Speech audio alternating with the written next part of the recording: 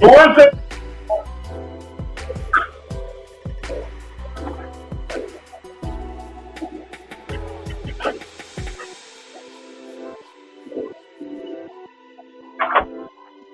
What's up, man? Oh, come on. Baby? Oh, okay, you need a lift? VA base or?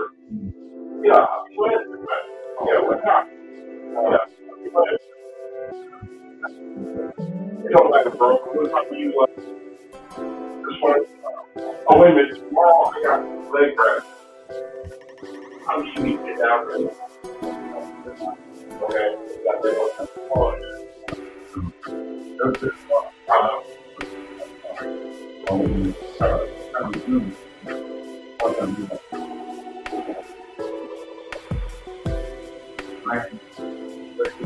Okay. This should be here about 11 June. Should be get done about 12:15. Is that cool? Okay. And then when you get through, I'll come to your place. Okay. Yeah. Yeah.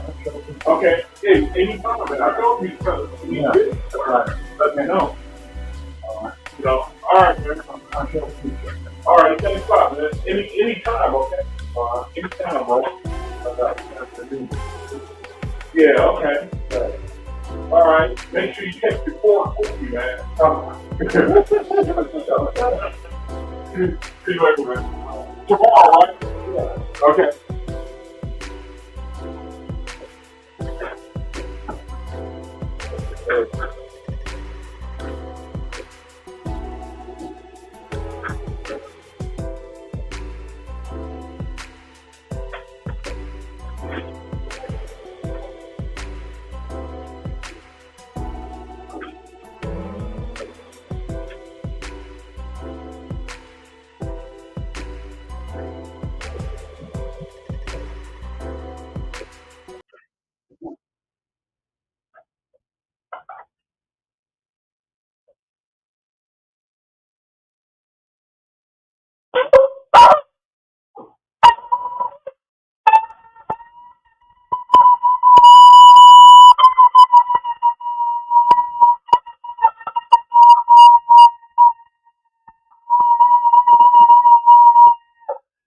All right. I don't know if you could hear that. But I'm late. Let me see something. Okay, I think that's better. All right, Elijah. Hey, bro. Good to see you, man. Good to see you. Thanks for joining me. All right. Thank you. I want to give thanks to my Heavenly Father, Earthly Mother, the Creator, for this opportunity to be a light while I'm in this reality. Um, my name is Jacob. I'm Israel, and welcome to my channel, where I just try to use my life to share my spiritual journey, how the Creator, you know, uh, how He has dealt with me on my journey, and trying to learn what the reason for my reality is all about, what spirituality is all about. I realize that I'm part of a very small group of people who are the same as I am, and brethren who they've decided in their life to sow to their spirit. I realize I'm a part of those brethren.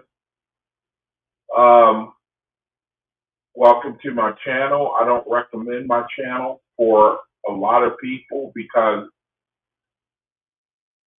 one thing that I see when I'm sharing from the OAHSPE is that it can tend to make people feel left out, like you're unconnected to the Creator.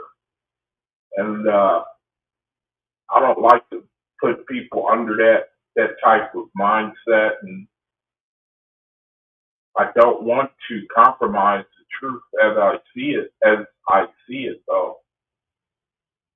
I don't want to compromise the truth as I see it, but when I read the OAHSPE, as I continue to read it,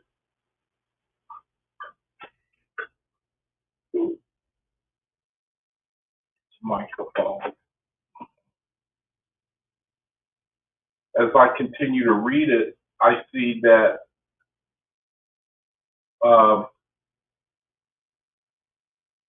let me fix this thing.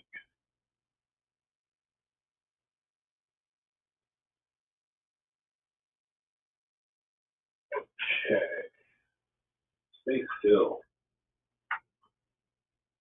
All right. As I continue to grow in my spirituality, as I continue to learn, it's been an incredible thing for me. I mean, I just can't imagine. I believe that I believe that I'm blessed in the far greater majority of anyone who has ever lived. I really feel that way. I'm heavily afflicted physically, but I wouldn't trade my situation for the world. And it should be with brethren who are like-minded, that as every day goes by, and then you see how all things, you know, uh, here today, gone tomorrow. And you realize you live in a world of people who they want spiritual answers, and they look to somebody, and the false gods, they know that. And so the false gods, they give them themselves. They know that people have a weakness about things that they can't see, about the things of the hereafter. And the Creator, he knows that too. And so, and really, you know, the Creator is the only one who can fill that hole in you, brethren, in your heart. He calls it faith. And we have been on some journey, and we're in a situation now, real serious situation, where a lot of us are learning that the Creator, He don't stay stagnant. He don't stay stagnant. The Creator, He keeps moving, He keeps elevating, keeps expanding. And we're in a situation right now where there are some brethren who are right, meaning you're ready to move with the Creator, and there are a lot of brethren who are not right in the sense that they can't move with the Creator. They can't expand. They can't go forward. They can't progress because it's just not time for them. And you brethren who are able to do things like receive the OAHSPE Bible, Third Testament, and other things that are being revealed. And there's a lot of spiritual things going on in the world. I mean, and what I mean in this is the people, they talk a lot about their specialty, and a lot of things don't point to the Creator. They don't point to the Creator, but they are very intriguing types of spiritual things. Brethren, they have that type of knowledge. There's one thing that I learned in talking about the video yesterday. Actually, it might have been a couple of days ago. I was talking with my sister, Asenath, and I've been thinking about that, about the power. False gods, they have power. That means they can give you knowledge too. And they can also, that's one way that a lot of us have been in, we've been held in captivity, man. Is they give us a lot of truth. And then the only problem is they don't tell us where it leads to. It leads to them. And so by the time it's said and done, you're so deep into it that you can't change. And I like to describe it like faith is sons and daughters. They've been equipped with a fail-safe switch where you'll deceive them. You can get them for a little while, but eventually they're going to come out of deception. They have to come out. They will come out. And even if it means that it's them against the world, there's nothing that nobody can do. And I realize that. That's what makes me rejoice. But when I was talking with that sister, and she was talking to me about we was talking about the Nag Hammadi. And if you read Nag Hammadi, there's something in the Nag Hammadi. It's really the one lesson that I remember above all the other things that I read in the Nag Hammadi. And if you read it, you're going to find out about the fall of Sophia. That's what's going to stick in your mind. Now, the Nag Hammadi's got a heavy anointing on it so far as spiritual things. I'm going to have to revisit that book. Now that the OAHSPE has broadened my understanding about spirituality, it's going to be a real kick. And it's going to be a real thrill now for me to read the Nag Hammadi. Really, I got too much on my plate as it is, man. Even though I'm afflicted, and I know that the Creator, He's got a time set for everybody, I find myself saying, I want more time than whatever time I have left. I would like, so a lot of days I say I don't want more time, but I find more often than not, I say, I ask the Creator to give me the maximum amount. No matter how much suffering and decline in the physical and the body. And when you get the understanding when you realize that you're shaping your eternity, that you are also shaping your soulmate. Remember I was reading a verse out of the OAHSPE where it said that let me see, where did I read from? Was it the OAHSPE? I think it was, where I was talking about a spirit met its other half, or it crossed over, a man pure of heart, and he crossed over, and first thing that met him was a beautiful woman, and said, "Who are you?" And she said, I am your thought." And that's been my understanding for a long time, even when I was with the Hebrew Israelites. I knew that we were working towards something. I just knew it, And I love the way you read the OAHSPE, and it just keeps. It's one of the strengths of the OAHSPE. It keeps confirming. It just keeps on confirming you, man. If you have the strength, if you got the ability to believe it, if you have the ability, man, to subscribe to the OAHSPE, if I mean, I wish I mean, I can't stress it enough, but if you've been blessed with the ability to believe that you are on top of the world, you are on top. I mean, I wish I had the power of words to describe the blessing of the how the Creator He can keep you if you just change your mind and decide to. I mean, it seems like we live in a reality where most people are satisfied with not having any answers rather than having answers. I mean, if you know what I mean, it seems like we live in a crazy type of reality where you would think that at the bottom of everyone's understanding, you want to be in a place where there is fulfillment of mind, body, and soul, but it's just not the same for everybody. We're in a situation where the Creator, He's set things up a certain way. And there's just no deviating from it, you know. But to get back to what I was talking about with the sister is we were talking about the fall of Sophia, the female principal, and it it reminded me of the reality. If you read the Nag Hammadi, that's again what I was.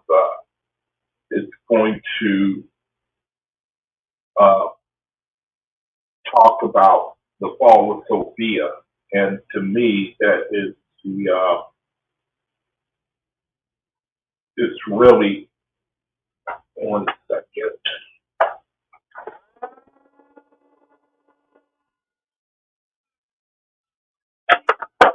Okay, you can't hear that. That was me turning on my vacuum cleaning ashes for the instant.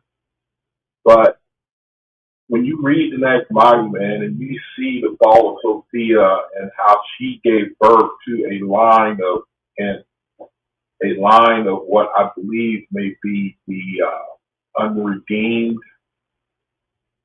the unenlightened, the Druja, the I forget the other word the OAHSPE uses for the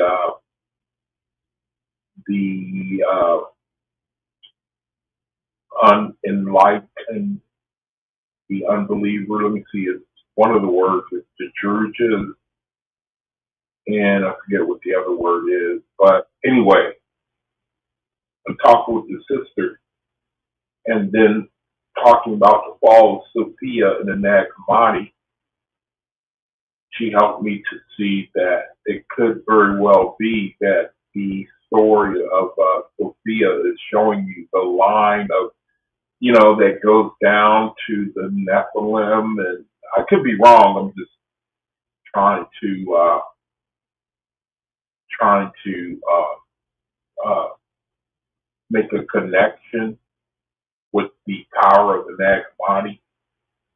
But I think that when you read about the fall of Sophia, it explains the line of the powers that be that are fallen, and they have real power. I recall fellowshipping. I share the story every now and then about a brother that I used to fellowship with, that he was under female goddess worship. He was under female goddess worship screen. I'm scrolling so that you can acknowledge whatever angel you want to. Oh, am I finished already? Wow, how do you like that? Oh, no, I'm not. Not scroll. There you go. Sorry about that. But anyway, I used to fellowship with a brother that he was into goddess worship. He was into goddess worship.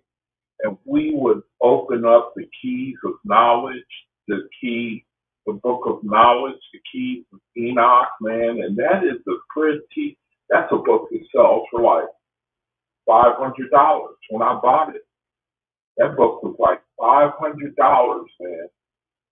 And hey, Fritz, Jamia, oh man, oh the crop is coming in.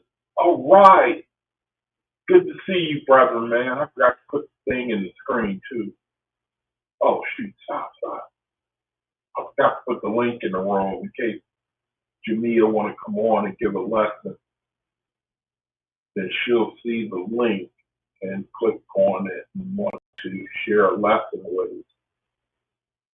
us. That's another reason for my room for brethren. If anyone hears this video or you're here, you listen to the video now, I encourage you, man, if you come on the channel and you say you have a word you want to share with brethren, hey, please, I'll stop whatever I'm doing. Be my guest, man. Be my guest.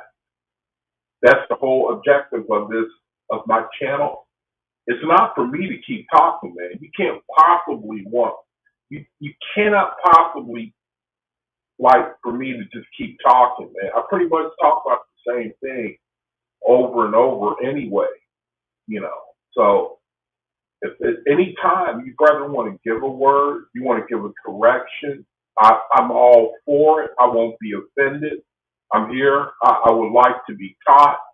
I'm pretty much a newborn in the OAHSPE. I'm sure you could tell, but I'm here in case I want to make this thing. I want to make it a town hall or a place where brethren can meet and talk to one another and tell us what you are learning and share and take part, man, and bear fruit to your blessing, to your glory. I got the link there in the chat, so I digress. Let me all right, so me and the sister again, you know, she was talking about a spiritual reality that's in our world today, and that's the female principle and the power that she carries in order to, so she can equip those who are under her vibration to acknowledge her. She can give them wisdom, is what I'm saying. Me and that brother, and then there was another brother, and we used to have a fellowship on Pal Talk. And, you know, we would share from the book of knowledge, the keys of Enoch. And I used to struggle with the keys of Enoch, but it had such a anointing on it. It does have an anointing on it, and I think, to be honest with you, that the brother who wrote that book, who had the doctor who wrote that book, who had that book, I think that he got his wisdom from the line of Sophia, personally, now, knowing what I know. Now, I could be wrong, but the brother that I was fellowshipping with, man, he could really do wonders with that word. I mean, it was difficult language. It was very obscure language, and it spoke about some just hard to understand things. And he could take that book and he could just work all kind of miracles of words with that book. And I never could quite figure him out. I was always trying to get what he was saying, thinking that I just wasn't, spiritual, and, maybe I'm not spiritual, and because I should have the understanding that he has, but I couldn't get it the way he could just go on and point to it and talk about this, talk about that. And then, so, I say all that to say that it wasn't until this year that I learned what type of power he was under. I only learned in January of this year what type of spirit he was under.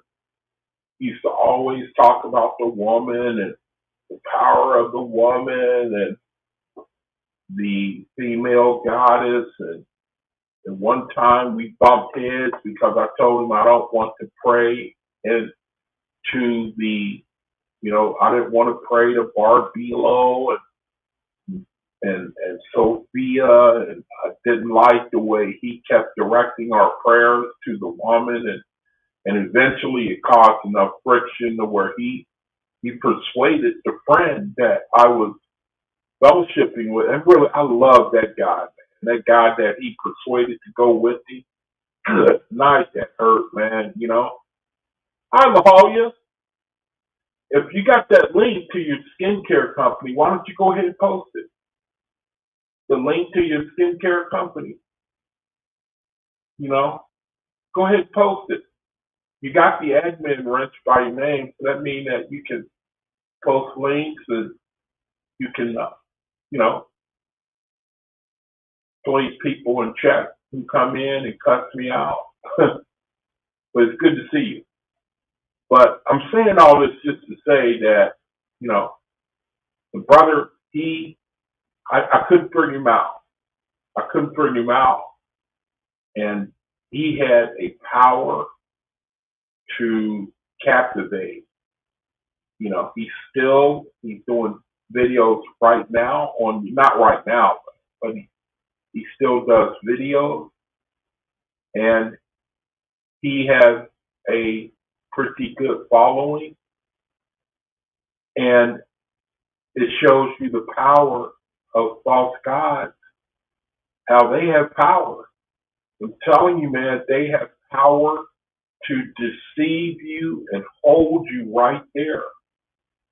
And I don't know, the only one who could get that brother off of that type of worship is the Creator.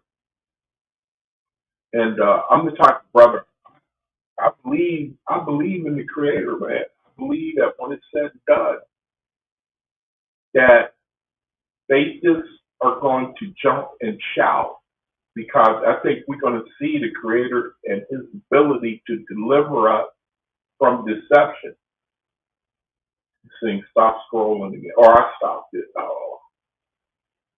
I like to scroll the Essene Gospel piece at the beginning of my videos because it talks about the angels, and you can go off of whatever day you consider the day of the week as being. You can decide on what angel you want to acknowledge, or the important thing is to learn of them and what day, and it also talks about other things. So I made it a habit to want to just share what the Essene Gospel piece talks about. So anyway, hey, Ace, all right. I was just talking about you. Talking about the conversation we had about Sophia, fall of Sophia, and the impact that it had on me. And real impact, in the sense that, to me, it showed me the line of, like when I read the OAHSPE and I read about the fallen gods, then I tend to ascribe them to the fall of Sophia. Because from that time forward, it really helped me to put the Nag Hammadi together.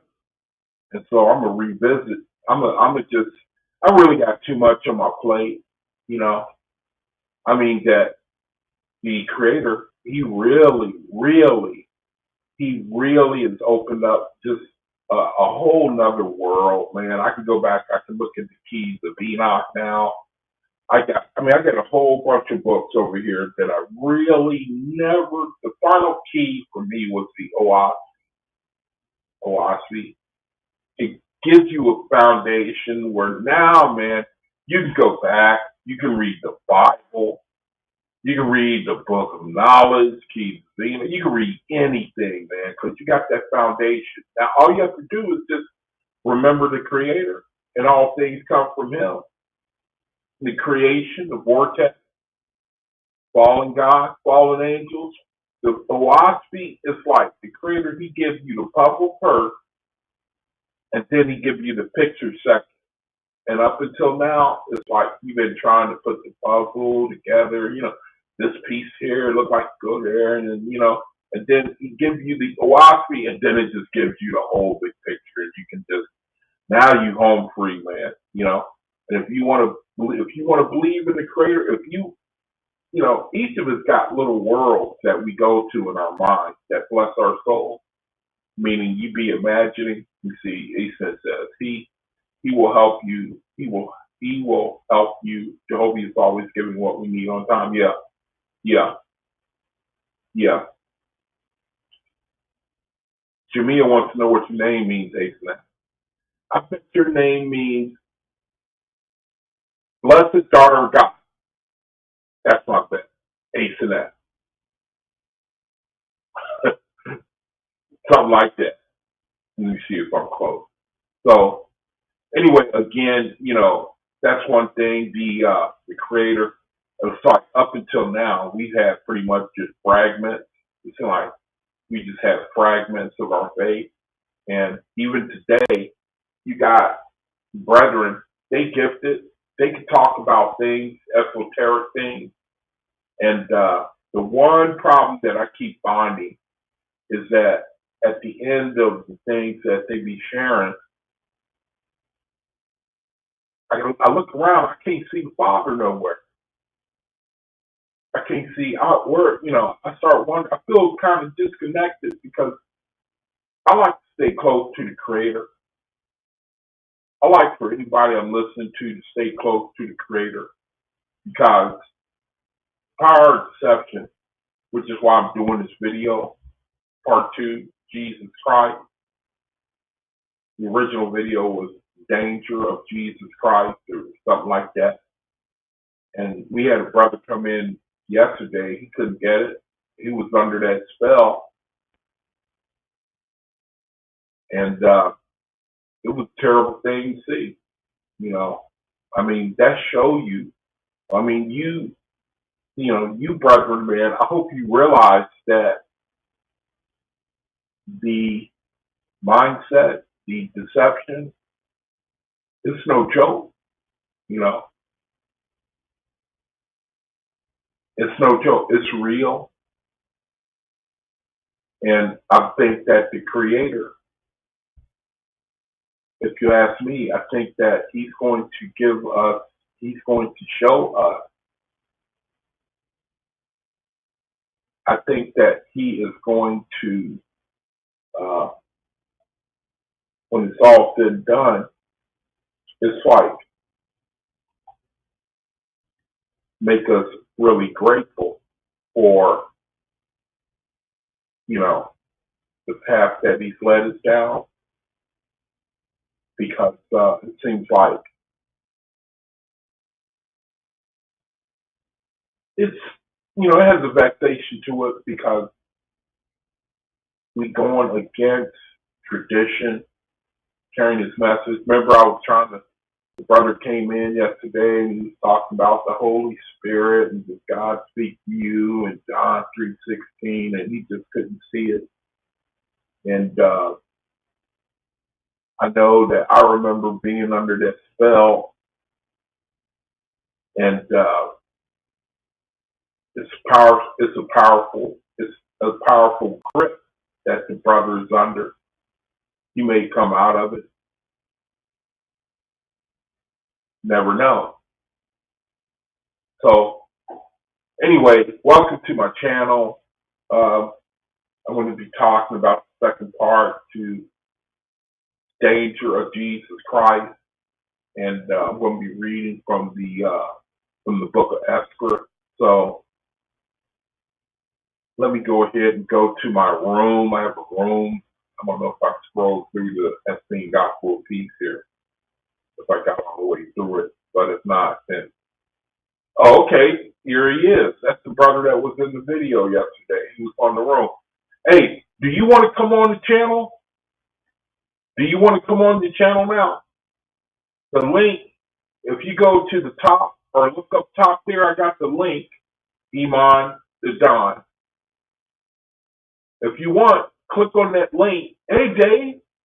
All right, Dave. Hey, when I go to the reading, if the brother is still asking questions, maybe one of y'all can deal with him because I can't keep stopping the video and then trying to add, I want to try when I start doing the reading, I want to try to keep, you know, I find that when I keep breaking the stop, I break the flow of the video. So if you brothers and sisters can deal with this brother who's asking the question, then I appreciate it because when I get to the reading, I don't want to keep like trying to, and that includes reading the chat. I want to try to keep the flow going. I find that when I break off, I keep, uh, I keep messing up. Okay, so now anyway, let me see. E-Man the Don, it's good to see you. I hope that you just keep an open mind. It sounds like you're not really receiving what I'm trying to share with you in the room, but that's okay. Some things take time, and I want to also share with you that I'm doing this for a reason. I do these videos for a reason. I just don't get up here to flap my lips. There's a reason why I'm sharing this type of stuff, and I figured that you might want to be warned about something you never heard of. I figure you might appreciate it if a brother or sister get up here and we try to share with you things that you maybe just can't see right now. So I, hope you look at it from that point of view. One thing that will really bless you is if you take on the mind, hey man, I don't know everything. That goes for me too. So let me humble myself and then trust that the Creator, that He'll help me, He'll guide me, He'll lead me and guide me. And on my channel, I like to make an appeal to your common sense. I like to try to appeal to your common sense when you talk about spirituality.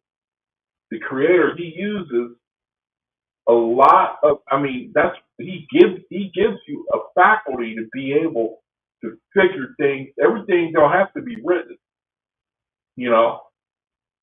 Everything don't have to be written. You should be able to get something. So now, see, you posted things. Let me see, Jamia. She said nothing is wrong with assistance, teachings, and lessons, which is what Christ did. But we should strive to save ourselves, not wait. It just means put in the work to be better. Yeah. Again, let me say this. I don't want to be misunderstood, but Jesus Christ, now that I have the understanding that I have, He was used. One of the things, without getting into whether He was even a real person, or one of the things I believe in my heart is that He was set up to capture men, and He's done that marvelously. Mohammedanism, Buddha, Hindu, the false gods usurped the original Christians, the original Hindus, the original Buddhists. They've been usurped in order to lead people to false gods, and they have worked beautifully. And that's the danger. So let me see. Email says that the Son gives life to those who want life after death. He is the resurrection and the life. He is the only way to God. So, Iman, one thing that we try to share, what I try to share in this room here, is there is a lot of truth in the Bible. There's a lot of truth in the Bible. The problem is that it's very problematic too. Like you're saying a bunch of things, even what you just got finished posted, it's not the Son that gives life. See, it's the Creator that gives life. Now you will say, well, you know what I mean. And I would say, no, I don't know what you mean. I mean, I could say I know what you mean, but I refuse to say I will not subscribe to that at all. It is the creator who gives life. And that very thing you just got finished saying, okay, yeah, all right, Jamia. She said, continue with your lesson. Okay, thank you. I will. All right, here's my room. I got a ministry, little food ministry, where I try to target orphans and I try to target orphans, elderly, and disabled brethren, and who may have a food need. And I just want to let you know I can be contacted. I certainly can be contacted. I got a weak spot for brethren who are in that situation because I was in it and I needed help. And the Creator, he just, at one point, he just wouldn't fail me. He just never failed me. Okay, I hear somebody came in the room. Somebody wants to come on. Hold on a second. Okay, Asenet. All right, all right. Hey, sister, good to see you. Hey, how's everybody? Okay, how you doing? I'm doing good. So I want to speak. Do I hear echo? Do you guys hear echo? I don't. Okay, good. Okay. I just want to speak to the brother because I was going to put it in the chat, but it's moving Yeah, so please, fast please. he might not be able to read it. So I just wanted to Okay. speak to what he was saying. He's asking you, why are you blaspheming the Lord and Savior, that the Lord and Savior came to save you? So I want to speak to that. Okay. When we read the, people must understand that the King James Bible is an esoteric book. That means what's revealed to the public is not the same thing that's revealed in secret societies and in ancient and antiquity. So when we read it, we take it at face value and things that it's talking about. Whereas when it was taught among people like the Knights Templar and the we would call them today the Illuminati, but they have many different names like the Skull and Bones and different aspects of these people. They knew exactly what these things meant. So when they were talking about the Christ, they were talking about a spirit that would uplift mankind at certain epochs of time. And when he says that he came to save you, that knowledge is what he was talking about. And it's the Bible has been seeded with information from Babylon where the Christ is. They tell you he said to drink his blood and to eat his flesh. But the true covenant was created with Abraham. The true covenant was created with Abraham with bread and wine, when it was brought out to milk from Melchizedek. I think Abraham gave it to Melchizedek. But when it's talking about flesh and blood and him saving you by drinking his flesh and blood, it's knowledge, because the blood represents spirit and the flesh represents like eating of the word, like taking in the word. That's why sometimes in the Bible you'll read things where it says fruit, and we know they're not always talking about literal fruit or the fruit of the works or the fruit that you eat.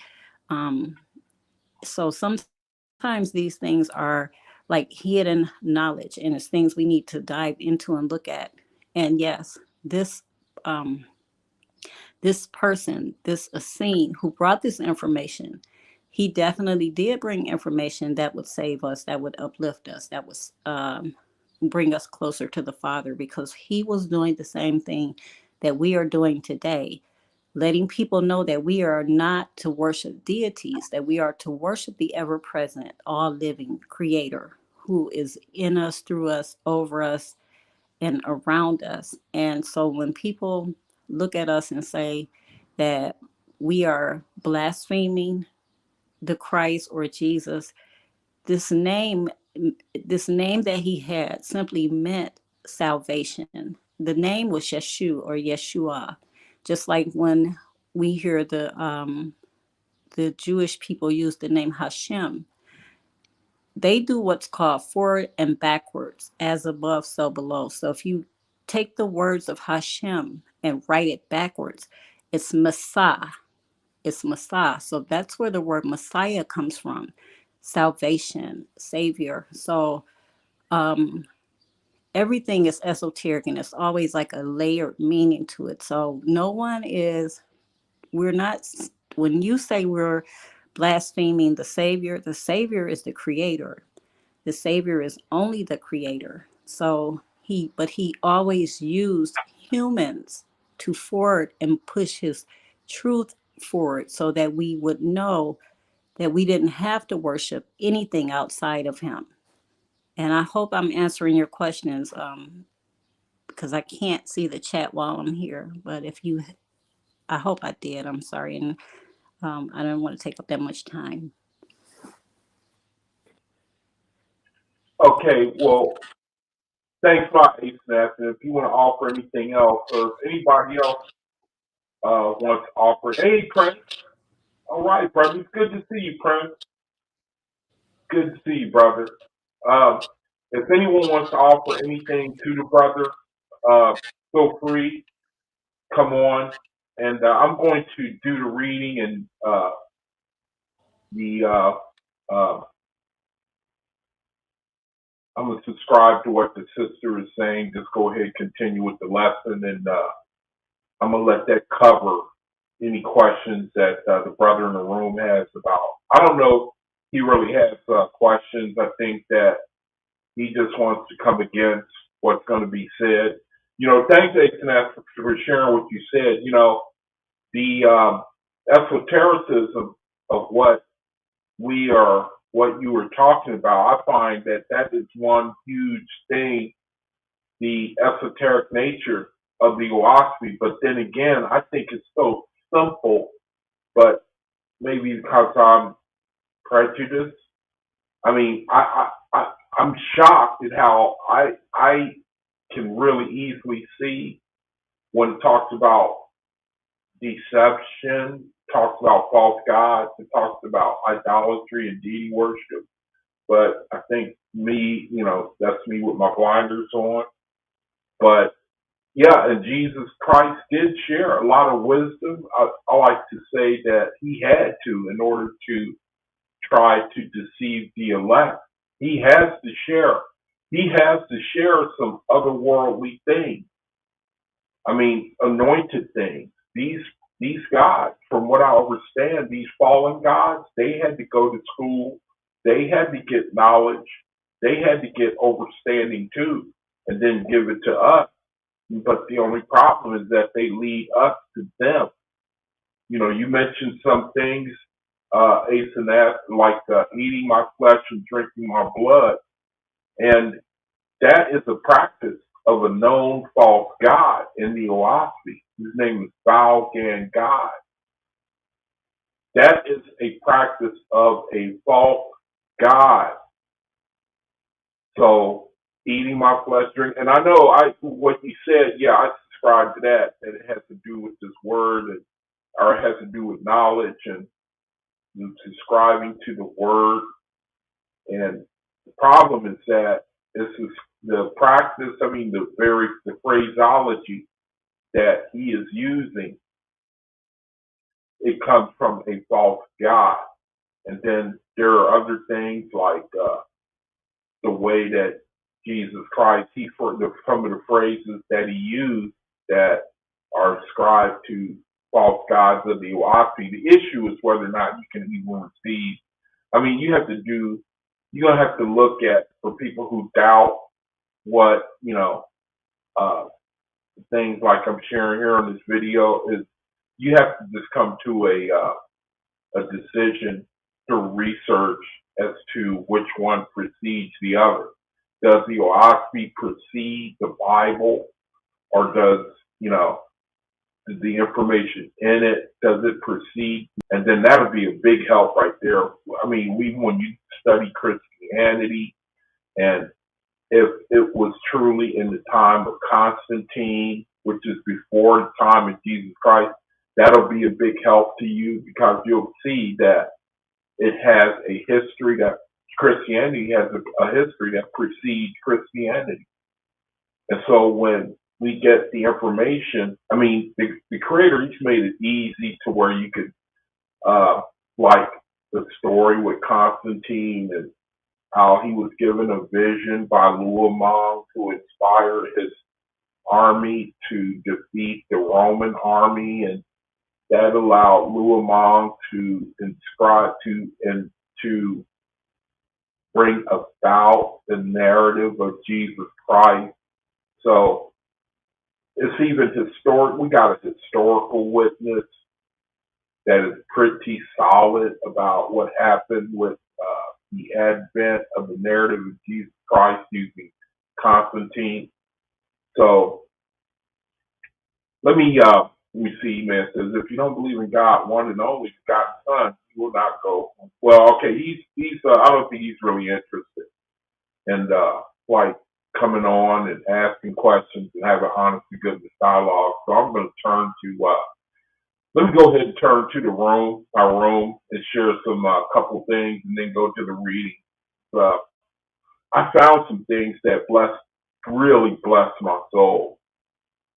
Let's see. Now, here's something from the book of knowledge that I shared in the room. It says, it was said in the past, judge not, lest you be judged. But I say to you, judge all men, spiritually and corporally. But hold your tongue, keep silent, looking to yourself to know how the Father judges you by talents and work. But above all things, observe the unseen causes that play upon you, quickening your memory and your perception. For in this lies a great secret of acquiring spiritual knowledge. Now, I share this because sometimes on video you might have heard me say this very thing, where Christianity says, don't judge. And I used to always say, but I do judge. And then I read it, and then it's like what I was sharing earlier. One thing about the OAHSPE is that it'll confirm you. And that's what will bless your soul, man. It'll confirm you that the Creator He knows who you are. He knows the vibration you're under, you know. And it's like at times He just flat out just talks to you specifically. And this was one of those things. You go back, you can see on video where I say things like, well, I do judge men and do it for the purpose of learning. And then to read that, it was kind of a blow, a good blow, you know what I mean? And then I found something else when you talk about that which is coming after death. That which is coming after death. Oh shoot, man, I gotta close my blinds again. Let me close my blinds. I can't read this. The glare is too much. Hold on.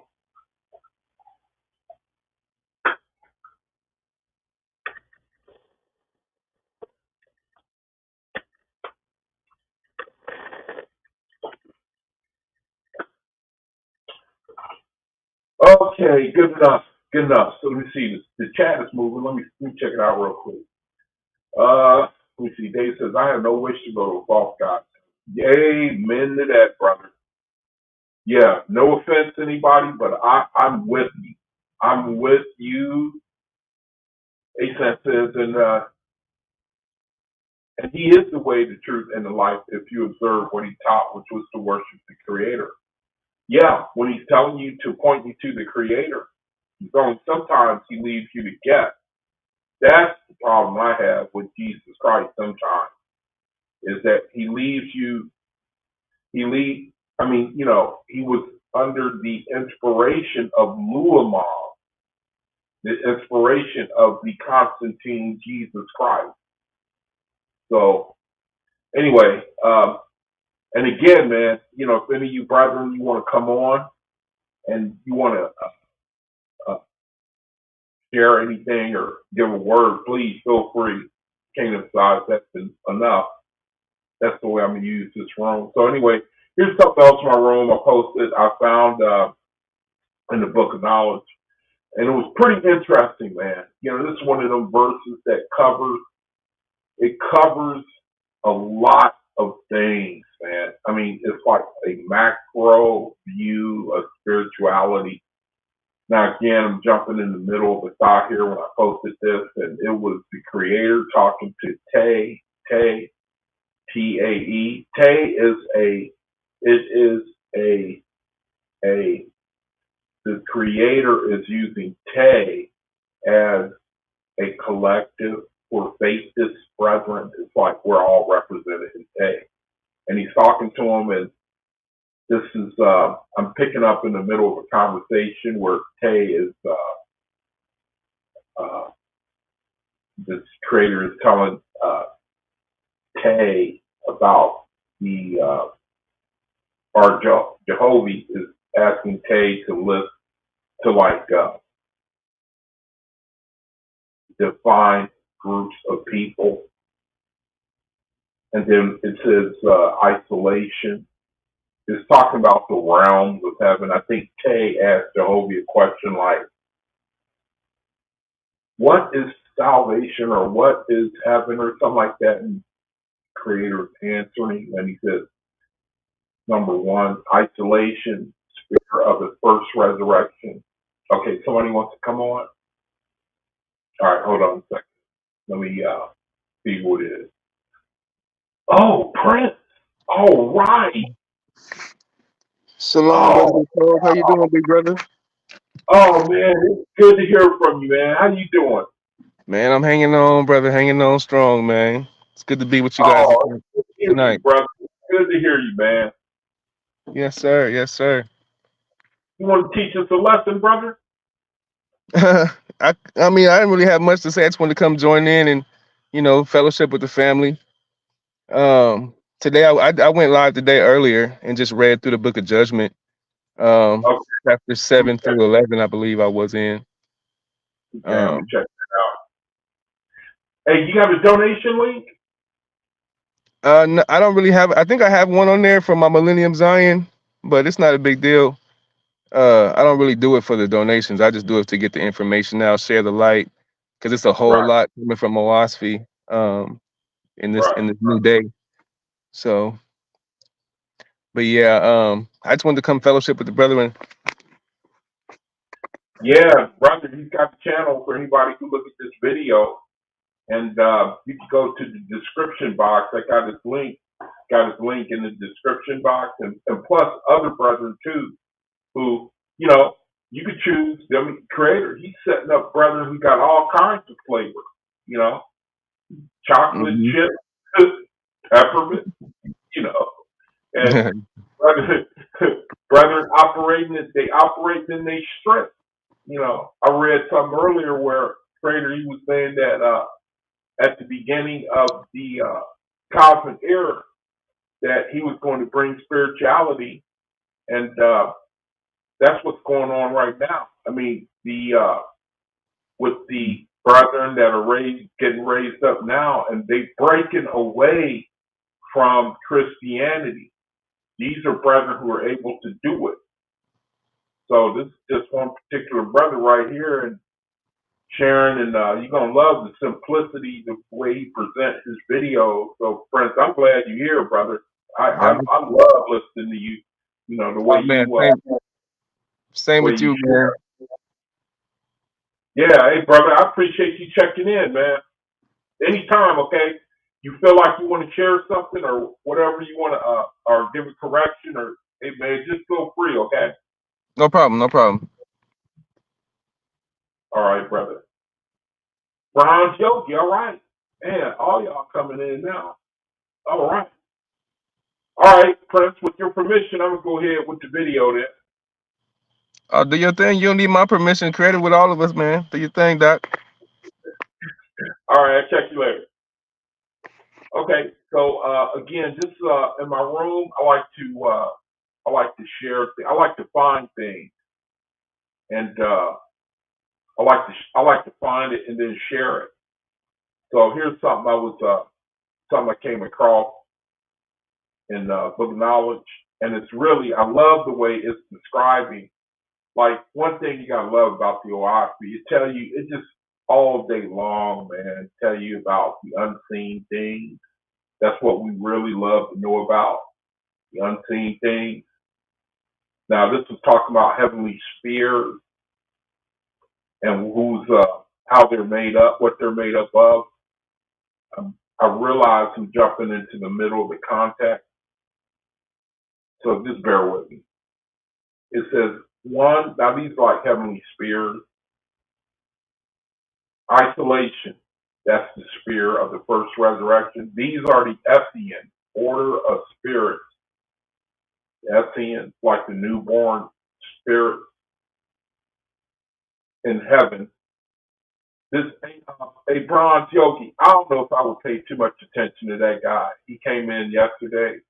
I'm not really convinced that he wants to learn anything.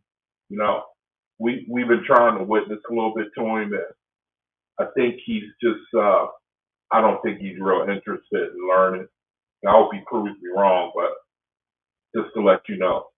I mean, you can deal with him if you want to, but if you want to come on and give a word, then just click on the link, and if you want to address the brothers, so it's up to you. I just wanted to let you know. So anyway, it says here, isolation is the spirit of the first resurrection. These are the Essean order of spirits in heaven. This spirit includes those of inorganic heaven, belonging to no society or organization, being strolling players, wandering about, doing mainly for self, and as individual spirits manifesting to mortals. And then, second part, fraternities, the second resurrection. The second spirit is the beginning of the second resurrection. Spirits of this order, second ES grade, second spiritual grade, they begin to have association in heaven, but it's limited. Christian, Buddhist, Mohammedan, and Brahmin spirits belong to this grade. Mortals under the ban of the second grade of bondage usually accept and announce themselves. I forgot to make Bronze Yogi an admin. Hey, I'll get you after the video, Bronze Yogi. I'm making all the brethren admin. Haven't got to yet. It says mortals under the ban of the second grade of bondage usually accept and announce themselves as followers of some savior or person. Faithless fraternities can also be in this sphere. The rate of power of such spirits over the first resurrection is as 3-to-1. So it doesn't. One of the interesting things that I learned from this particular post right here, it describes the higher you brethren ascend, the more power you have over the first resurrection.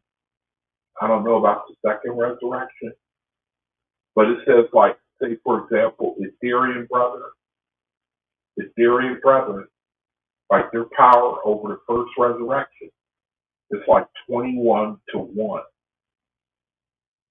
For second resurrection brethren, our power over first resurrection is like 7-to-1. I don't understand that fully. But it seems to say that brethren as different, that there will be brethren, first resurrection, basically for themselves, having a savior. They'll subscribe to a savior. It says here, one thing that's interesting, it says they cross over, right? And then they announce themselves as followers of some savior or person. And that's something that's interesting, ain't it? It's like you arrive over, you cross over, these angels to the ASAP come to you and you say, hey, who are you? You say, I'm such and such. I'm a Christian. And right off the bat, I'm trying to figure out how to phrase what I want to say. Right off the bat, everybody knows you go to slavery. I don't want to sound harsh, but that's what I've been reading about Luamon. I'm talking about the false god. So I thought it was interesting where it says they announce themselves as followers of some savior or person. And that's one of the things that I'm learning about the OAHSPE, really the creator. He's teaching us to be, basically, you come into your own. You're not up under any savior or person, we're like being raised up to be individuals within an organization, working together. We live in a reality where it's like, first you start off, you could start off under deception. You come up under some savior or something, and you ascribe all your identity to them, and you're learning to them. But it seems like what the Creator is trying to do is get, hey, you be your own man, your own person, you know. That's right. And then, oh, you still here? I didn't even know you was. Chris, you still in the room? Okay, that's cool. Oh, I didn't even know Yeah. that. Yeah, I was just thinking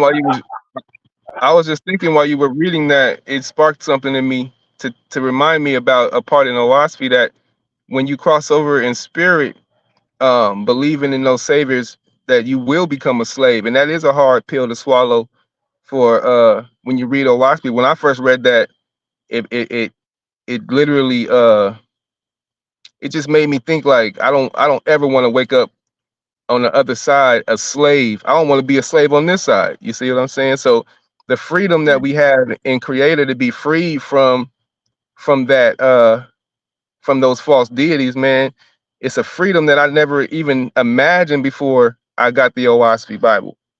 You know what I'm saying? I hear you, man.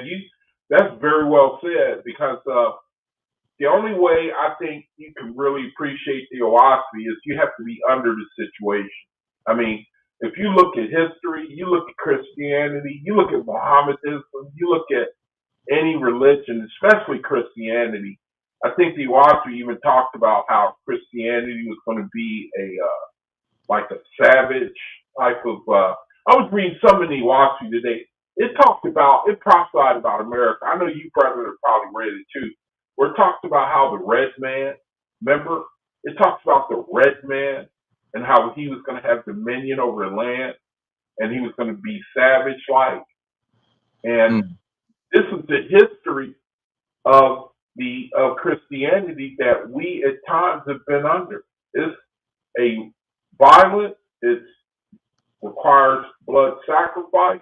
right. That's been the history of Christianity and Mohammedanism. Right now, the Creator, He got them ready to fight, but fight against one another. But to go back to what you were saying, yeah, that's what that's. I mean, it's hard to imagine for most people, but Christianity, in Revelation it says that he that leadeth into captivity will go into captivity, and that's what when you subscribe false God like that, you're going to go Hmm. into captivity. You're going to go into slavery, man. You know, I mean, it sounds harsh, but I look at what the history of the of Christianity, what it is. I can really believe it. That, like you said, you wake up and then you realize then you've been under a deity, and he's going to put you to work. That's a terrible thing, brother. Terrible. Absolutely. That's And a terrible thing, man.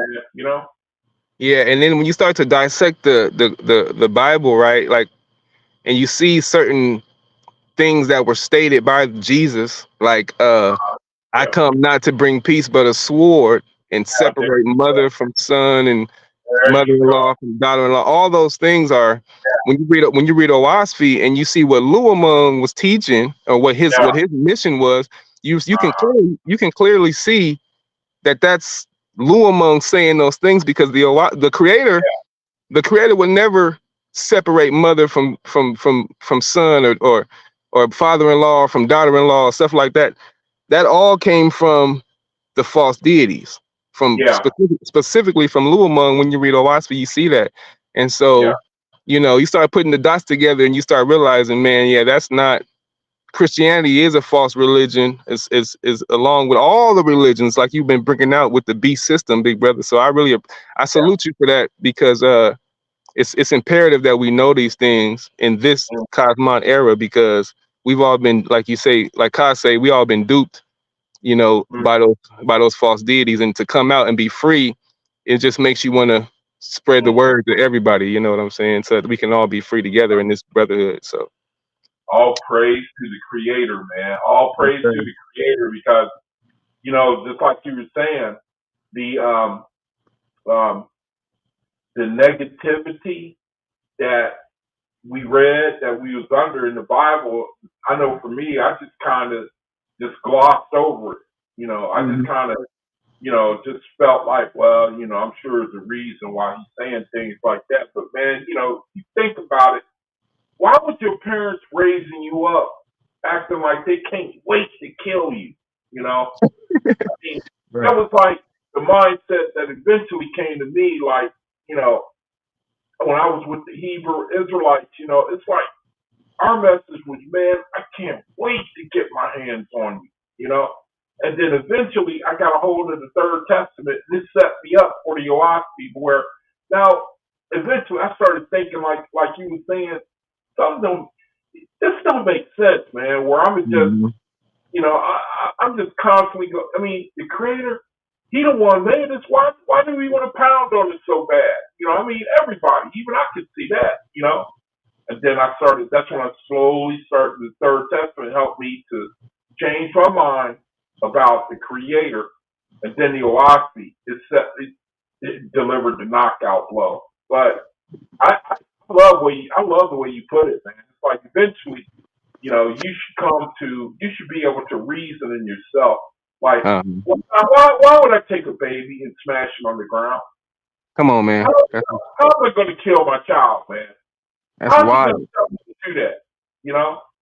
I mean, even when I heard, I think it was Cal, Carson Cal asked that brother, or who was it, or Malachi, and they asked that brother if you would kill, uh, you know, Your son, if yeah, yeah, if your God came to you in all his pomp and glory and asked you to murder your baby, would you do it? And it's like, hell no.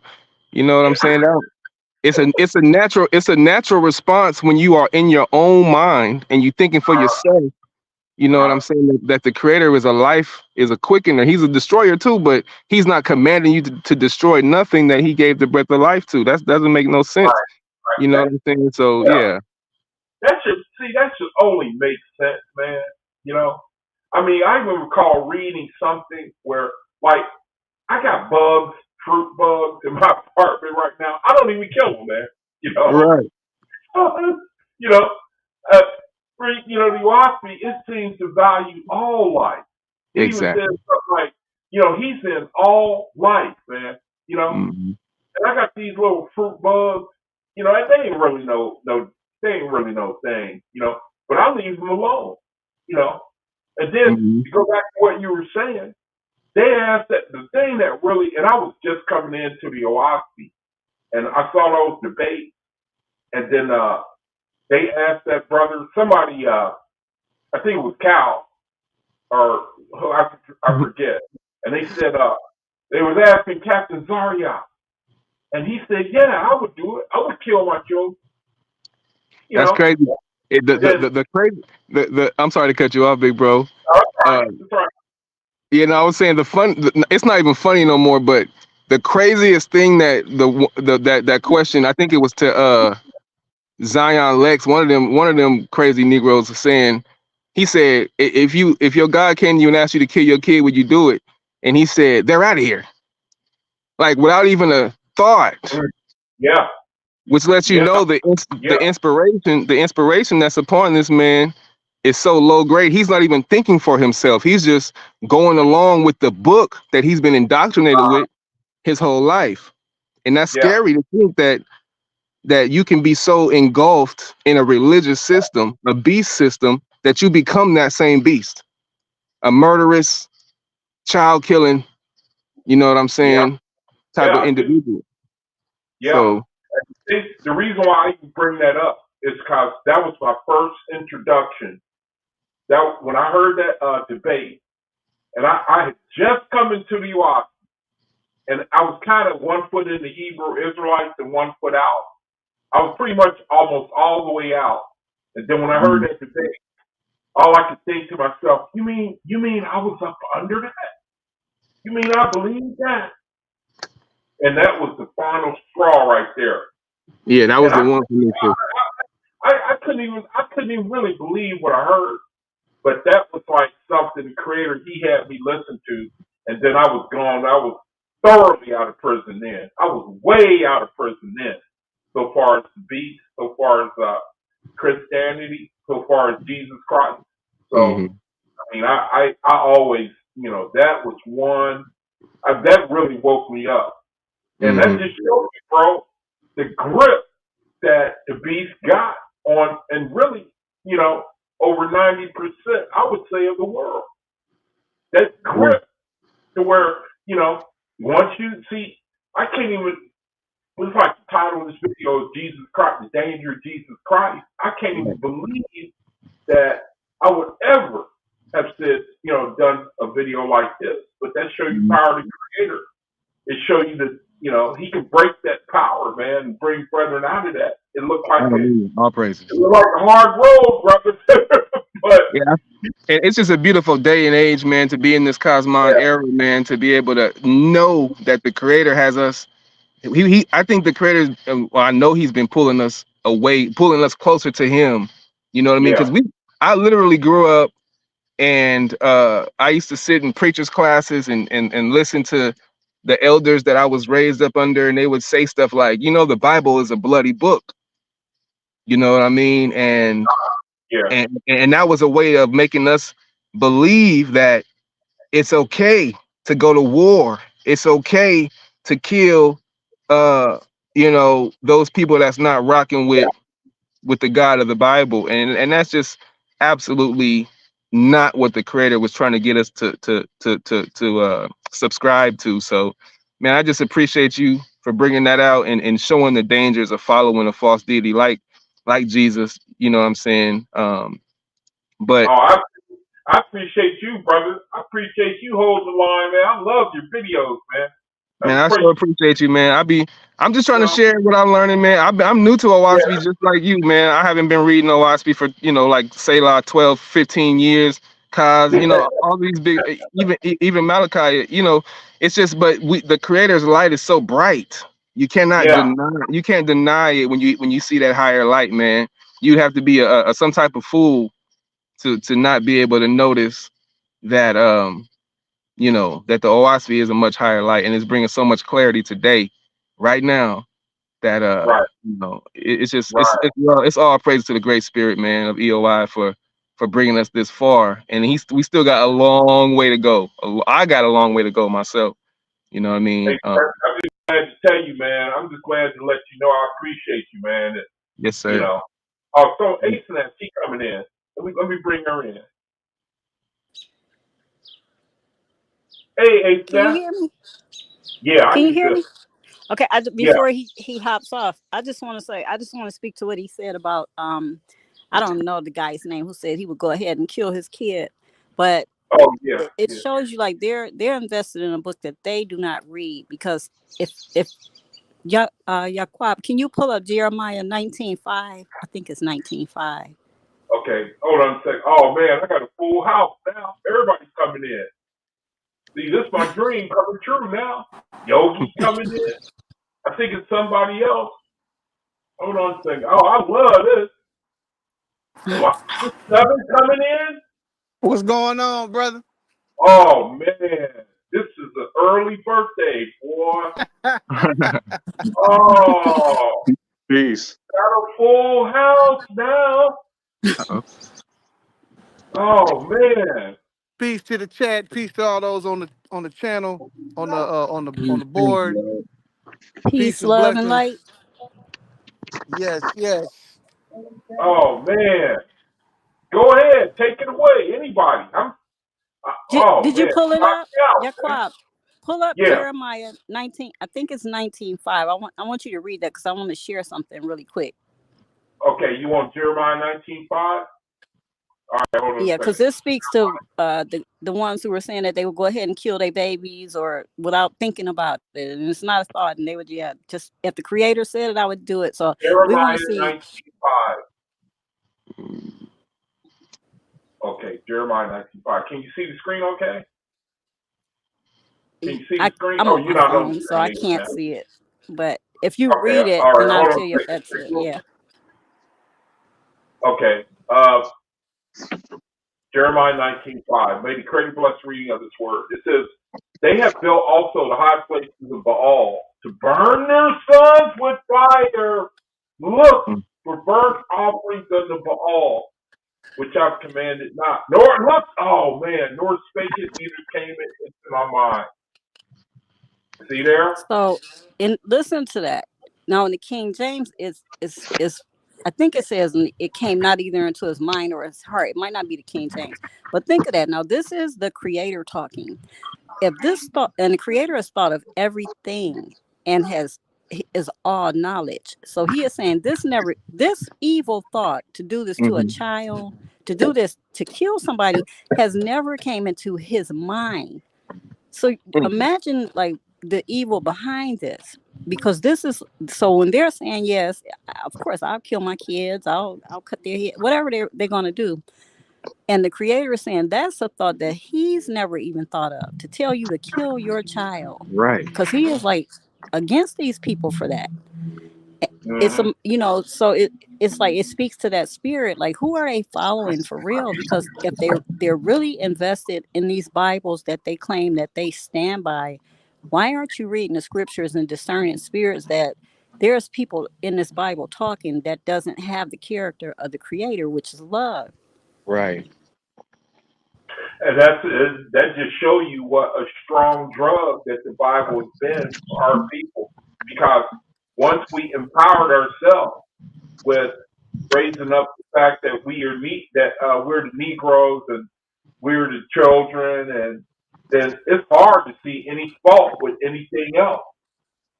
I mean, when you But got the press, go ahead. go ahead.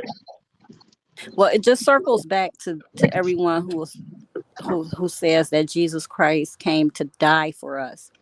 And the Right, right, Creator is saying, no, why would I kill somebody? Like, why would I kill somebody for you? Why would I kill anybody? And there's so many scriptures that says, like, a child will not pay for the sins of their parent. A parent can't pay for the sins of their fathers. Mm-hmm. Um, it's like it's laced throughout the whole Bible. Like the yeah, Creator stopped the hand of Abraham when he was about to kill his son. He stopped his hand. He said, "Don't do it." And he. So it's like you have to look at the character of what's happening in the Bible. But a lot of people read those scriptures and they just go like, "Oh, well, that's okay. I still want to kill my kids, and I just yeah. want to go to war." It's crazy. hmm it's to show you the power of the false gods. It's like they appeal to the vanity. I mean, when you have an oppressed people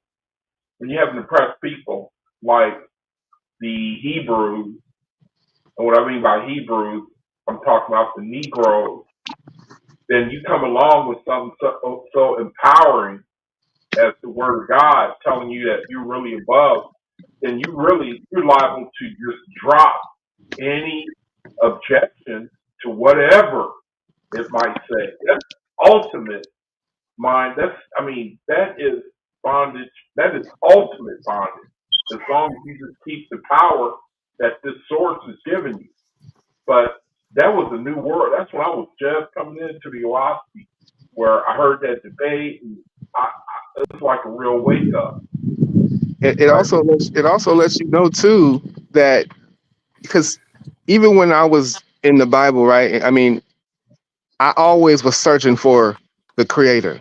I was always, and as many of us in this chat, we were always searching for the Creator's character, even when we were in Christianity, right? In the Bible.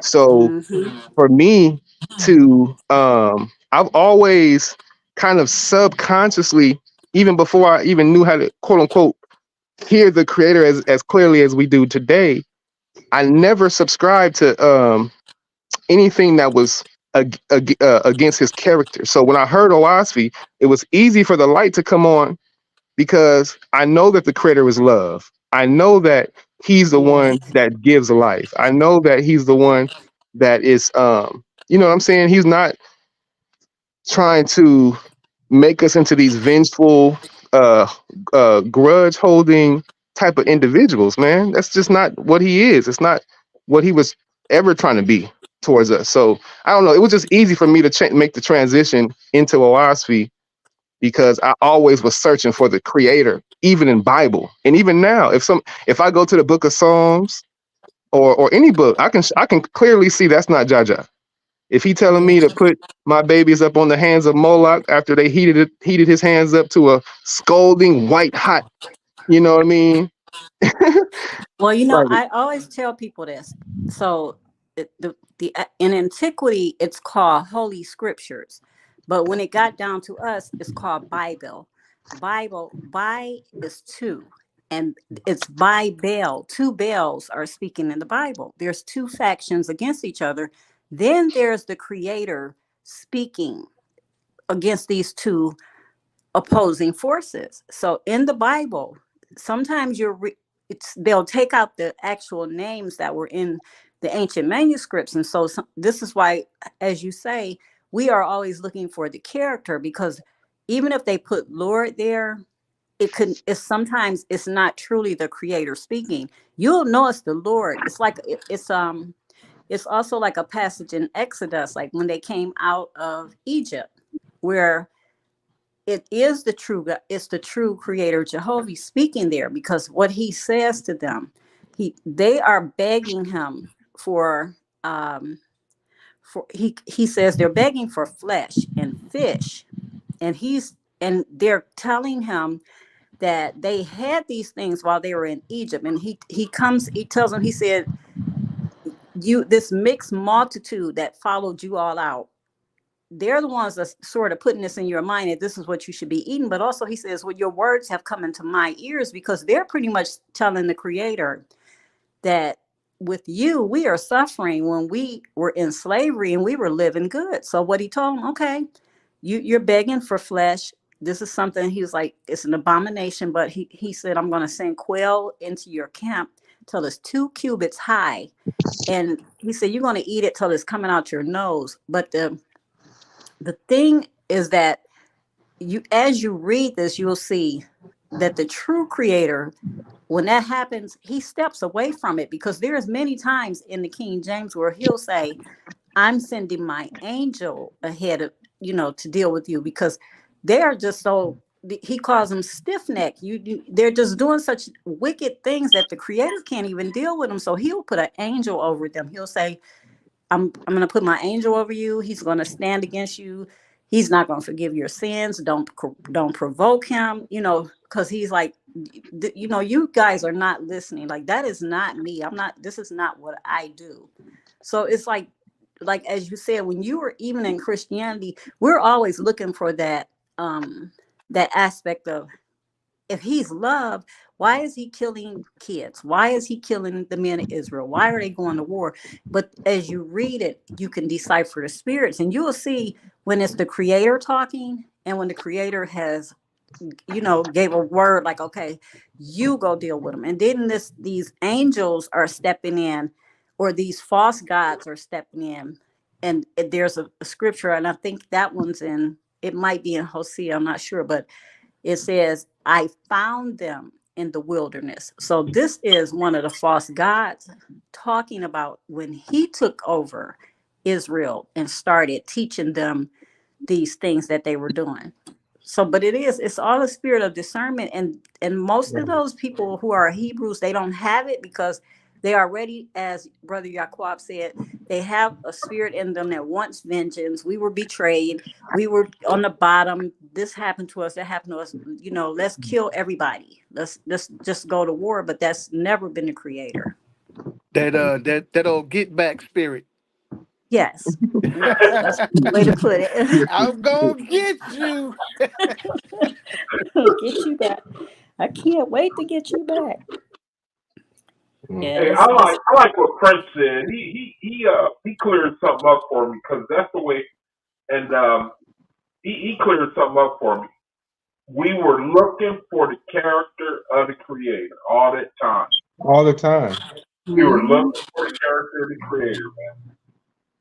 But that's how I found him, because when I used to read the Bible, and I used to say, like, this, your words don't make sense. You're saying do this, and that, so that we'll have peace or blessings or something. But then a few passages over, you're sending Israel to kill, and they're fighting among brothers, and they're killing women, and they're raping women.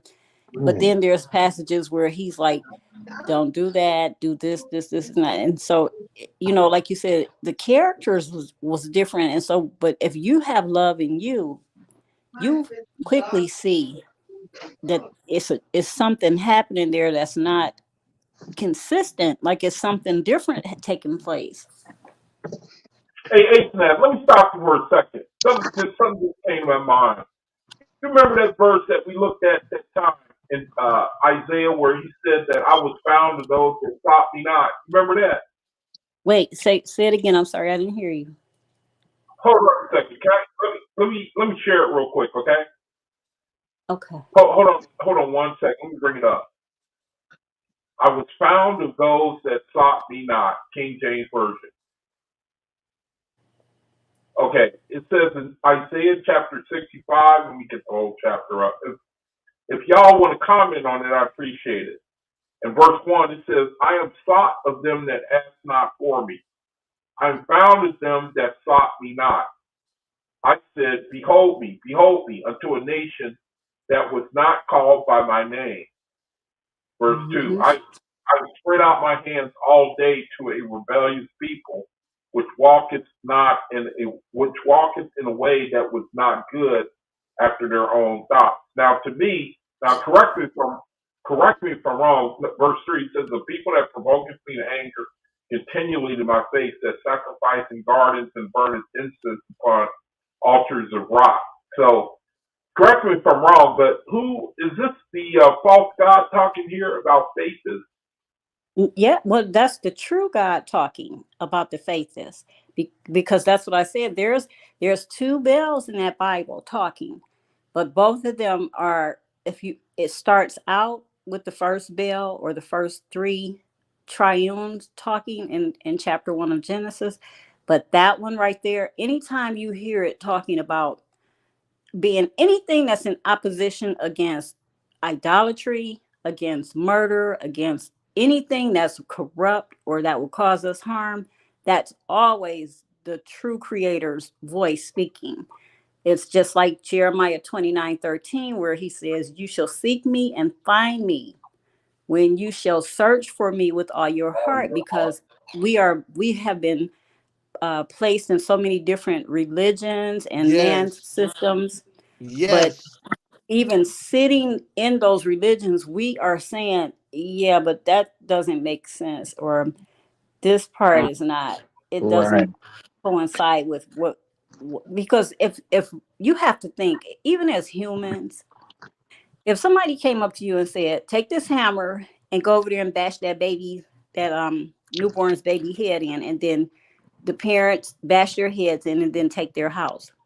If you have a level of any type of good sense, that you're just not going to go over there and do it. And I don't care like what is the spirit behind it. And so if some demon manifested in front of you and told you, well, I'm your God, and I said do this and do that, this is me as a woman and I have children. My thing would be, if you're God and you want those people dead, you have enough power to do it. Go kill them yourself. Right. But because these false gods didn't have authority to kill what they didn't create, but they had authority to make us do their dirty work. So the ones who were coming into that knowledge, if we were seeking the true creator because we're looking like, no, this doesn't make sense, that's when we find him. Because when you're reading that Bible, if you're not really reading it, you're just thinking it's a consistent thought, and this is the same deity speaking through the whole Bible. And that's why people, when I really sat down and first read that Bible, I was like, this guy he's bipolar, he's schizophrenic, because he's saying he's love and he's going to give you feels and just, enjoyment and peace. But then here he's saying, but go and kill those people and take their houses, and the women who haven't slept with men, you could have them women for yourselves. And it was chaotic. So it's like you I have to mean, really have that spirit of discernment. you And know, I, I yeah, go ahead, Brian.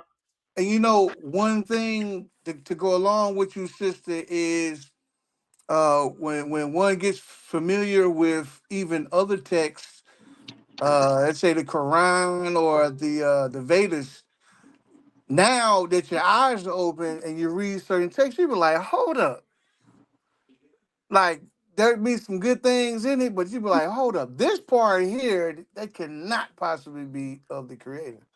You know what I'm That's saying? that's true because like in the Quran, so if you look at the word Sabbath and or Shabbat, whichever way you want to spell it, in the New Testament, Jesus calls the Father in heaven Abba. So Abba is actually in both of those words, Sabbath and Shabbat. It's spelled in both of those words. Well, the Quran calls God Allah, and a lot of people that believe in the Quran, they call him Abba. But if you're looking at the Sephirot within the Kabbalah or the Kabbalah is Allah. And that's why the Jewish people actually worship Allah. They do not worship Jehovah, even though in their tetragrammaton, because the tetragrammaton, the way they spell it, and it's forward and backwards, Yod Hey Vav Hey. But because they read from right to left and we read from left to right, it would actually be Yod Hey Vav Hey Vav Hey Yod Hey Vav Hey. It would be Yod Hey. I have to Hey. look at it, but it's not. So when we say Yod Hey Vav Hey, it's backwards. So everything they do is backwards for the Citra Aqua. So it's sitting on the hectogram. So it's like we are looking at light moving up, but they are looking at light going down. So they worship Allah. They worship the cube. If you take the cross and fold it, it makes a cube. If you unfold it, it's a cross. So it's like throughout all the ancient texts and antiquity texts, they knew these things. And if you look at the six-pointed star, at the six-pointed star, on both sides of it, the right and left, there's an X on it. And that's why they were so invested about that X coming across America, because they thought they were about to be judged. And they are. They're being judged, but what they were looking for isn't what it was, because they knew, like, it's like if you have a crime, you committed a crime, you know what type of judgment that you should have for that crime. So they have tried to use they've tried to use astrology to determine when certain things will happen, but because they're looking at the wrong deity, and that's why they can't figure this out, because we're looking at the creator, they're looking at a deity. So it just goes back to what he was saying about, like, when you look at the different books, how they cross-reference across time, and you see different things in them. Yeah, because like, for example, if you're familiar with the Bhagavad Gita, Upanishads, Vedas, or Yes. whatnot, it's got a lot of wisdom in it. But then you read a part, you be like, hold up, you talking about the caste system? You know what I'm saying? So it's Mm-hmm. kind of mixed up in there, and it's like, whoa, that ain't the Yeah. creator right there. Mm-mm. You know what I'm It's saying? So it's the same way with the major religions as the OAHSPE speaks of. You know what I'm mm-hmm. saying? The four beasts. So yeah. And what's crazy about it, man, it's like all coming together. It's all coming out. Yeah. Well, you know what? I had I was reading the Bible one day, and it talks about Israel, and it says this is how I cross-referenced it. It talks about Israel being destroyed by four carpenters, and we know, like, in the time of that writing, carpenters would nowadays they would equal what we would call the Masons now. So let me see, I'm going to look it up. So in Zechariah 1:20 and 21. You want me to get that? Yes. Can you read that? And I'm going to Okay. show you how I cross-referenced it, and it told me exactly who this was. Okay, what you want? Zechariah? Zechariah 1:20 through 21. Zechariah chapter 1, King James Version.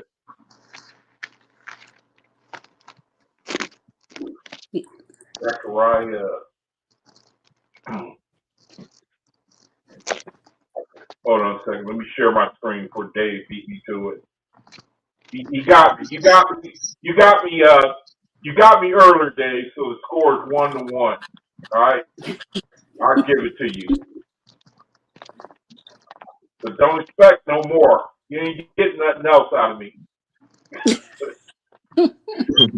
All right, Zechariah chapter 1, right?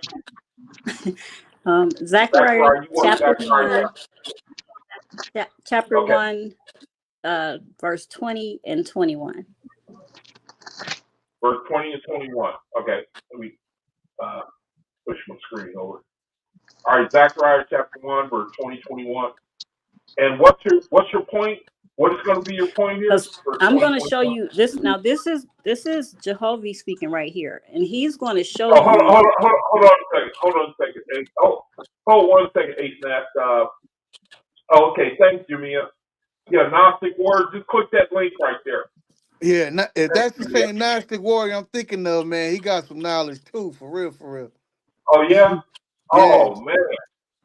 Oh, good. if that's the same brother I'm thinking of, yeah, he be on it too. Okay. Okay. I'm waiting for it to come up. Let me see. I don't see him right. Hey, hold on a second, Snap. See if the brother is coming on. You coming on, Gnostic?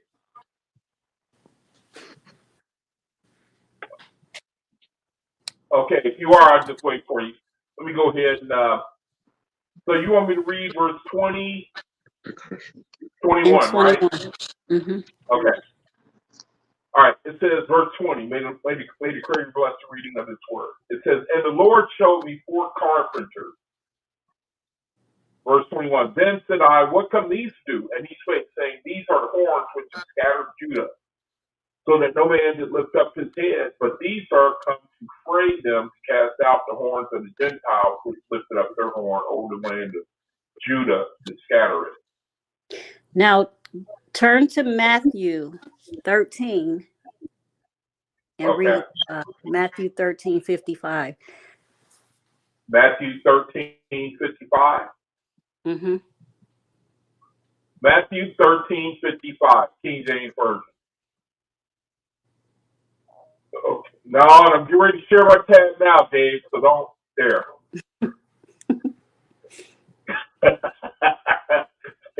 I gotta watch him, boy. Okay. Do you want me to read just that verse, or do you want me to read? Yeah. Nope. Just 13:55 because I'm going to show Okay, you something. Matthew 13:55 says, "Is not this the carpenter's son? Is not his mother called Mary, and his brethren James, Joseph, Simon, and Judas?" So in Zechariah, it tells you there's 4 horns. Horns are, as we know in the Bible, are always powers or governments. And it says 4 carpenters scattered. Hey, Snap, let me stop for 1 second. Just hold that thought, on the carpenters. Hold it. Hey, Chris, do you see how the Creator works? You see how the Creator works?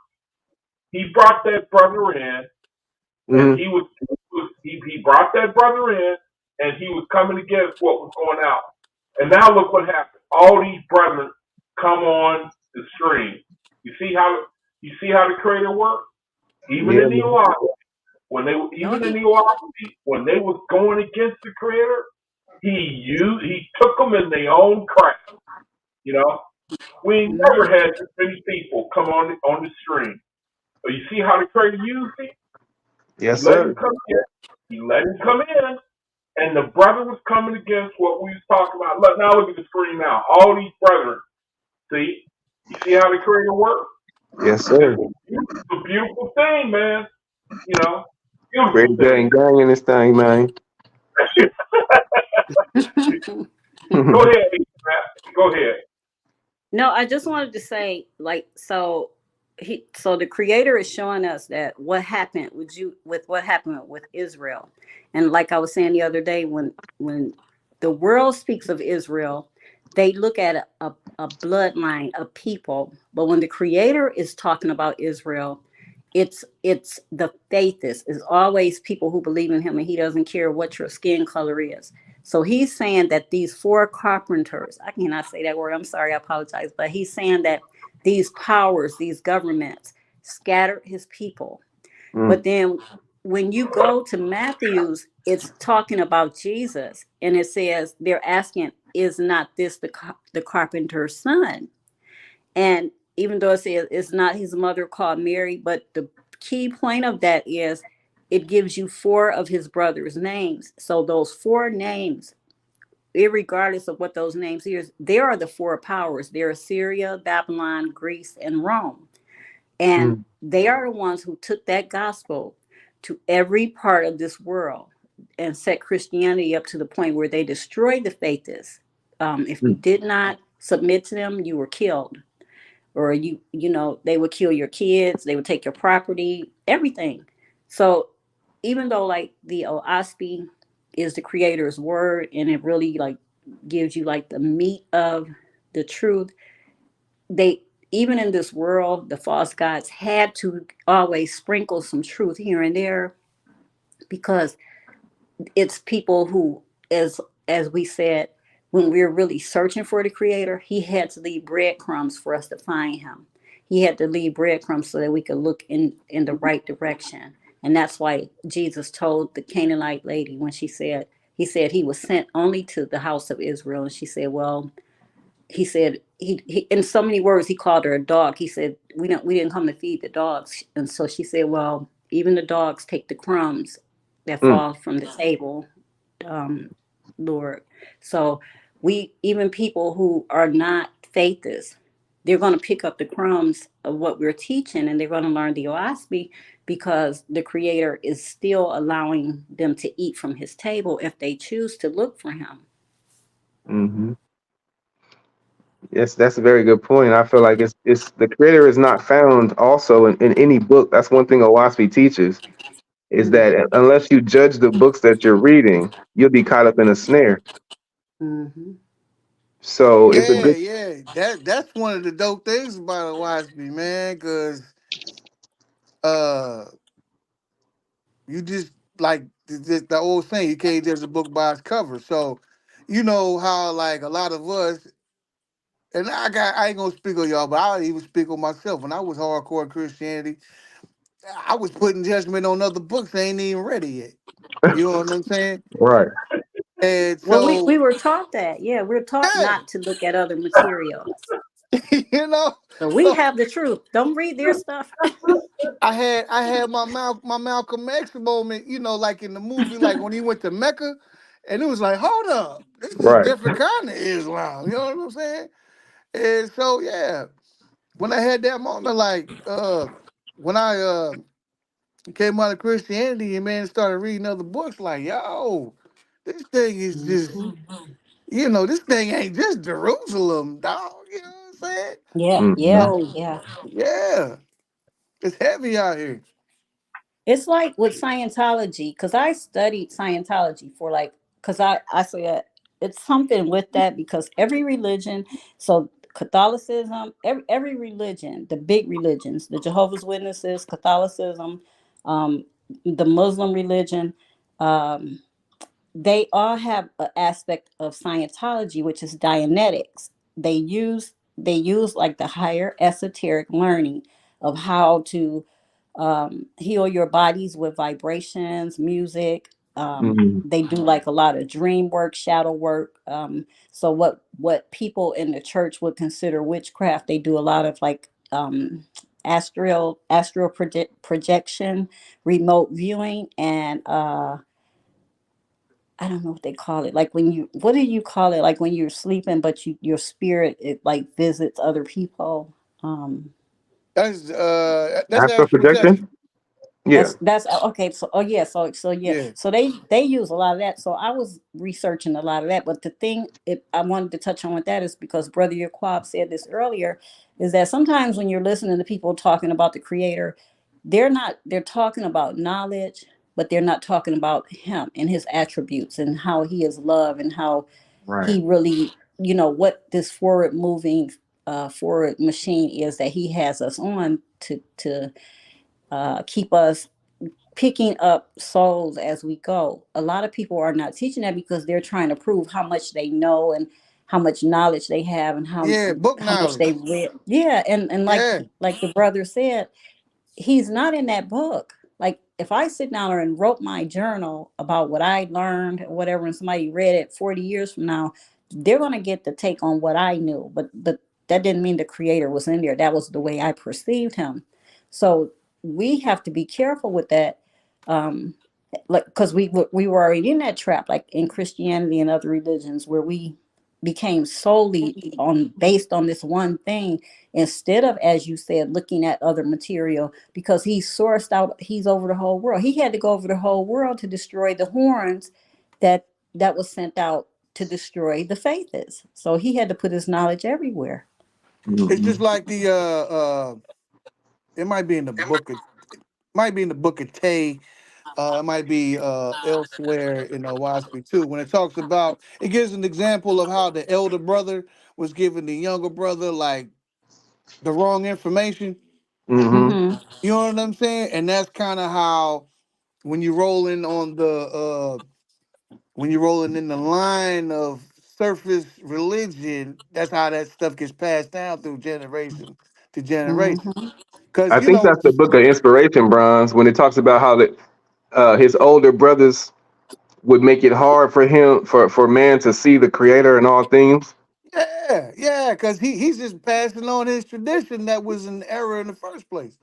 You Right. know, a lot of Mm-hmm. people, a lot of people have spiritual experiences. You know, they could just be walking. Something happened. They trip, fall, and hit their head, and have a out of body experience or whatever experience. Mm-hmm. You know, and then from that experience, people were like, "Man, what happened?" And then they can't find nobody around them that can explain these things. Mm-hmm. Yeah. You Because know what the I'm saying? the Creator speaks directly to your soul from all sides, according to OAHSPE. Mm-hmm. And it's and when it's something hits you in your soul, right, and you know that that's Jaja, you know that that's your heavenly Father, because of the character and the inspiration that's upon you, man. Can't nobody shake that.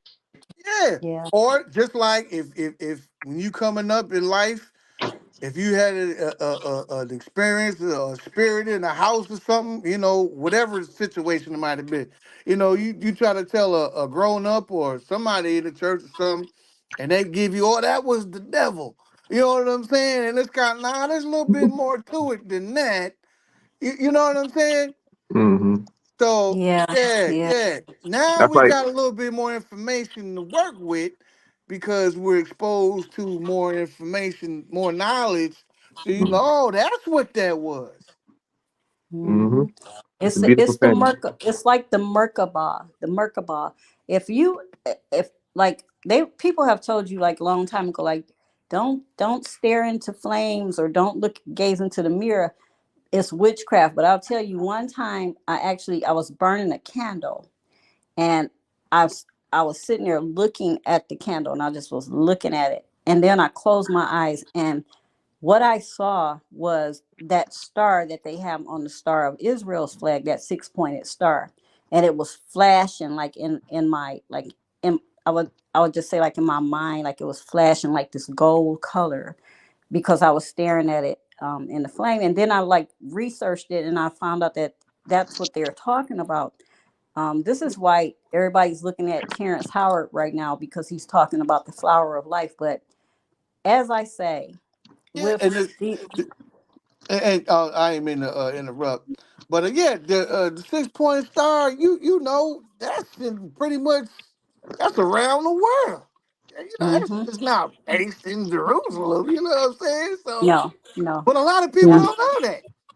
King no, Solomon got because that it's star from somebody else and brought it to Israel. That's what You know what I mean? Well, That's it's not even that. It's the Merkabah. What it hmm is it's your vehicle. It's your spiritual vehicle. It's the vehicle that's talked about in the book of Ezekiel, where he talks about he saw that where these beings stood on the north, the south, the east, and the west. Because the north is always the highest point, but the north is your crown chakra. It's your what is it? Is it the Bina? It's the Keter. Bina, I think it's called the Keter. Peter, But it's Peter. yeah. So it's like the highest point. So these stars actually, when you look at it, it's representing the human body.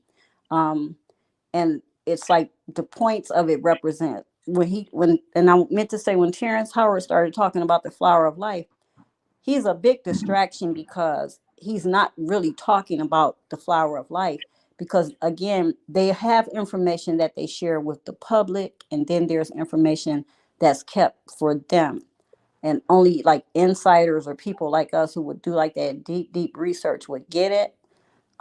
So every symbol we see, it never belonged to them.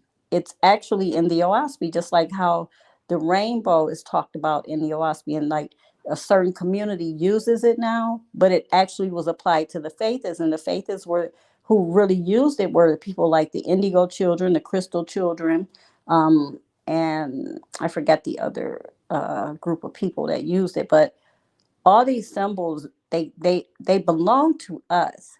They were always ours, and Jehovah gave them as the symbols that we would know that if we seen these things on wood or a door or something, we would know that that's who we are. hmm It's interesting that Merkabah is very interesting because you said it's like a vehicle for the spirit. I was gonna Hmm. read uh, hold on one second, y'all. Um, um, I was thinking this is going back to what we were talking about, knowing the character of the creator, being able to see, even in the Bible, when the character of the creator is shining, right? Hmm. In the book of Isaiah, chapter 1, where was it at? Book of Isaiah, when he asks, chapter 1, where he asked, oh, chapter 1, verse 11. I'm gonna read that real quick because this is the type of stuff that you when you read the Bible, you can see the character of the creator in certain spots. And in Hmm. chapter 1, verse 11, it says, "To what purpose is the multitude of your sacrifices unto me?" Right? And it says, "Saith Yeah. the Lord, I'm full of the burnt offerings of rams and the fat of fed beasts, and I delight Yeah. not the blood of bullocks or of lambs or of goats." Right? So all those sacrifices of of Jehovah's created beings, the Creator is saying, "Man, why was y'all even doing that? What's the purpose of it?" And then we Hmm. go to Isaiah's father, Amos. Hmm. Amos said the same thing. In Amos chapter 5, verse 25, he said, who were y'all sacrificing to in the wilderness? All of those years, for 40 years, oh Israel. And it tells you that it was to Moloch, right? To Yep. cheat. In Acts. It's in Acts. Yep.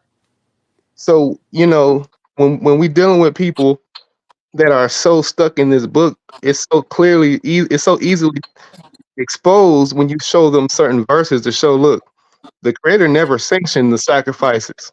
That was done by the false gods. And it's literally, he's telling you through the true prophets, Yeah. right, that he wasn't there with that stuff. So I, And it's ironic that you speak about that part about him saying that it's Moloch, because he says you carried the star of Riphium, and we know that the Riphiums, they were like the Nephilim, but these were like the powerful beings, and they were called the Gaburim, the mighty ones, because Mhm. they did have spiritual power. Um, but yeah, but as you say, you could show that to somebody, and they would still think that we are talking about the same thing. But these again, it's laced through the Bible. Most times, you're not going to get the true God in the Bible, but when he talks, he says there's times in the Bible where even Apostle Paul, who we know was like he was like a double agent, but he will say things like the you because Solomon said he built a temple to Jehovah, but Right. but Apostle Paul would say things like the Most High does not dwell in temples. Like, who can build him a temple? Like, he's spirit. He's Yeah. like beyond our whatever. So it is times where they have to tell the truth. Just like when Balaam with Israel, when he was trying to put a curse on them and he couldn't do it. So sometimes they are under um a certain covenant where they must tell the truth at certain times because they have to give us the ability to make a choice to say, okay, I'm going to continue to follow this even with the knowledge I have, knowing it's incorrect, or we have the ability to learn to continue to seek out the truth. Yeah, that's beautiful, man. I so appreciate y'all. I gotta run.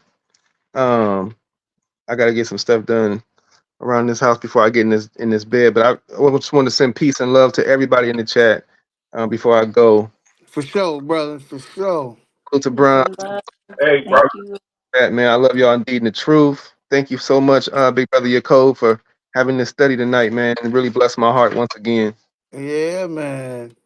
Same Hey, here. Same. hey, brother. I appreciate you, man. I Yes, sir. Yes. appreciate you coming in, blowing this Yeah. thing up. All praises to the ever-present Great Spirit. I'll see y'all in a little bit. Okay, shalom, brother. Yes, sir. Hey, No. yeah. So as y'all was talking, I was thinking of where the creator he talks about. He set a law where light was going to attract light, and so it's one of. I mean, I look at that and it explains how we were going to have to find. We were at some point going to have to gravitate back to the OAHSPE because it's bound to attract. It's like moth moth to a light, and to me, that's what's one of the most beautiful things about what's going on right now is brethren are getting attracted. It's like we're just getting attracted to the light. Yeah, I mean, in my opinion, after you've put in some work over some years, I can't speak for somebody that might have started their spiritual journey 2 years in, but uh you might have put your 10, 15 years in the Bible, or 10, 15 years in the Quran, or 10, 15 years in Kemet or whatever. You know what I'm saying? But Mm-hmm. there comes a time where it's like, wait a minute, it's even deeper than this. If you really take everything all seriously, you know what I'm saying? I think that comes with time and it comes with age. But Mm-hmm. you be like, wait a I, minute, there's more to it than this. You know what yeah, I'm because saying? in those systems we can only go so far, and then we start realizing like we're doing things repetitiously. We're doing the same things over and over again because they don't have the eternal spark in them to ascend us higher. They can only give us what they have. So that's where the OASPE comes in because we see levels and realms we've never even known about. And I don't know about y'all. For me, it came right on time, man. Because at the time when it came for me personally, it was just like, I was kind of at the end of Mm-hmm. like, damn, there's got to be something more out here. You know what I'm saying? Because Yeah.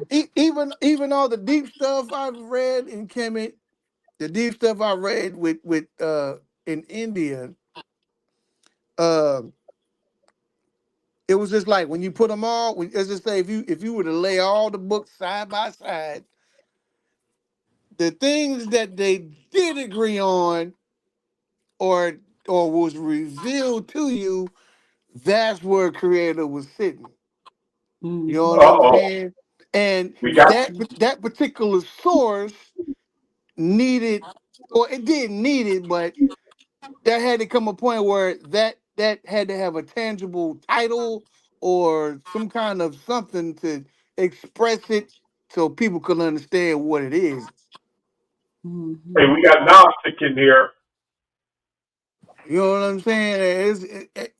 I'm telling you, man, it's like a Yeah, OAHSPE was definitely kicked in the hey, yo, door to this thing. let me ask you something. Who is the God of Kemet?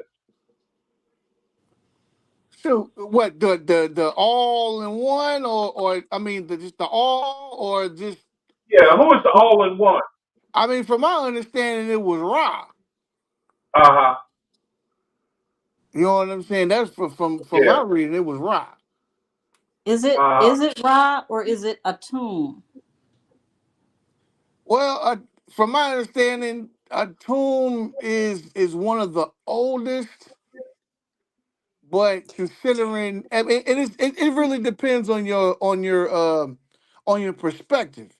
It's Yeah, kind because of I asked that because it seems like the priesthood of Ra was phasing out a tomb, but it yeah, seems yeah, like the yeah, yeah. tomb was That, that, he that, was that, the one that, yeah, it seems like a tomb was the god of Kemet. and the thing is, the same happened with the Hindu, because like Vishnu was running the show for thousands of years, and then boom, look at India now. Shiva is running everything pretty much. Well, put it this Well, way, Brahma was before all them jokers. Then it came Vishnu, and then now Shiva's like running the show as if he was there from the beginning. You know what I'm saying? well, So that through all these cultures and well, different because perspectives. Brahma is actually Abraham. Brahma, he's Abraham. So yeah, he's one of the older ones because Shiva is like the destroyer. Like they have different Yeah.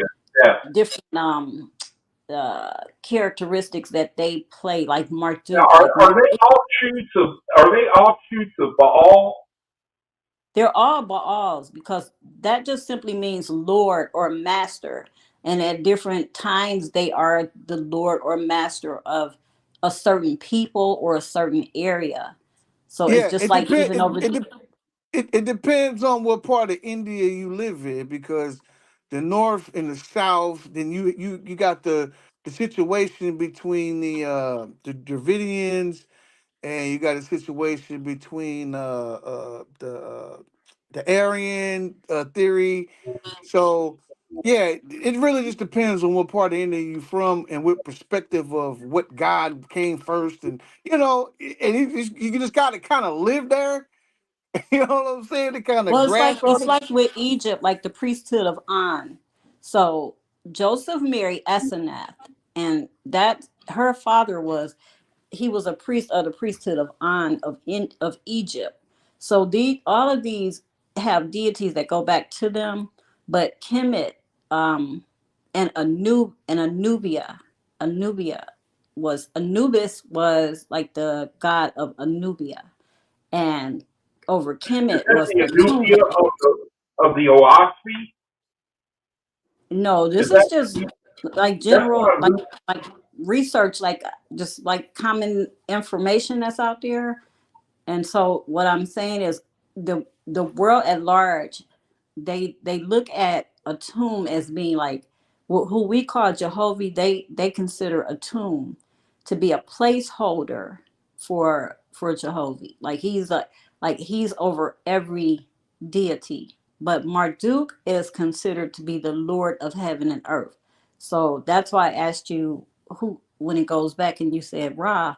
So it seems like Ra's priesthood phased out of tombs.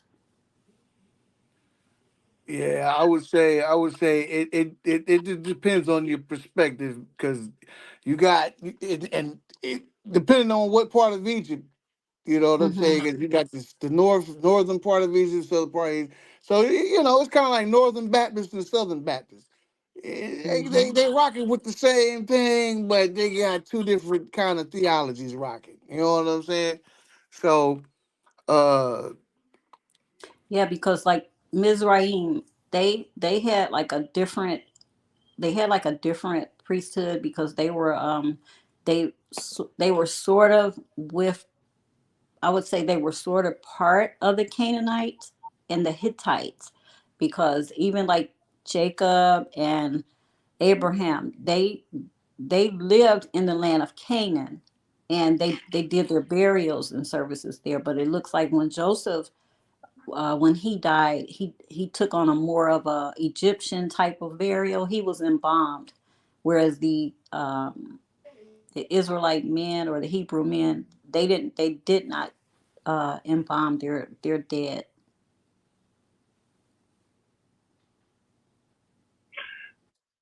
I wonder, do these gods go back to Sophia? Sophia is always wisdom. So she's always with the creator in the beginning. She's always she's actually, if you read the book of Proverbs, in the What Bible, chapter 8. I'm what I sorry, mean is that the line of her mistake in mm-hmm. the Nag Hammadi, The you Yard know, of Baal. the line, yeah. These kings, Yeah, these gods, these lords that we talked about in Kemet and India, do they come from a line? Do they come of from the course. Yahweh? Would you say they come from the Yahweh Baal line? Of course they do. Yes. Yeah, I They've believe Have had they, to. yeah, I believe they come from a line, but they and can intervene. I've been saying for a while now, for the past couple months, I think that a lot of it did come from Kemet, but I think as it went to other regions of the world, they took the baton and made the information deeper or better understanding. You know what I'm Sure, Uh, saying? because Greece spearheaded that. Because, and I'll tell you why. If you look at the gods of Greece, and the gods of Egypt, so the Egyptian gods, they look just like the gods that's in the Nag Hammadi, where it talks about these deities having faces like snakes and bodies like lions or things like that. And if you look at like a lot of the Greek architecture, mm, they have like mermen with real women, or men with serpent bodies with women. It's like they would show so, like a man that's like a goat sleeping with a woman or with another goat. So the so these Greeks, are these are these are Egyptian gods. You said Egyptian. the Egyptians and the Greeks, yeah. So the Greeks, like he said, the brother said, they took that knowledge to other parts of the world because they knew this was real. See, we've been taught, oh, it's mythology, it wasn't real. Egyptian Greek That's a gods. whole total lie. Like, these deities look like what we see. When we're looking at Anubis with a dog's head, it's because that deity had a dog head. That's what that DNT looked like. Look, you know what, Yeah. sis? I was thinking about this probably a couple of months ago. And it's kind of like we take it for granted because it's ancient that they were dumb. You know what I'm saying? They saw Hmm. what they saw. Yeah. You Yeah. know what I'm saying? Absolutely. And they tried to recreate that particular deity to the best of their ability. Even I though we told this might, guy, I said, in the book of Judges, in the book of Judges, it says Israel is having a war. So they're fighting with this other nation on the ground. But it says above them, it says the stars were fighting in their courses, and Caesarea was fighting. So I told him, I said, what is happening right here is Israel is having a war. These men are fighting on the ground, but it says above them there's a star. It's UFOs. It's flying objects fighting above them. And it's these gods who are fighting. Israel's gods was fighting for their people, and these Star Wars were taking place, and it's in the Bible. It's like when you ask people about Ezekiel, the church is quick to say, oh, he saw it in a vision, and that's not what it was. Ezekiel knows what he saw. It was he so knows terrifying. what he saw. Yeah, but look, it's so terrifying because it's like when you hear somebody talking about UFOs today and an abduction, and then they'll say, well, I had this person with me, but they don't remember, and they were standing there. It's like Ezekiel saw it, but it says the men who were with him, they were like in a trance, like they didn't even know what was happening. So we can't just write it off and say, oh no, he had a vision and he was imagining this. And And that's everybody's what not we having a do. shared, yeah, everybody's That's not what we having a do. shared experience like that. You could have you could have an experience tonight, sister, and tell somebody that in the morning. explain it to the T, and they gonna be like, "Yo, man, you was tripping." I know it because and I'll tell you, I know that's true because I told my sister I actually walked in the Garden of Eden. I seen the tree of life. I was standing there, and now I know I was dreaming, but this dream was a vision because it was so real. Like it was like I don't know if you've ever had like a dream where like your spirit is actually somewhere where it's taking place at for real. I'm standing in a pool of water, and I'm looking at this tree, and this tree is like it's like a short tree. It but it's like got a round head like an afro, but it's a short tree. And on the tree, like the limbs, it's like twisted, and they're woven all together. And in the center of the tree, it's a stream of water coming out of it. And I'm standing in the water, and the water is running by my feet. And I look down at my feet, and it's these little leaves in the water that has like gold on them. And the tree, the some of the branches of the tree is falling off into the water, and as it falls, sap was falling from the tree. And I remember just standing there looking at it, and a voice told me, it says, "Don't go back the way you came." And I looked at the tree and I said, "Well, whose tree is that?" And the voice was like, "It's Jehovah's." And I woke up. And this happened like so many years ago. I never understood it, never knew what it was. And in like 2016, I knew then what it was. It was the tree of life. It was Jehovah saying, like, stay off the path. You going backwards. Don't go back into these religions. Keep pursuing and doing what you're doing. But when you tell people something like that, they'll say, "Oh yeah, yeah, you sure you did." Of course our spirit leaves us. It goes to the, um out of our crown every night, and we walk in the spirit realm. These bodies are merkabahs. They're just vessels to move us around, because if we didn't have them, we would just be sitting here looking at each other.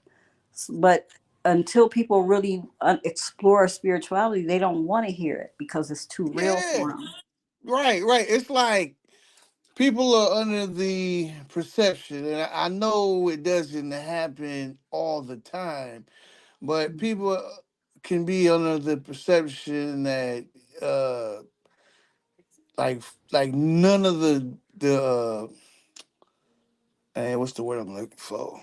None of the other experiences happen. Like this can't possibly happen to people, and we're just supposed to live this unspiritual, mundane life. You know what I'm saying? These things are supposed to happen. You know what I'm Yeah. saying? Whether we acknowledge it or not. You know what I'm saying? Well. Now, these experiences happen to people at different times of their life, and this is why certain people are on certain levels. But it's just Hmm. that's just the way it is. You know what I'm Yeah. saying? Yeah. I'm looking forward. I was reading just today, I think, where it talks about those type of angel visitations. They're going to happen. It hasn't happened for me. At least I don't think so. Where we're going to start talking with. It says that we're going to that experience of angels manifesting to mortals. That's going to happen in the cosmic era. Now I Well, haven't had. it's brother Yaquab. It's the devil. It's the devil is deveil. It's deveiling. It's everything's the veil is being taken apart. It's like Mhm. this guy said. He told me Well, one day. He said it's like your life. If you unscramble those words, that word is file. So you have a file, and your file is your life. And as the brother said, everyone is on a different path. We're on a different level. So if you're uploading information in a computer, and I'm really good at what I'm doing on the computer, I'm going to be able to access more of this computer, more of the windows and yeah, different things of it. Whereas mhm, someone else who might get on there, they can only just go into type their name in and maybe get on Facebook. So yeah, we are being fed so much information, but so many people are so scared to really find out what we're dealing with, that they'll step back and they'll say, "Well, my pastor didn't tell me that," or "My pastor said that's from the devil, so I don't want to mhm. look into that." And then they go I, back. it might be different for me. I think that when I say that these type of things haven't happened to me, I think what I'm saying is that not the way I hear people explain things, Hmm. like people who have like near death experiences, that sort of thing. But I think that for me, that some type of there's some type of magic that like, and I think I talked about them on video where like I'll be reading and I'll get sudden inspiration, or even while on video I get downloads on what something means.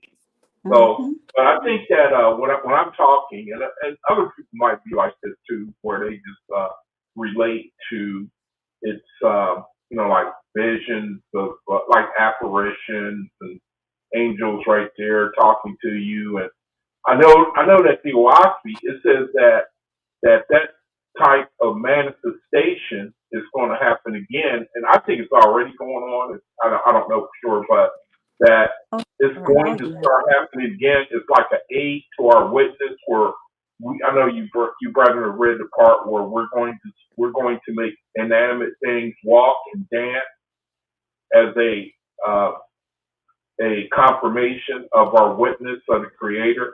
Have you brethren Yeah, read yeah, that yeah, part? yeah. Yep. You know, I so think a lot of that. I think a lot of that's been going on. But when it comes to that extremity of those things you might not hear a lot about. You know what Well, I'm saying? it's absolutely happening. The Jewish people do it all the time. If you research golem, you'll see that they've created things like humans. They're not humans, but they're beings, and they brought these things to life. It's also what they're what called what what? How do you spell that? Golem, you said? yeah, it's GOLEM. Go or hold on a second. Go. Because you have to remember, like they have the works from antiquity, from Babylon, so they know like all the arts and stuff that we don't have privy to. Yeah, um yeah. I wouldn't tell my dad. I know what you talking about though. I'm talking about like stuff that happened in the back of mama pop backyard by accident. Because sometimes humans find out stuff by accident. You be like, that's man, what true. the hell was that? You know That's what I'm true. saying? That's But I get what you're saying, though, sis. Yeah, because it's like What? it's a How, it's like how do you spell that like again? even How do you spell that again? it's GOLEM. Lem. Okay. Yeah. L. So it's like the homunculus, like the homunculus. So the homunculus was a being that they grew in jars. And I don't know, like if you all have heard of like the orphan trains. So a lot of these kids, people believe they were part of they were either golems or homunculus. They're homunculus, meaning beings who were created out of magic, what we would call magic or dark arts, and In other seeded. words, in other words, another form of alchemy. Yes, Yeah. absolutely. Yeah. Better way to say it. Hmm.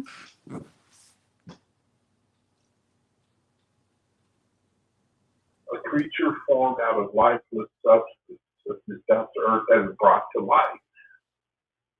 Do they have such? So there's things like that in the world right now where Absolutely. And it's not like that's not these are sources that are they're real sources. Like they're not something like that you would look on Wikipedia where I could go on there and edit it and put something crazy on there. Like they have like They're actual legit. information on these things. Like it goes so deep.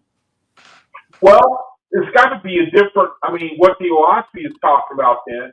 I mean, I think that there's got to be if you're saying that this is already going on, then there would be no impact if in the cosmic era when we start doing those things and then they can just point to attribute that to their God. So What evidently, you know, what what what I was saying though, I think a lot of this weird stuff is going on, but of course, well, AI, you yeah, you know, know what I'm saying. There's a lot of stuff yeah. going on that's not privy to the regular people. You know what I'm saying. But then you Uh, got us the nosy people that want to know some deeper stuff. You know what I'm saying? So we dig into it, and then we get our little nuggets out of it. You know what I'm saying? And we put our nuggets together and come up with, oh, that's what y'all was really doing. You know what I'm saying? Or they do damage control. Right, They'll right. start saying like, oh, it's not true, it's a myth. Oh, that person's crazy, you know. But yeah, it's real. It's all real. I mean, you know, shoot, man, with AI, I mean, I've seen videos of, I mean, just well, you brethren, you can imagine where it's some pretty, you know, there's a robot now or a computer that's a living computer that's got like some type of thinking biological brain in it, But brother and it's Yaquab, ask yourself this question, because uh-huh, this is in the book of Daniel. So ask yourself this question: why, at this time, specifically in this time of our being on this earth, did they release AI at such a magnitude that it's been released at? And I'll tell you why. It's because they know that the veil is coming down, has come down, uh-huh. and what they will try to explain away will be things that, as they showed us with Tupac, oh, he's AI, he's up there singing, or with Michael Jackson, he's AI, or with Natalie Cole and her dad. That's what you saw, because the Vatican recently made a Hey, they doing statement. that with Natalie Cole and her daddy? Yeah, Oh they did man. the unforgettable, but Wait, there's wait, Oh wait, the wait, man. wait, wait, Vatican. wait, hold on a second. Now, what's going on? What they're They, doing? Natalie They're Cole and doing. her dad, like alone. It was like they did a video where it made it look like he was standing with her, and they sung his song "Unforgettable." Oh, I remember. Yeah. Yeah, Oh, but now this is, you talking about what they be doing at what, Coachella? well, it's with AI, like with Tupac and how they Right, did. right, right.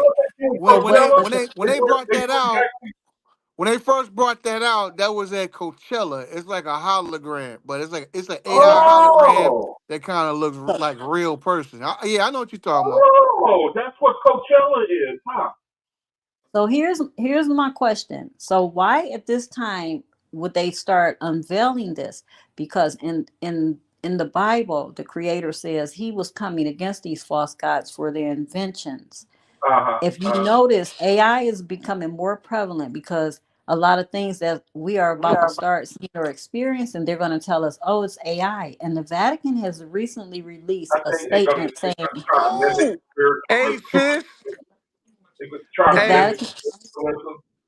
hey, did y'all hear that the Vatican had changed their policies on that apparition type thing? that's what I was just about to say. Yeah, man, that blew my Well, you know top. what? So, Hold, hold, so why would they hold do on. that? They did it because they know people are going to start reporting these things and wanting them to come out and investigate it. So they Oh, said, I get you now.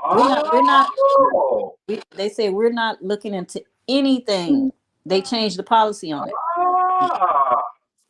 Because, you So know, I mean, I this was goes just back to reading where what. the veil, Craven said he tore the veil at the beginning Hmm. of Cosmic. He Hmm. set it up. Remember with the tearing down of the veil with the Rochester rapping, the Fox So sisters. yeah. You So heard, you remember this that, is right? what Brother Yaquab, when you said that we were going to be able to start making things of inanimate things move or do different things like that. Yeah. If you really pay attention to your life, you're doing it already, because whatever you speak, it manifests so quickly now. If I say, oh, I'm gonna do this or do that, I don't care what it is, it's like within a couple of days it happens, because Mm. the veil is down, like the powers that be that have control the way our words, and it's words that speak life, it's words that speak death. So we must be very Well, I careful. don't know if I can see that yet in my reality. I mean, I Sure you see, can. Sure you well, can. And In, I'm gonna sure you can. in I'm gonna my, show you. you I'm know, gonna tell you when you did it. I'm gonna tell you when you okay, did it, Jacob. all right, A couple of months ago, you were doing a video and you all right, said, I'm gonna start.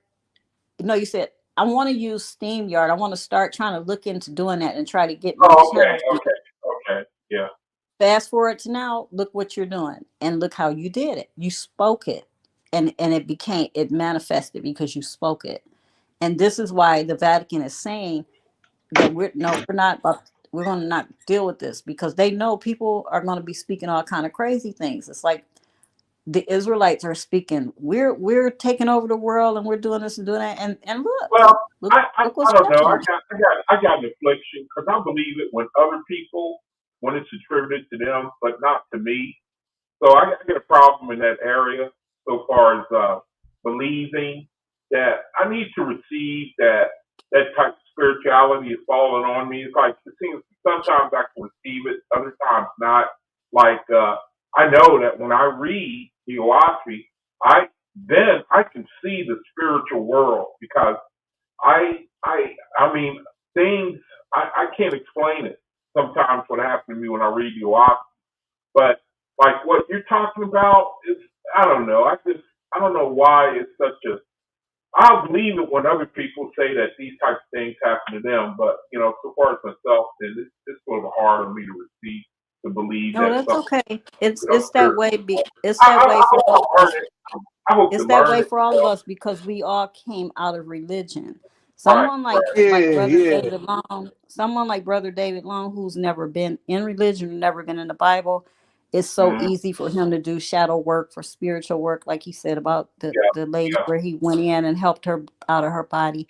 It's Right, right. easier because he hasn't been given a preconceived box that it should go this Yeah, way or it yeah. should be that way. That's And a yeah. lot of the That's children a that are good being point. born now, children that are being born now, they are that way because you just can't.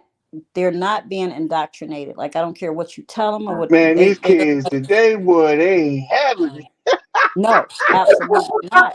They are at that point where like if I can't walk on water, don't tell me about somebody else doing it. If I didn't go out Yeah, there yeah, and hold my hand in the sea and pull 153 fish out, don't tell me that somebody else did it. Hey, So yeah. and that's you know. because Hey, this thought just came to me too.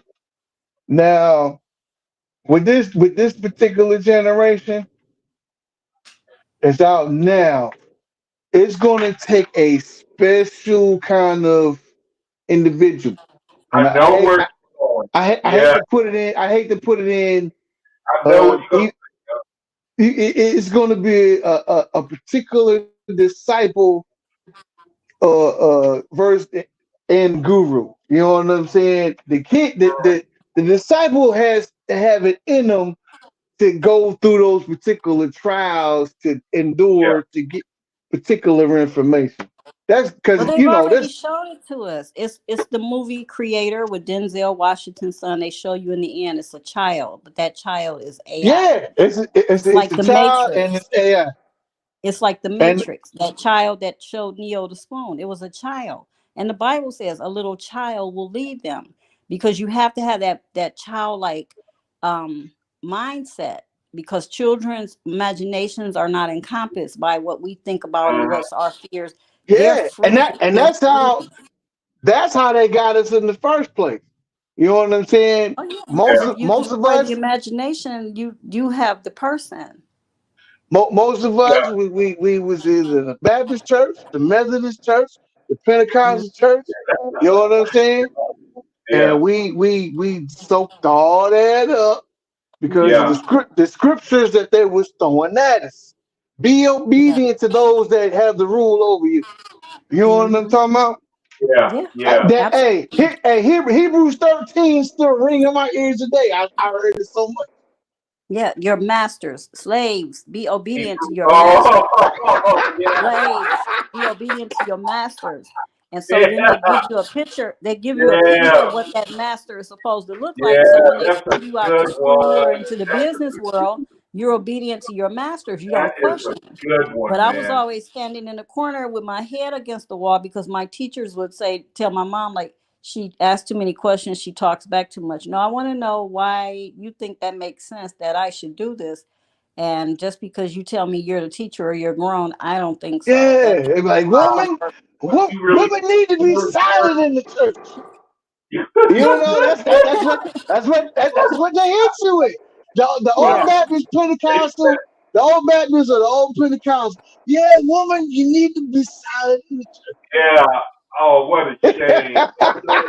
Hey, Chad, Yeah, because if your you slave, if you really, beat your you really, slave, if you you beat really your bear the slave and fruit he now. doesn't die, he can Hey, go back to work. But if you yeah. beat him, then you have to pay for him. That's in the book of Exodus. And nowhere in the world did the Creator tell you to beat me, and then after, if I don't die, then I can get back up and go to work. Like, I don't think so. Like, why would you be beaten right. in the first place, Wow, slave? man. That's why, man, folks that deconstruct, man, I got to pat them on the back, man. Like, Yeah. Yeah. Yeah. Because hey, this, but it's deconstructing, but still pressing forward. You yeah. know what I'm saying? Yeah. Because you got some folks that Mm-hmm. deconstruct and they just fall out the game.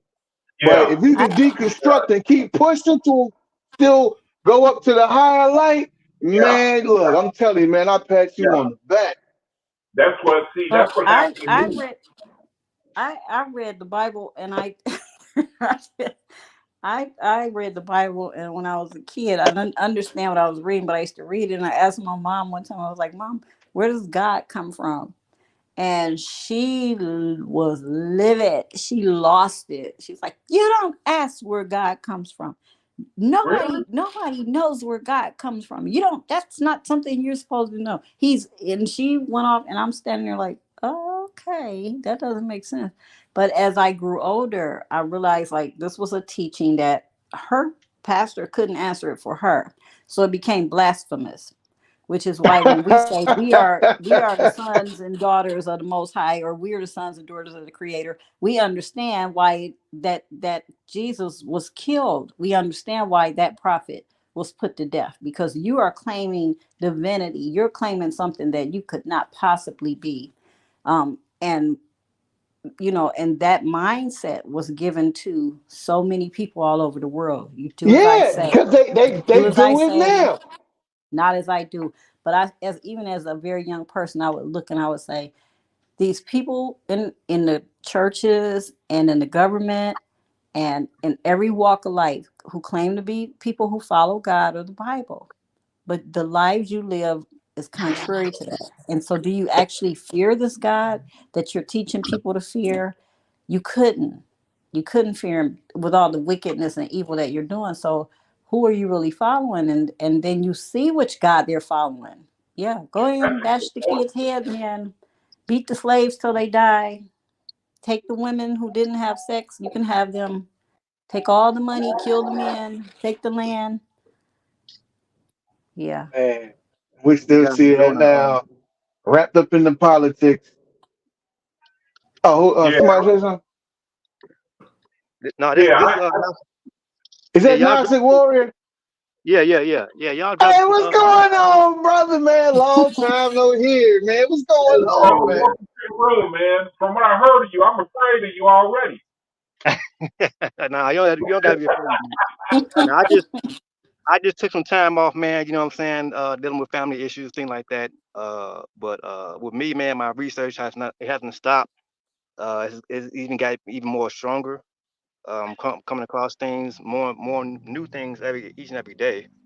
Got Uh, to, brother. Got you to, know what man. I'm saying? With Well, me, brother, welcome to the room, man. My name is Jaquab. I don't think I've talked to you before, but I heard a lot about you. I'm thrilled, man, that you're here.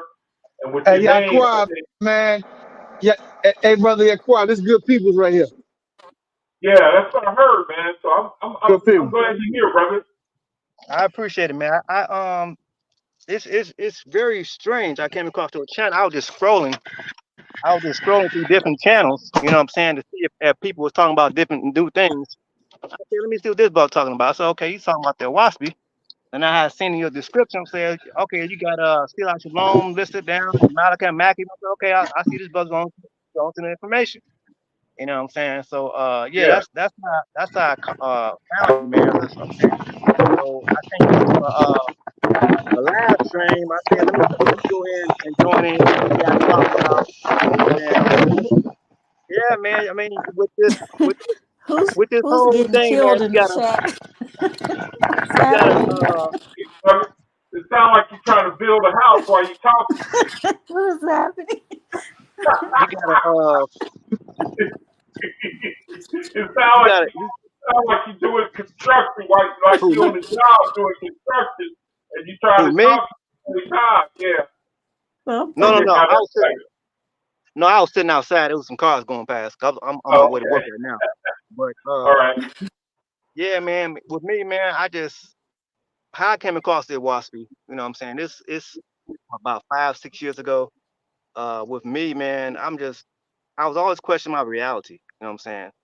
Especially things like with Christianity, Judaism, Islam, all these different religions. And I will always say to myself, like, well, if God created everything, why does he always have to have a man to speak for him? You know what I'm saying? Like something is not adding up here. And then I'm looking at this Bible and all these different religions, with all this killing and blood shit. Like, wait a minute, man, something is definitely wrong. Something is not right. What's up with all this killing and bloodshed and God sending out evil lying spirits? Like, what type of deity is this? You know what I'm saying? So before I became across the WASPy, I had already started breaking down that God of the Bible. Like what is this characteristics? Who is this talking about? Who is this really? You know what I'm saying? And I started tracing its origins. Like where's his name coming from? You know what I'm saying? I will always say like, well, if God is all love and he sent his only begotten son Jesus to die for our sins, well, why would you name your son after the name of a slave ship? You got the good ship Jesus, that's a slave ship. And then mm-hmm. I came across another book I have in the house, dealing with the name Jehovah. And I said, wait a minute, what this book just say? It said they had a slave ship called Jehovah. I said, wait wait a minute, what wait a minute, man, what is going on here? What's up with all this slavery? Mm-hmm. You know, found nothing but death, destruction, slavery. It's just the same thing over and over again. It's like a repeated cycle.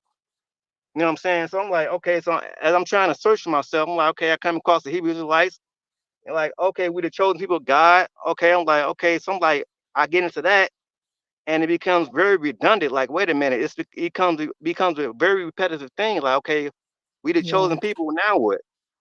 Now what do you go for now? Now what are you supposed to be doing? You know what I'm saying? Becoming all these commandments, things like that. So I started breaking the Bible down. Like, wait a minute, man, something is not adding up with these stories. You know what I'm saying? God said we got to do all these commandments, but if we are God chosen people and black folks was in the slave trade, and God tells the Israelites, you have to do all these commandments. So how are we able to hold these commandments? And we on the boats on the slave trade. Yeah, So I already knew that. 613. I already knew that was a red flag. You know what I'm saying? So I'm like, okay, well, something's not adding, something not right with that. And then with Jesus dying for our sins, I'm like, wait a minute, hold on, something's not right with that because in the Bible it says that every man must confess with his mouth and tongue that Jesus is Lord and Savior. So I said, wait a minute. Well, I work with mental patients in the mental department, and these people I work with can't speak, they can't hear. So what about those people? They can't speak, they can't talk, they don't know what day it is, they don't know what hour it is. All they know is survival. Like who's going to feed me, take care of me. So if they don't confess with their mouth that Jesus is Lord, are they going to go to hell too? They can't read and write. So that's how you know it's predictive programming. It's all to keep you in fear. And you know what I'm saying? You're not allowed to question anything. It tells the women in the Bible to shut the hell up. You can't speak. You know what I'm saying? It really gets me very angry, upset. Like, wait a minute. I know that our women are into the Bible, but they're afraid of this so-called jealous God, and he's giving all these rules and commandments, and he's laying out these rules saying go out and kill off the innocent men, women, and children. The Canaanites go and take their land. Like, wait a minute, you just all powerful God. Why don't you Mm-hmm. just isolate these people and put them in their own vicinity? You know what I'm saying? Just do it like that instead of just telling your creation to go over here and kill off innocent men, women, and children. They don't know anything about you. Mm-hmm. That's how you know you're dealing this is a man that you're speaking about. This can't be speaking about this all ever loving spirit. This is a man. You know what I'm saying? So when I started doing that, I started putting my videos up on my YouTube channel. I started getting attacked. My channel started getting flagged. You know what I'm saying? I've been blocked. Hey, bro, what is the, if you can, send me the link to your, so I can put it in the description area with the rest of the brethren. For my If, channel, okay, yeah, I put it in the chat. yeah, Yeah, I put it. make sure one way or another, make sure you send me the link, okay? Okay, yeah. So yeah, you know what I'm saying? Like I said, as I kept on digging and digging, you know what I'm saying? I'm putting this information up on my YouTube channel. My channel's getting taken down. I've been banned on BitChute. I've been And that's when you know you telling the truth when they start Yeah, doing I that. know. Yeah, yeah. yeah. I've been banned and blocked on BitChute. I've been banned and blocked on TikTok. What am I saying is pissing these people off? Like if all of us is talking from the preaching from the Bible, what am I saying different from these camp ass niggas? Like these campers True. saying we the chosen people and all this, that, and the third. Like what am I like? How are their channels still up, and my stuff is getting blocked? Because they fit into Division. they fit into a whole Zionistic agenda when they're doing that. They don't even realize they're being part of an agenda. You Government divide the is people. God. Government is God. Lord is law. Jesus is justice. They're in a Zionistic agenda when they're doing that. So yeah, go ahead. They want you in the street screaming and hollering in Yeah. people's faces. So when they put all of Divide. them in jail and take Yeah. all their kids and put their kids in the foster system so that they can And, uh, do everything they want with them and put the women into whatever they're gonna do. and They'll you're say, doing well, the you and you're they're doing the work terrorists. for them. Yeah, they're You're terrorists. They're black you terrorists. you're doing the work for them. They don't have to get their hands dirty. They behind the Hmm. scenes, so you're doing the work for them. Oh yeah, absolutely. Yeah, those Jews, they don't like when I talk about them. They get me every time. You know what I'm saying? I had brought a book out speaking about Adolf Hitler, and then Hmm. Aladdin, this dude talking about he done killed all these Jews. And I'm looking in the book that I have, the two books that I have, they have been banned. They banned this lady's books. Her name was Veronica Clark, and Hmm. they banned her books. And every time I would go on my YouTube channel and put a video up, I say, look, go on Amazon right now. Go on these sites right now if you can, and buy these books before they take them down because they're gonna block them. They're gonna block them. They're gonna ban them. And every time I would say that, it would happen. Like I had did a video on the secret relationship between black and Jews, the Nation of Islam. I used those books. I told them, I said, hey, get these books now before they block them, ban them. They did it, and they started attacking my channel. You know what I'm saying? So that's why I took a break from making videos. Like, what other type of route can I go to start making videos without them attacking me? You know what I'm You have to saying? do a Patreon because a Patreon they will pay for what they want to watch, but it's like your own content. But if you look Yeah. at if you look at Hitler and they tell you he was doing this or that with those people over there, the actual people Hitler was killing off was faithists because that swastika actually is a cross and it's like bent, like that cross is broken.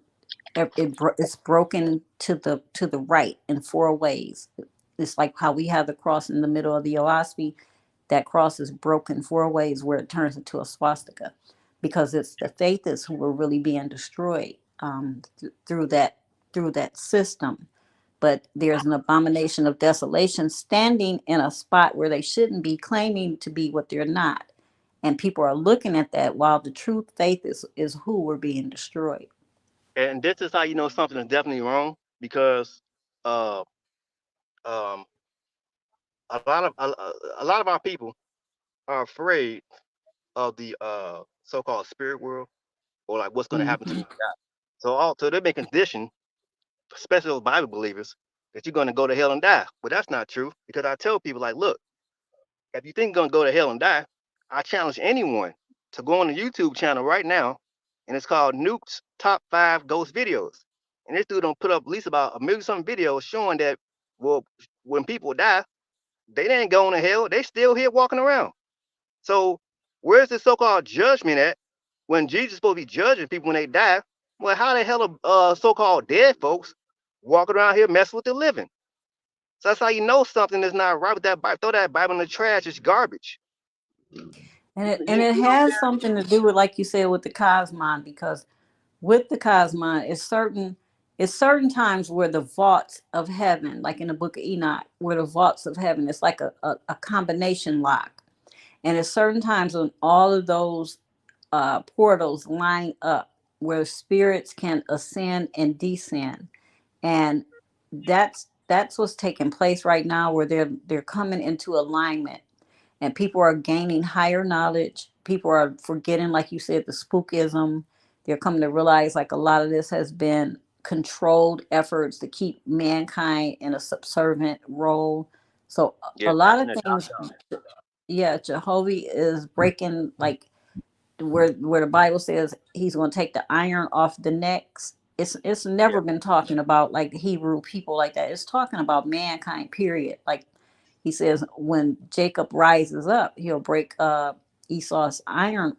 He'll break Esau's irons off his neck, and we are breaking those irons of subservient and servitude off our necks, because we are no longer under their systems. Their systems are falling. Baby the land is falling. the book Babylon. the book that I the book that I Get read that Disneyland is full.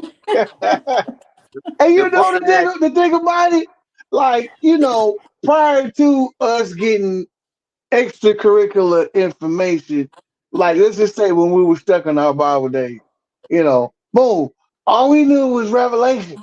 You know what I'm saying? For Mhm. the most part. But when you read the main four books, all of them have those end time events. Yes. So it's nothing new. I'm gonna And, recommend a book to go to get. And when I read it, it pissed me off real bad. Cause that's why I tell a lot of women, uh, if you ever think about bringing a child to this world, do not do it. Do not do it, because yeah, the yeah, stuff that I read that I just came across a couple days ago, that shit pissed me off so bad. This is the book that I want you all to get if you can. Cause I just spoke to the author 2 days ago, and his name is his cause I had emailed him. I said, hey man, I bought all your books, dude. So he said, man, where you come from? But I told him my story, like I've been banned and hmm things like that. And he said, man, I want to bring you on as a guest and things like that. So one of the books that he wrote, his name is Johnny Carucci, and one of the books that he wrote is called Eaters of Children. The pedocracy exposed. This is dealing with pedophiles with the Roman Catholic I Church, think, the yeah. Jesuits, and things like that. This book hmm is so graphic, and it goes into grave detail about how these people are sacrificing these children, hmm molesting these toddlers. I'm talking about 2-month-old toddlers, messing with their vaginas, raping Yeah, these children, and they're getting away scotch free with straight murder. And the Roman Catholic Church, whenever they get involved with this type of stuff and they get put on trial, their trial gets wiped slate clean. They don't get charged for any type of crimes. yeah. And they're Like sent like to other countries, and, exactly. like, funneled in through society. Like with that little white girl, John Benet Ramsey, right? They trying to figure out, Yeah, well, who killed this little white girl. And in this book, they Bro, bro, they came up bro. with the evidence. That They job came with up. Nate Ramsey case, bro, that joker been going on for like 80 years, man. Now they found her murderers. Her parents were her own murderers, and they were molesting her because when Like, they did the what I'm autopsy, saying though, like, this majority of society already suspected this joke. yeah. But when the case came out, I think I would, man, I can't even remember how old I was. I might have been But 10 or 15 or something at the time. But when they did the autopsy on this little girl's vagina, it was so ripped to shreds.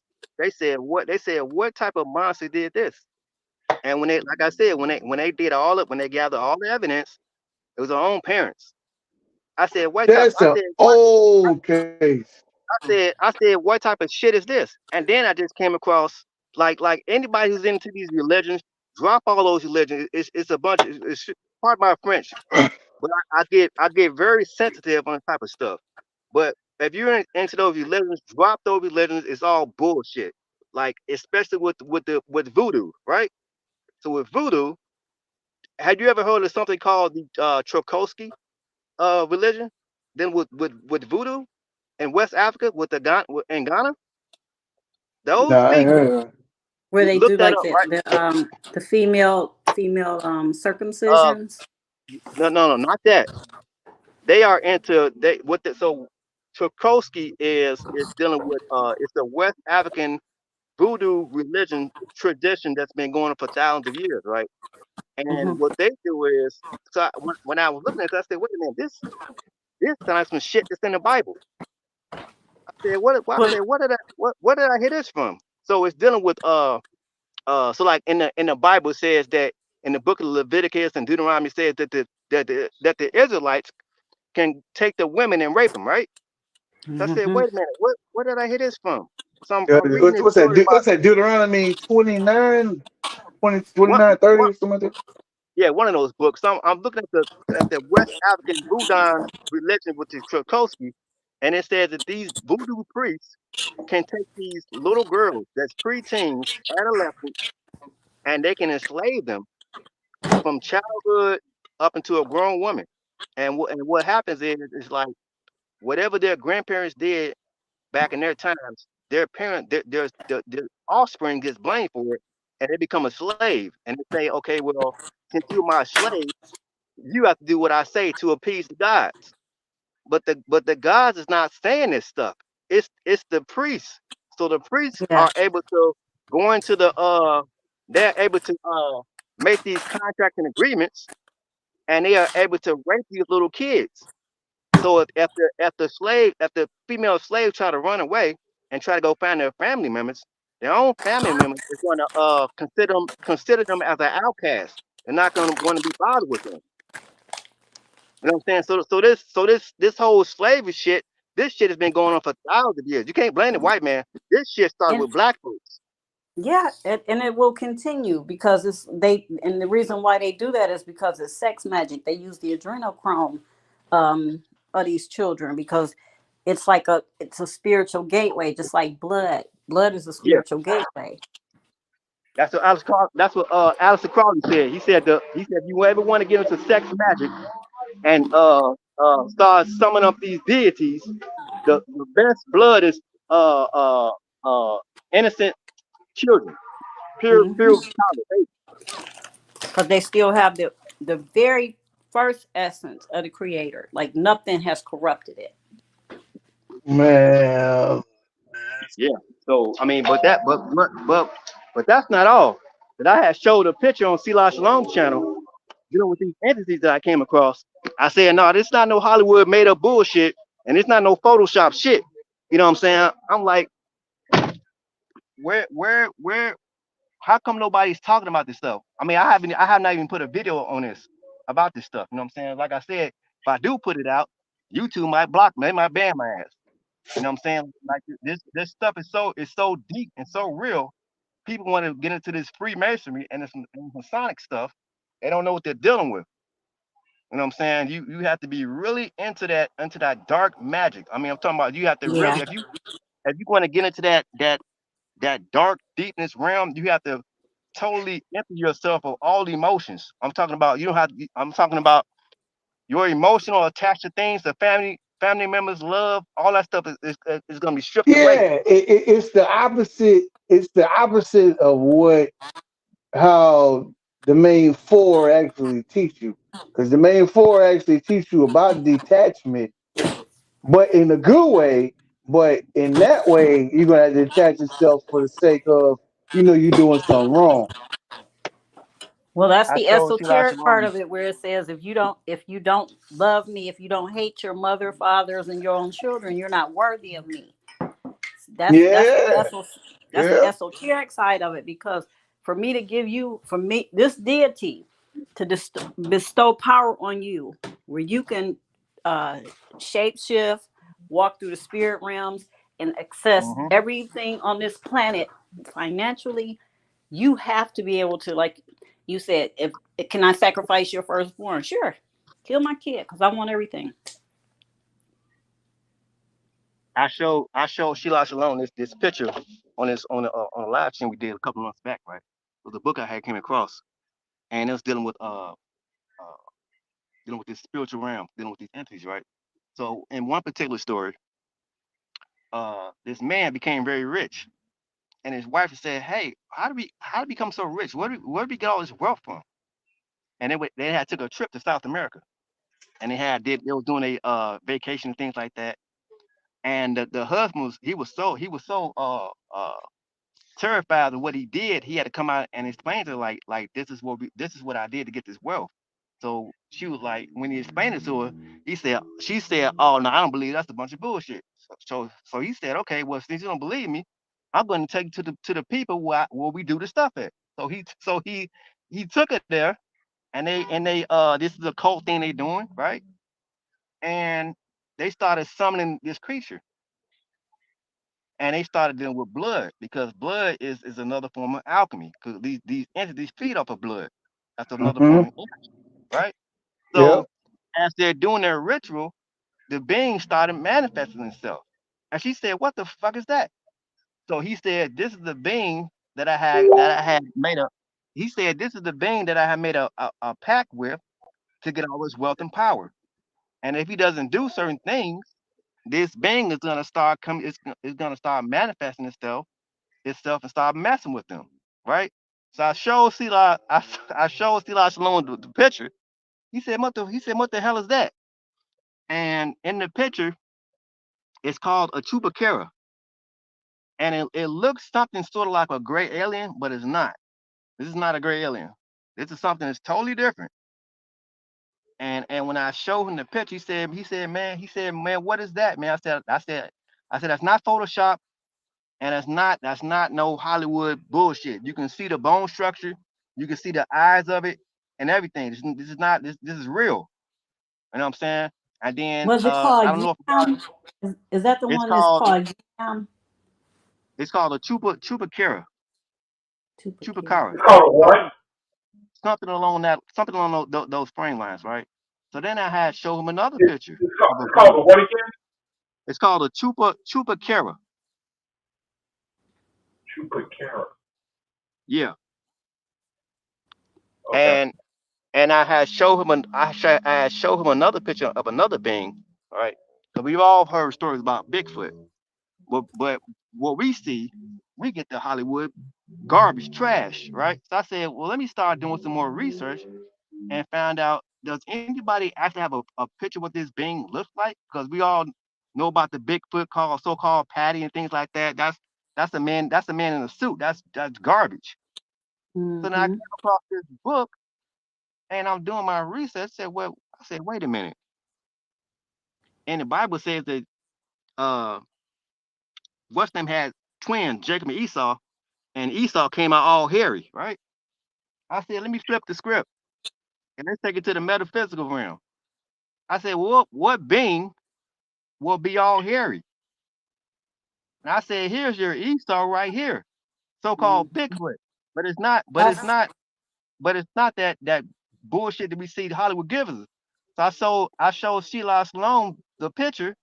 He said, hey, family, blow that picture up again so I can see that. And when he looked at it, he said, "Hey man, that's real. That's not fake. You can see the eyes, because in the book, the guy he was hiking in Canada, right? He was doing his hiking trips and things like that. So he's hiking, and on his hike, he can feel as though something is watching him, but he can't see it, because these beings are so advanced, they can cloak themselves. Like if you ever seen the movie called The Predator, that's where the yes, Predator yes. got it from. Because Mm-hmm.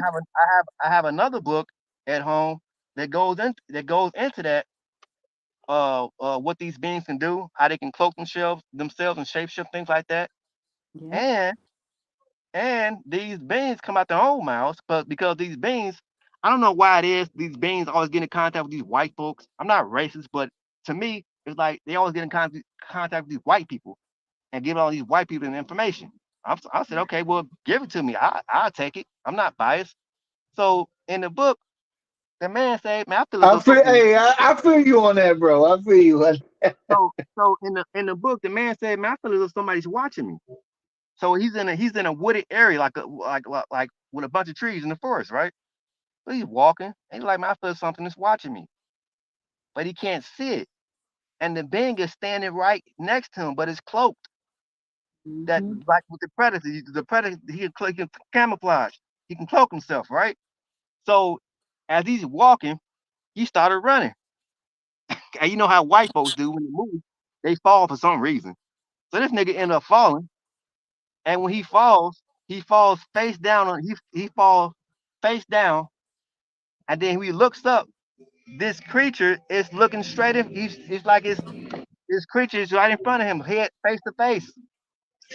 Like on He some couldn't scream. like on some Lovecraft or This guy had froze up. He couldn't scream. He could do nothing. He couldn't do anything. He straight froze up. He didn't have any type of reaction to type of try to fight it off, scream for help. None of that shit worked because he had froze up. And in the book that I have, the being come out of his own mouth. And this is how deep that stuff goes back with our so-called ancestors. You want to call my ancestors or black folks, what do you want to call them? These people were so deep into that stuff back in the day. These beings came out their own mouth and told the white man, these Bigfoot creatures are blood related to black folks. Now, I'm telling people this like, look, I didn't write none of these books. I'm just reading what the white man say. So a lot of black folks, they they love what the white man say. So if you love what the white man says so much, let's see what the goddamn white man got to say about it. Because he's writing all he's right the white man is wrote he's written the Bible. He writes all the dictionaries. He writes all the encyclopedias. He writes all the Hebrew song concordance. All these books that we go to for definitions and words look up. The white man wrote them because we didn't write them. We was in slavery. Well, So so so so how the hell are black folks clinging to this Bible and saying it's the so-called word of God when you don't even know who wrote it? Your ass in slavery. it was given to mankind. The Bible was given to man. But if I always direct people back to this, and I got blocked from so many Hebrew Israelite channels after I stopped listening to them, when I gave them one scripture, Deuteronomy 26:5, because there it tells you that whoever these people were, they were Syrians. They were Syrian people. Um, they were not people that we would call people of color. So yes, even though Esau is like what the Native Americans call the Sasquatch, they knew who he was because in the Bible where it talks about Jesus, it says, and hold on, and I'm going to tell you What's exactly what it what, says. I'm going to look the what's the scripture verse up real again? quick. What's the verse? Hold on, give What me do you one want? second. I'm going to tell you what to look up at real quick. Okay, go to John 10:3. John 10:3. And sister, to add in what you said about the Sasquatch, that's Mm-hmm. who Bigfoot is. They Yeah, just changed the names yeah, on them. John right. chapter 10, And I'm verse 3. okay. Can you read that real quick? And I'm going to tell you something. Okay, hold on a second. John 10:3.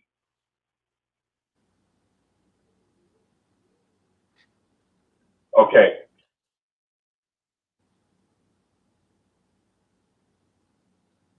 John 10:3. It says, to him the porter opened. No, no, is that what you want?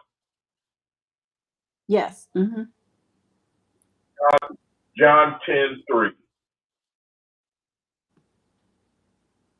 Okay, let me read that. Okay, it says, to him the porter openeth, and the sheep hear his voice, and he calleth his own sheep by name and leads them out. Okay. So right there in John 10:3, it says, to him the porter opens. So to get a better understanding of what this is this is a powerful angel standing at a portal to open for Jesus Christ. It says, to him the porter open, and the sheep hear his voice, and he calls them out. So when we are hearing about these Sasquatch, and people say, well, they were in the woods, or they were here, or like he said, the guy, he was standing right next to him, he didn't see him. but then all of a sudden they're not there anymore. It's because they know exactly in this earth where these doors are open at. They know which where how to go through these portals. They know how to move through them. And Ohio has a lot of them because Ohio actually is the state of Jehovah, the OHIO. It's this is actually the throne. The Ohio is the throne of Jehovah. And so this one has like a lot of mounds and different things like that that the Native Americans knew about, and they talk about some of them in Mm-hmm. the religion of the Mormons, but they don't really give you a lot of information there. But again, it's seeded through the Bible, like certain gateways they'll talk about, or like the sheep gates and water gates and stuff. And you're thinking it's a building sitting somewhere, and it's not. It's actually talking about the earth. So yeah, that's true. When you talk about that Sasquatch. And it's a lot of them that's in Milwaukee, and Hmm. let me share this story with you all, and then I'm gonna let you all go. Because I heard the brother when he's speaking about saying that if you had a if you had an encounter and you told somebody about it, would they believe you? So this happened to me at my job about 3 years ago. Hmm. Now before I had seen this event happen, because I would always make videos uh uh the night before. So I had put a particular video up talking about UFOs, especially dealing with you ever seen a cartoon called Bugs Bunny with Marvin the Martian? All right. Hmm. So Marvin the Martian, uh like when it comes out to these UFOs, it's always these they all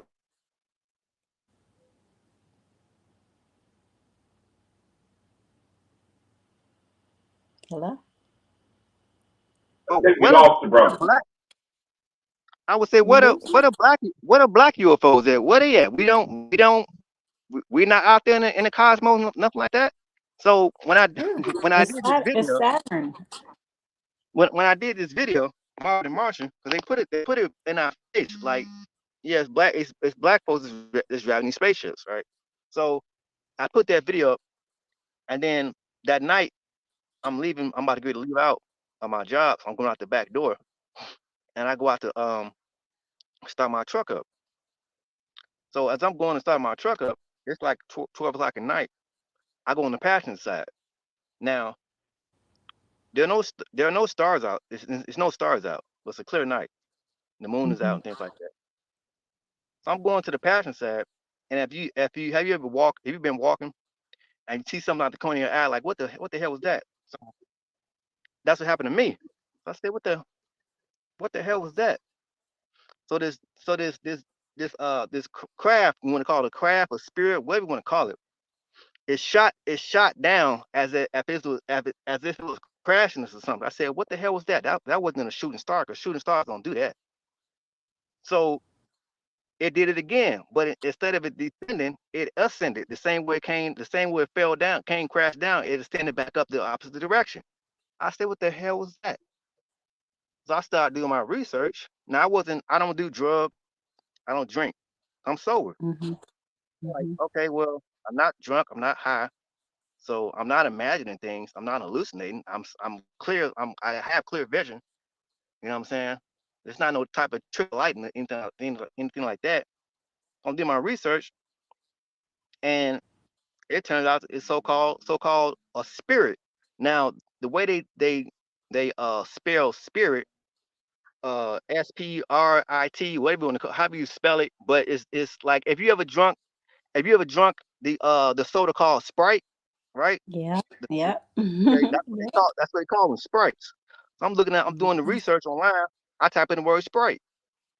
I said, well, what was that? What the hell was that I had seen that night? So I'm online looking this stuff up, and that's what I seen. So then the next day, I see my next door neighbor. I say, man, I'm gonna tell you something I saw in the sky last night, but you might not believe me. He's big into the Bible and things like that. I told him Hmm. what I had seen. He said, man, those are spirits that you had seen. I said, okay, well, because you know what I'm saying, with me, like I said, I question my reality, and I never believed in none of this stuff. I said, I always brushed off like, oh, okay, yeah, it's a bunch of bullshit. I don't believe in none of this stuff. This stuff never happened to me. You know what I'm saying? So why should I believe in any of this stuff? And one of my YouTube subscribers, I have to check on him, but one of my YouTube subscribers, he put me onto this stuff like, hey man, it's more to it than just the Bible and all these books. You have to go outside of these books. You know what I'm saying? Because the answer's not always in these books. You have to have your own experience for yourself, and then go back into the books, and then you can verify and see is this stuff real or not. You know what I'm saying? So I took his advice, and Which when I I'm took a his firm advice, believer in.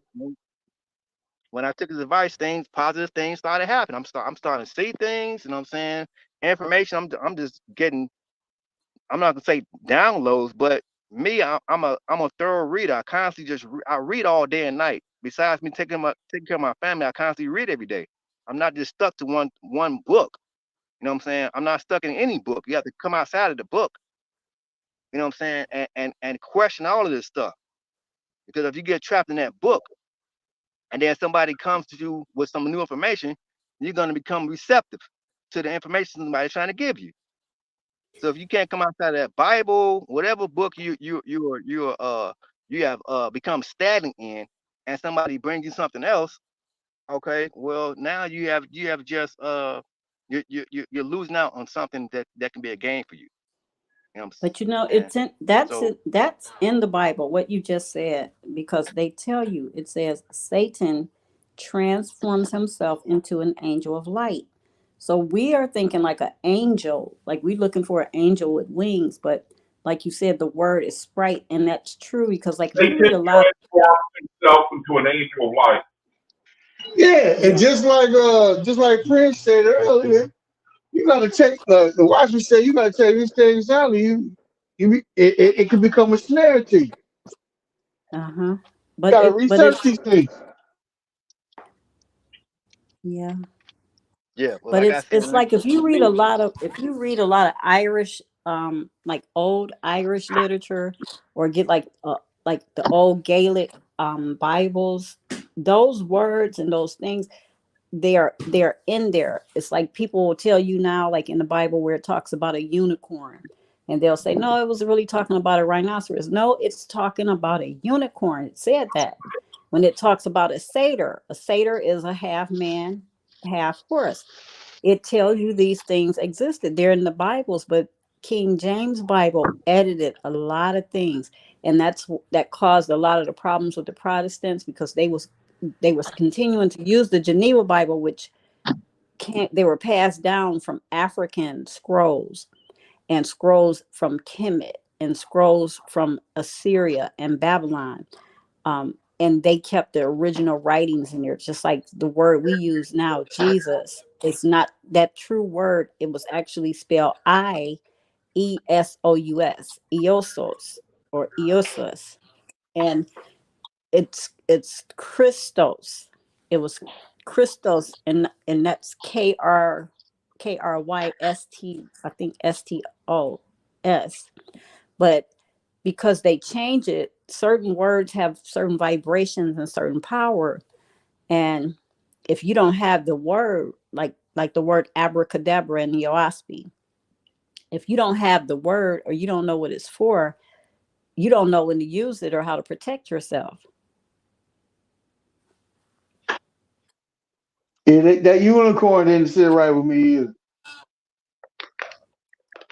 That Hey, it Ace, didn't. I'm looking at that word today, abracadabra, in the Mm-hmm, OAHSPE. mm-hmm. The old unicorn rhinoceros theology. That yeah, that didn't sit right with me either. That you didn't believe What, it was what, real, what or is you thought it, or you're saying you thought it was real. what is the significance of abracadabra? It was, I think it's like it's I know it's something with the, I can't remember. I know it's something with the faithists, but it was a word that was saying that, it was saying that people had like a fear of using it because they thought it was about something dark or something, but it wasn't. It's like it was a good word, but I can't remember exactly what it was about. I know that in the WASP they broke each syllable up. Ah, Hmm. the bruh, ta. You know what I'm saying? It's broken up in the WASP. But there is an explanation of it in other sources. You know what I'm saying? But I forgot those at the moment.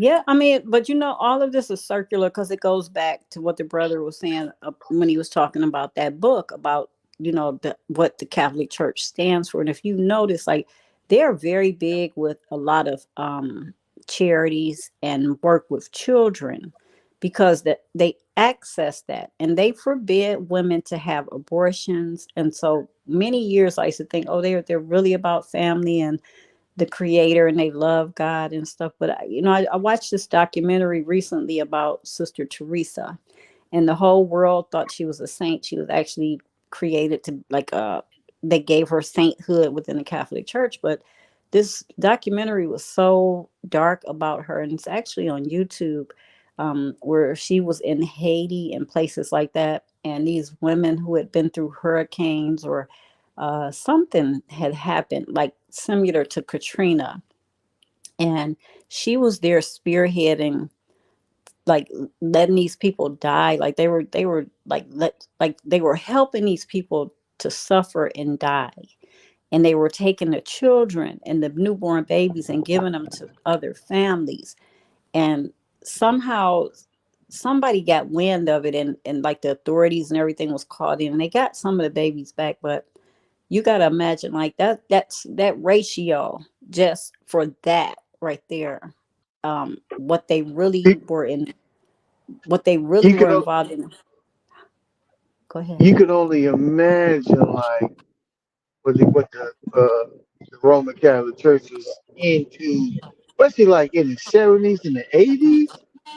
Oh Yeah. man, in the Well, not even 70s and just the like going 80s. so far back, like even into like the 40s and 50s when it was obscene to question the church. Like you don't question the priest. The priest, you kiss his ring. So imagine like back then, they had actually usurped the world back then, and everybody looked at the Pope like he was God. Even if that Yeah, wasn't your yeah. even if it wasn't your religion, you looked at the Pope like he's God. Like you don't question him. So all the evils they were doing, like these sexual rites and rituals with children and blood and everything, it's like if you watch it, it's like it's a whole witchcraft ritual, and it sounds like a lot of what's taking place in the book of Leviticus when as we now know that they were given these honors and worships to Moloch, in there.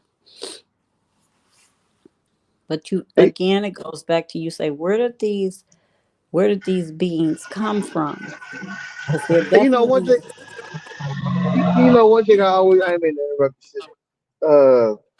One thing I always notice too, like especially with all the horror movies, uh, when it comes to exorcism, it's Mhm, always the Catholic priest, and you don't mhm. never see no Pentecostal preacher, no Baptist preacher. It's always the Catholic preacher. Yeah, because they have they're like the they're like the Catholic Church is like a spinoff of Judaism. So if you think about a pyramid, it's like the bottom of the pyramid would be the foundation, and that would be Judaism. And then there's one side that's Catholicism, and the other side is Islam. So they have like the whole dynamic of it, but they're all the same, and they all worship the same. They all have the same rituals. They just do different things, but they're all Abrahamic, and it's all Yeah, and I don't even like to say it's an Abrahamic religion because it's not, because that priesthood changed over from the Levitical priesthood, and it became under like the Noahide priesthood. Um, they're more under those laws and dark arts than most of what was happening with the Levitical priesthood, um, because they came under the priesthood of Baal. it's like the only way these demons come out is if we speak in Latin. Yep, and Latin is actually Arabic. It's Arabic, and that's why a lot of people believe that the true Christ was Arabic. Um, but I believe he was Turkey, that he was Turkish, and it's a scripture in the Bible. I'm not sure where it's at, but it talks about, it says that um, the flying fiery this Savior is gonna come from the root of a flying fiery serpent. And the language it's using there, and the way it talks about the land where he's coming from in Jezreel, these places are in Turkey. And if you look at a Oh lot of yeah. the Mhm. yeah, and if you look at a lot of the art from there, when they are showing crucifixions of Jesus, the back in the back of him, it has like these castles, and it's showing the I told this guy this too, and he blocked me actually. The Dome of Sophia there in Turkey. Let me see what the name of it is. Um, let me see.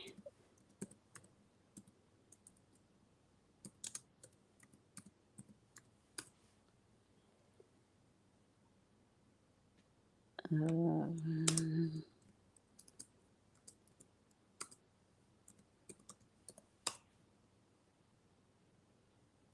it's called, I'm not sure if I'm pronouncing it right. It's Hagia, Hagia Sophia. But it's like, it looks like Mecca. Is that Mecca? Yeah, it looks like not Mecca. Mecca's the square thing. It looks like the Dome of the Rock, but it's beautiful.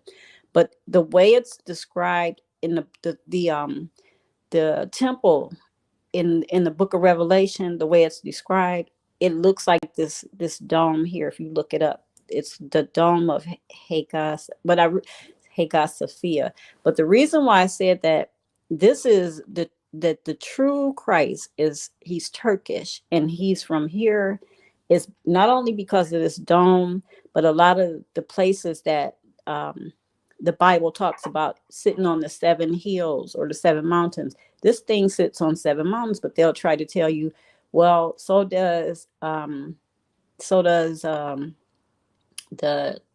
the Dome of the Rock, and so does the Vatican. But they're all emulations of this place, because this place is much older than all of those religions. It's like a whole backstory on it.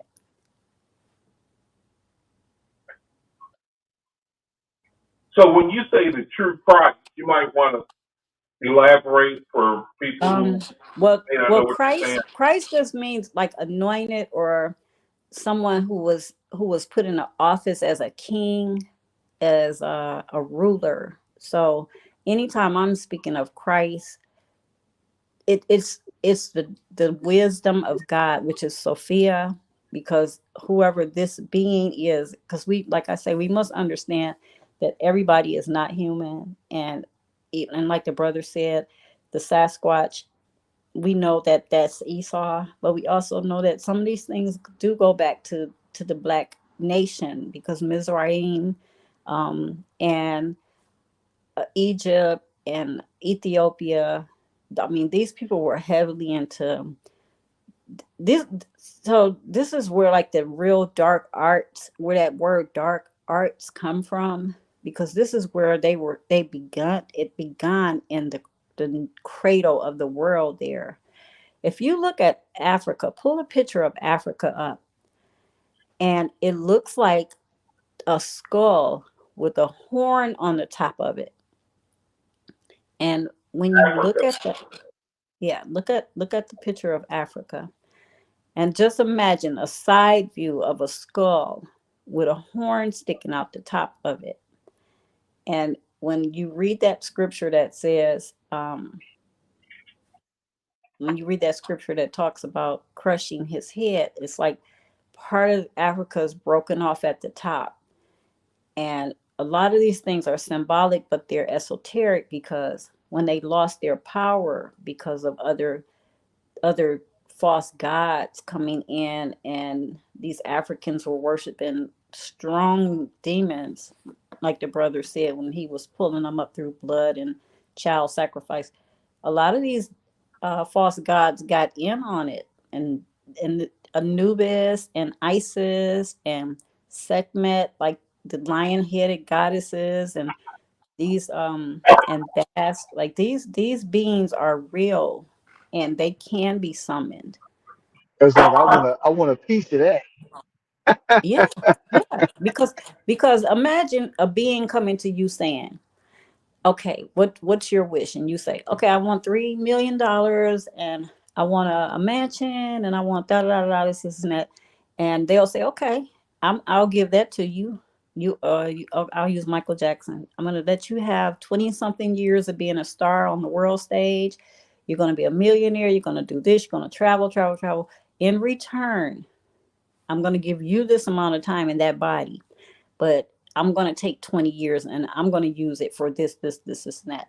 And most of these people are saying, okay, yeah, because they don't realize now we're going to take you to the sunken place because you gave us the body. We need a vehicle. We can't come to Earth unless we have a vehicle. So I And need a body. everybody knows if you are at least 30, 40, 50 years old, Michael Jackson had whole countries on lock. Yes.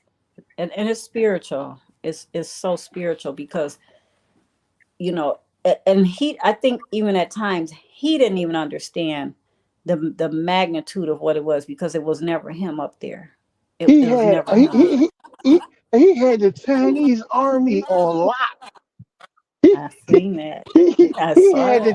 the Chinese army dancing in the 80s. And like, but But now when you see, ironic. Go ahead. arrested, I'm sorry. when you see the Chinese army now, boy, they straight jawed up, stone faced. But back in the 80s and the early 90s, boy, they was just dancing around with Michael Jackson and everything. But when Michael, I'll tell you something. I watched this thing with him, and he grew up Jehovah's Witnesses, but when he died, well, like before he died, he had started, he was becoming Muslim. But even before he did that, like after he did that, he Didn't started he like die today? Isn't his death today? that I couldn't tell you. Yeah, I I think don't he know. died on this date today.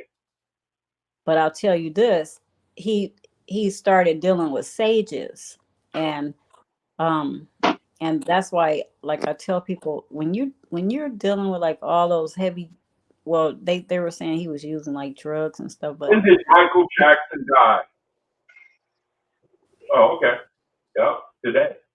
today I'm sorry, go he was ahead. dealing with, no, it's just because people, we look at people and we say, oh, they're good entertainers and they doing this and doing that, but we don't never know the dark side of how they got there. And you look at him as a child, and even when I was a kid, not it's this one song that he has, and I don't remember the name of it, but it says like, um he's like, when I had you, like when I had you, I don't remember the name of it, but even as a kid, I used to watch Michael sing that song, and I used to say to myself, like, he is in so much pain. Like my spirit used to, like, I used to feel like he's a little boy, but he is in so much pain. Like, Yeah, how is he was he able he to was a sing that song? child, but Yeah, like he was singing adult lyrics. yes, that's what I was thinking when I was a kid. I was like, he is in so much pain. Like, why is he able to sing that? But knowing now what I know, of course, Michael had to have been ran through sexually by everybody. To get that kind of fame, you have to have that Oh kind of pain. hell yeah! You have to have that kind of, you have to have that type of Especially pain to be able what's to his sing name? those kind of songs, to put that kind of vibration out into the world. Because Yeah. even all of his siblings, none of them, even Janet, and she's the closest thing to him, they've never ever. But you look at them and you look at the lives they lived, and like these dark stories are behind this fame because they're dealing with really dark forces that is giving them everything they want here so that they could use those In the corporate. bodies. Yep. In the corporate. Yep. Hmm. Hey, Brother David Long says that abracadabra has to do with the rates and grades of Essenes and mortals also. He says 608, a census of mortals and angels would be made, and part of the enumeration was listing of the grades and rate of each individual. Those individuals in the resurrection were tallied into. a tablet called the Abracadabra. He says there's more on this later in OAHSPE. Yep. And daughter of the Great Spirit, I don't think he was murdered. I don't think any of these people are murdered when they say when we hear that they've been killed or something like that. They of course they're not being murdered because they they first of all they never existed. If brother Yaquab would type in Egyptian mummy that looks like Michael Jackson, you'll see exactly who he was because they move through time. They just incarnate. Egyptian mummy that looked like Michael Jackson. Egyptian mummy that looked like Michael Jackson. He did a video with an Egyptian mummy too, didn't he? He Remember did the a time. video. See it? Oh yeah, That's real. yeah, yeah. Oh look at. Oh man, Yeah, that's this real. is a Um, trip. hmm and Look at and that, it's man. because they incarnate through time. They're immortals. They are immortal, but they're immortals on the dark Exactly. side. You scaring me, man. Where do you get this information Hey, from? you know what? It's funny that you brought that up because I seen a clip today That is where a trip. it was I think it might have been a Facebook meme, but it was a concert that Michael Jackson was at, and it showed him at a concert. He was on stage, and he was taking his glasses off, Uh, and he was taking his glasses off real slow, and then people were fainting, like they was just like they was falling out. But that was the power that he had in the 80s. And like mm-hmm. when you look at it now, it's just like this dude had some this dude had some power back then. Yeah, it's spell work. It's yeah, absolutely. Daughter of the Great Spirit. Their shells is their shell is a vessel. It's the Merkabah because um they always incarnate into the same families. They keep the money in the same families. They'll come in as a nephew, and that nephew will become very famous. It'll be the same ancient being though. They'll come in as one of the members of the family. They'll have a great gift of singing, writing, dancing, something. Um, I they're wouldn't I very wouldn't be surprised if somehow that lineage isn't connected to like one of the 13 families. You of know what I'm course. saying? It's like look at Elvis Presley. See, it's always in their name. So Elvis Presley, the first two letters of his name is L, and L is God. Like Michael L. His last two letters is L. It's God. It's always in their name. So Hey, many hey, people. Snap. Omian is asking you a question. Yeah, hold that thought about L. He's Yes, OAHSPE got College work. University, the Merkabah. I'm sorry, brother Yaqua. What did you say? Omian. Onion? Omian. Oh, I'm not. Say what you're saying. Omian. Omian. OMIN. I'm gonna have to jump off though, y'all, because I gotta get up early in the morning. But man, it's been Hey, great. yo, appreciate you, man. This has been an It's been a experience. great evening with y'all. Yeah, it's like this is like so much information out there that, like I said, in the OASP, it talks about all of it, and sometimes we'll read it, but we've been so filtered through the Bible and through religion that sometimes it's too much, it's overwhelming, and we'll say like this can't be real, or but we are in a spiritual dangerous place, but um, there's nothing greater than Jehovah's power over us, and Right, and that's why it's a need for these conversations. I love yeah, it. I love it. like when he said these visitations mostly come to white people.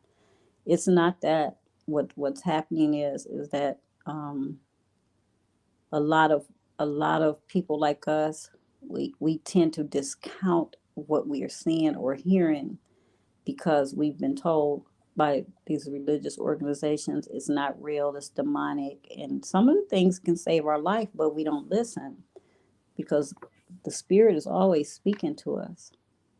Absolutely. Absolutely. Only wanted to know what your definition of the Merkaba is. Um, it's a vehicle that's spoken about in the book of Ezekiel. It's it's our body. So it's the flesh and blood body because we are spirit, and so in order for us, only way we can have visitation on the earth is we have to come in. That's why it says you must be born of spirit and water. That's the mother's water breaking, and you are the spirit. So you incarnate into flesh. So you incarnate into a vehicle, and the vehicle is always represented by a star. If you look at a star, it has 5 points. That's our two arms and our two legs and our head. A Merkabah has 6 points because that's means the highest point is north. It would be God, and the lowest point is down. So it's like the lower darkness. So that's why that one has 6 points. But it's called the Merkabah. If you look it up, Jewish people call it the Star of David, or some of them call it the Star of Solomon. It was a signet ring that was given in the Bible to the to Jeconiah, and he was supposed to build the third temple.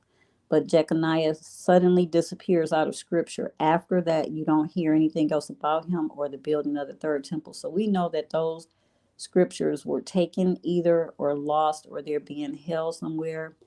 Um, but it remains to be seen how that third temple will manifest and what it will be, because the book of Revelation says it will come down from heaven and it gives dimensions of a like this huge square that will sit in the middle of the earth. The Tetragrammaton is the name of the creator, Brother David Long, or so it's supposed to be. So the significance of Michael Jackson's mummy is it's a saying that he was previous to ancient time. I mean, it sounds like. You're not saying that he was reincarnated, right? Sure. If that's a way that you can use it, reincarnated, but reincarnated would mean that um, it would mean that would be something that would be applied to a human. But these people are not human, they're gods. So they're taking on vessels. They're coming into a vessel. That's why in the Bible Jesus Christ says a body you prepared for me. He said God prepared a body for him to come in as that being of Jesus Christ. So these bodies they don't come in like us with no knowledge of who we are. We got to be taught how to eat and drink and what to do and where to stand and where to learn. They come in fully with the knowledge of who they are. And this is why Jesus says when he was baptized in the water, he says he came out of the water and the heavens opened up to him. So his pre-existent life in the realms of the heaven were opened up, or he understood them again. He Okay, because I he want to get this right. So, because I know the OAHSPE teaches against reincarnation. So, when you talk about Michael Jackson, then hmm he was basically, you're saying that he was a body that was prepared for a deity that was in ancient times. hmm So he was yep. incarnated, but he hmm wasn't reincarnated. No. So He was it's incarnated. And you know you what? know How do you harmonize that with Matthew 4? Just curious. Where Satan says that all these things, the kingdom, he showed Jesus Christ, the glory of them, all these Yeah, things. because I'll give it he knew exactly. Listen, he knew exactly who that was, and that's why these uh, people kept asking him, "Are you the son of the Most High God?" And he nowhere in Scripture does he ever answer them because he had an agenda when he came here. So when they asked him, "Are you the son?" So finally, Satan figured out who he was, and so now let's make a deal because I know you're coming here to take this kingdom from so me. Let's make. let me interject before I forget. Mhm. So false gods, you're saying that they have Lewis too. They have what? False gods, they have Lewis too. Loois, like the OAHSPE talks about Lewis for raising up the faithless. So Hmm. it sounds like it's true for false gods too. They bring parents together for the purpose of raising up a body Now the so that Lewis, they can the Lewis, incarnate. Yeah, go yeah, ahead. the Lewis and the Wasp, that's talking about angels that can manifest themselves, or in terms of people who are clairvoyant or clairaudient, they can hear and see angels. Um, Okay. I but mean, what's the equivalent for false gods? Is what I think what I'm asking. so What's like the equivalent? like with the whole reincarnation thing, that's one thing I like about the WASPy. And before I came across the WASPy, I always felt something was a little bit off with reincarnation. Like, okay, well, if suppose I die, and they say that, okay, well, when you die, you're gonna be reincarnated into another body. So that means that if I'm gonna be reincarnated, okay, let's just say this: I'm a black person, right? And just to Hmm. say it so happened that I passed away. And they say when you reincarnate, before you reincarnate, your memory gets wiped. It gets swiped. You don't know anything. Hmm. So you Hmm. take on another body. And they say that the next body you take on, you come back as a person living in China. Hmm. So by you come back as a person living in China, who's to say by you coming back living as a person in China, you come back as a female, and you don't know that your own family members are pedophiles. So now you have your Hmm. own mother and father doing pedophilial things to you. But nobody told you that when you cross over and die, and you supposed to come back as another person, you're gonna come back in another body, and you're gonna be raped and all this type of stuff. Like, wait a minute, man, something ain't right, man. With this whole reincarnation stuff, so I started digging even further. So I came across a book called, if you can, brother, get a book. It's called 30 Years Among the Dead, right? Mhm. And in that book, this guy, him and his wife is clairaudient, meaning that she can hear spirits of the dead, people who have crossed over and died, right? So if you ever heard of what is her name? Helen Blavatsky. You ever heard of her? Madame Blavatsky?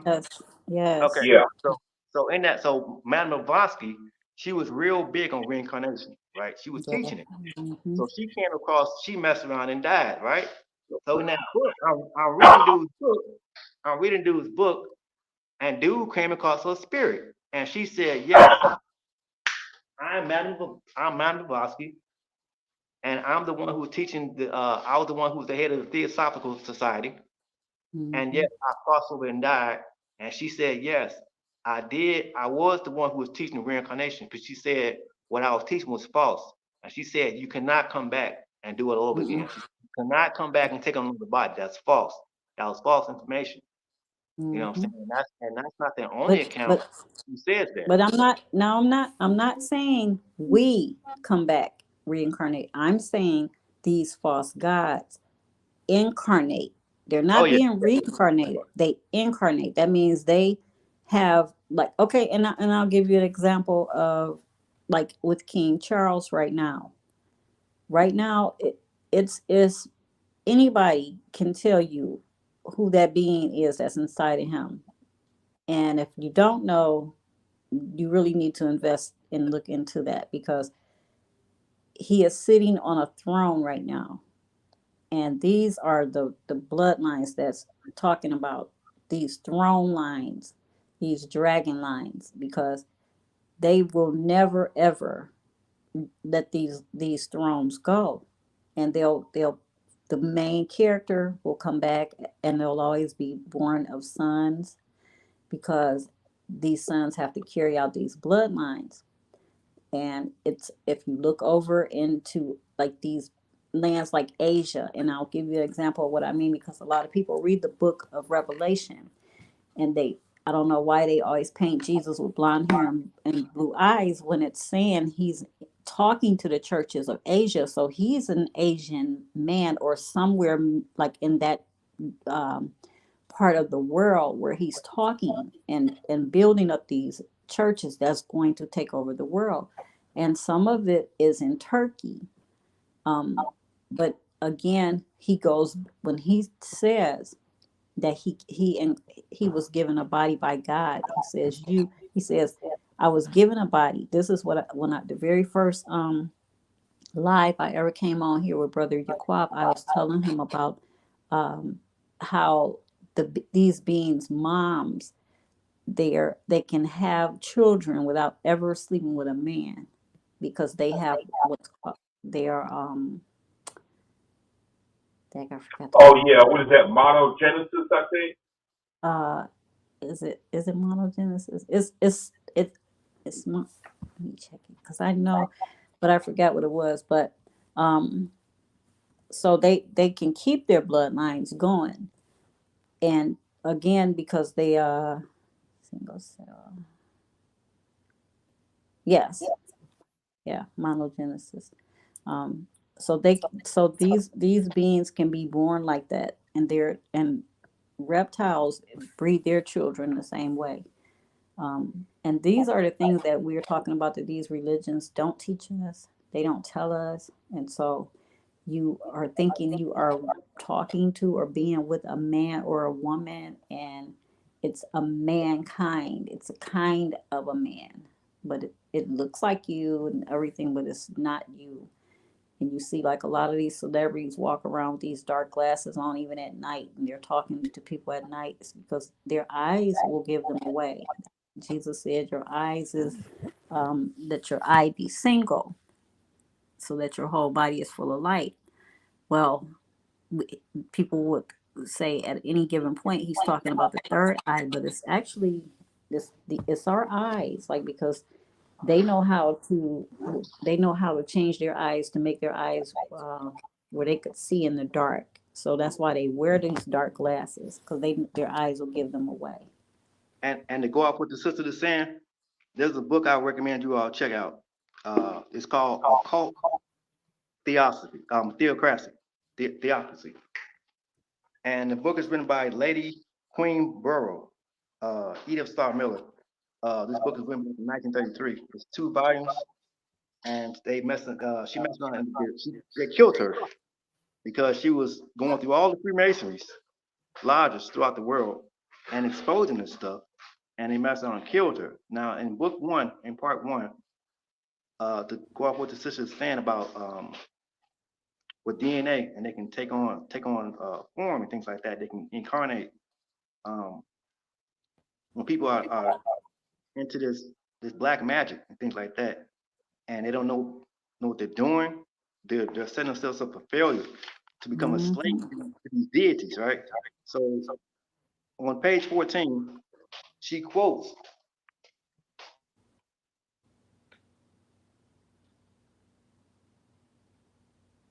Hello. she quotes from this book. It's called Within Light Bearers of Darkness, right? And this is on page 118, and she's talking about these beings, right? And she says here, she says in the book, Inquire Within, she says, further suggests that there's a group of flesh and blood men who can form etheric links. So you know what etheric is? Etheric is the what you can't see, right? So let me read it again. She says, inquire within further suggests that there's a group of flesh and blood men who can form etheric links from any distance with the leaders of these societies, and who secretly work by means of that light, which can slay or make alive, intoxicating, blinding, and if need be destroying, unweary men and women, using them as instruments or light bearers to bring to pass this mad and evil scheme of world domination by the Yep. God people, the Kabbalistic Jews, right? And then you, The and cabal. then you further go down here, and she says this: some of these people with this Kabbalistic Kabbalah, this magic, they don't know what they don't really know what they're doing. They think that they're in control, but these beings are these beings that you can't see. They're the ones who's pulling the strings, right? So she says this. Mhm. She says the book Inquire Within further comments. It says it attempts to show that it leads to mastership and self-control, but on a careful consideration, it proves to be merely conscious mediumship inspired by crafty and willful deception, giving the adept a false confidence, inducing him to let go his physical senses and work upon the astral, like the sister's talking about the astral world, astral projection, right? She says, and work upon the astral were enclosed by formula, given that these masters themselves uh, become completely at their mercy. So what she's saying is that these people who was dealing with this black magic is getting in contact with these beings, and these beings are the ones who's pulling the strings. And if they don't do what they say, bad things start happening to them. You know what I'm saying? It's like what the sister Mhm. said. These beings can incarnate and things like that, and and and people come across these people and they think they're for good, but they don't really know what they're really dealing with. Like you're actually dealing with a demonic entity. Just because the outside looks pure and good, the inside is wicked and evil. You know what I'm saying? So like you can correlate that back to the Bible. What type of God are we dealing with here in this book? And these people that's following this deity, you don't actually understand that you're following a demon. Yeah, Like it's like you ever heard of Manly P. Hall? yeah, man, yeah, I have his book, The Secret Teaching of All Ages. He's a Mason, high Mason. Matter of Yeah, fact, when so I it's brought him up, he came out of his own mouth. When I was doing my research, I'm like, what was black folks' religion? Because if it wasn't Christianity, Judaism, Islam, what was it?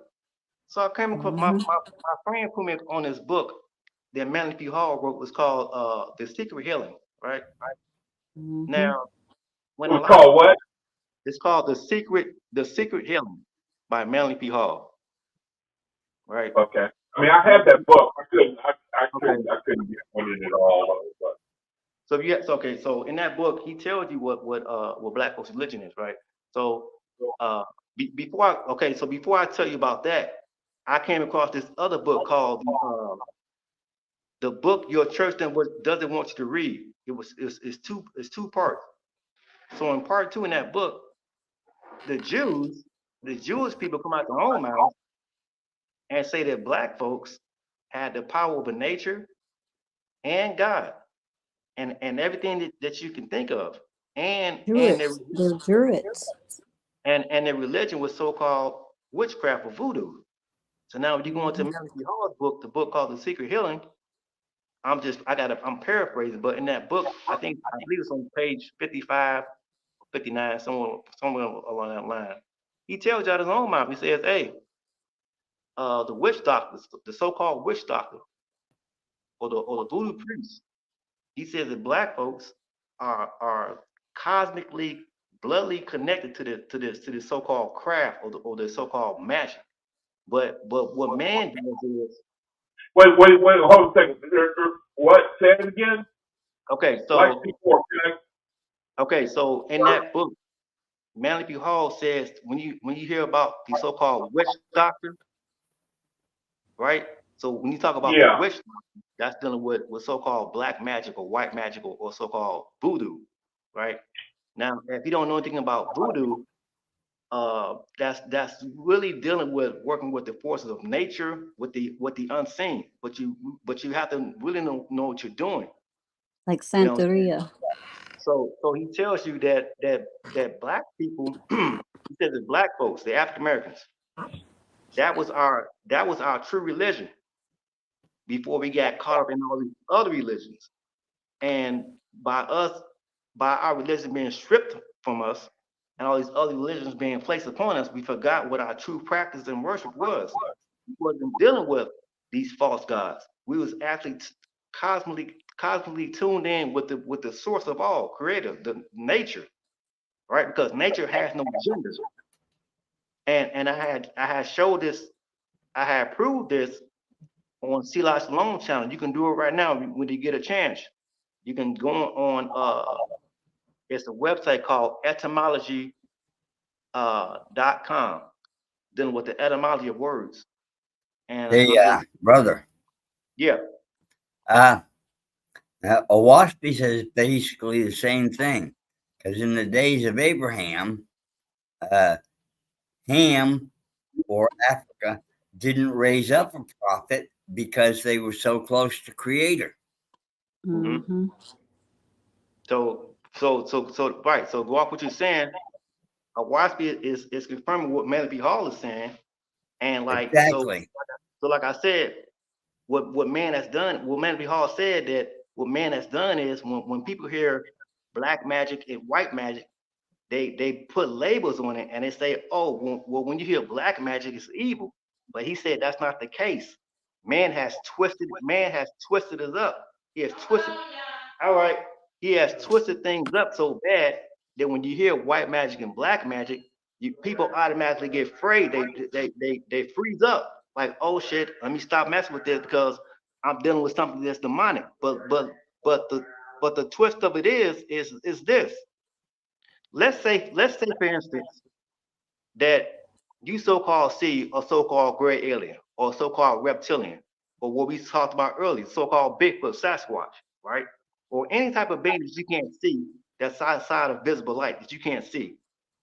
Now we know that men and women are capable of murder or killing, right? We are capable of doing those things. Are we not? Don't we kill each other every day in the street? Yeah. Dealing with pedophilia, we mess with raping little boys and girls. We know when we know that's not right. Okay, so if we go by that analogy, and we know that man is capable of doing evil things, let's just say that one of those beings supposedly manifested itself, and you will stand at this thing face to face.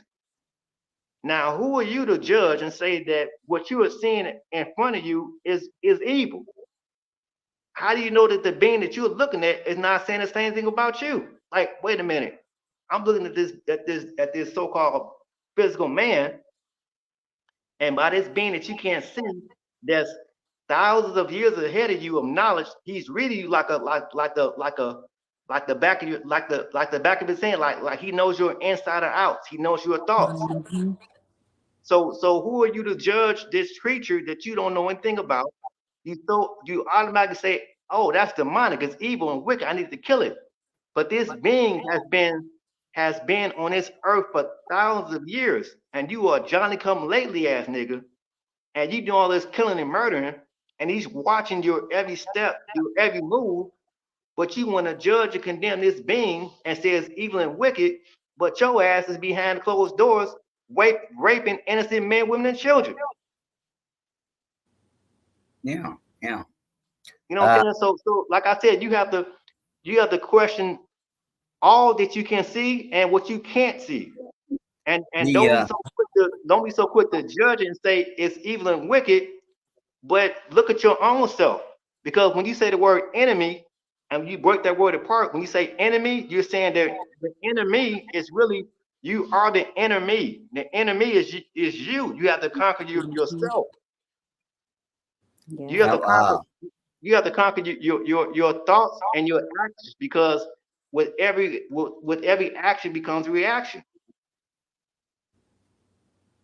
What I was going to say is you can tell whether or not a being is evil or good.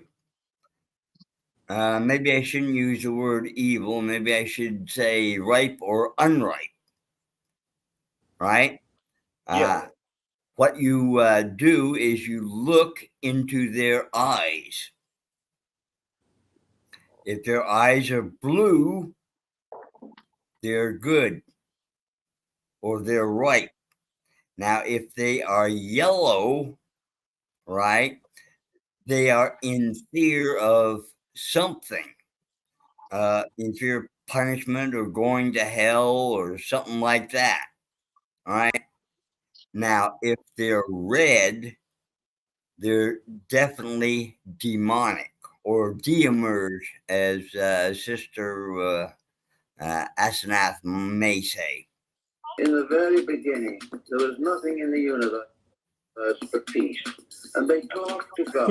I'm not them. interrupting you, Brother David. I wanted to say this. This is Mandy P. Hall's lecture. And he is saying exactly close to what you're saying. Run the universe now. Hold on a second. And I'm the sorry. moment that he said that was the moment of the great disobedience. So he's talking about Lucifer. The heavens completely changed. Everything changed. The sky was filled with great spiritual power, with all power, all splendor, all skill, and the thunder and rumbling voice that could be heard everywhere. And it is thus that the pride of Lucifer opened the abyss of the self, opened the world of sorrow and pain. And because he could see no God until he disobeyed, and then the whole glory of heaven broke upon him. Now there's something about this that's almost a beautiful myth or legend that can be carried right on down. So the man taking over the universe because God didn't seem big enough to handle the job. So that goes along with what you're saying about looking at their eyes. And he is talking about Lucifer because these people are the Theosophy Society and people like Madame Blavatsky, even Hitler, they believe that Lucifer is the true creator, that Jehovah is not the real creator, that Lucifer is the creator.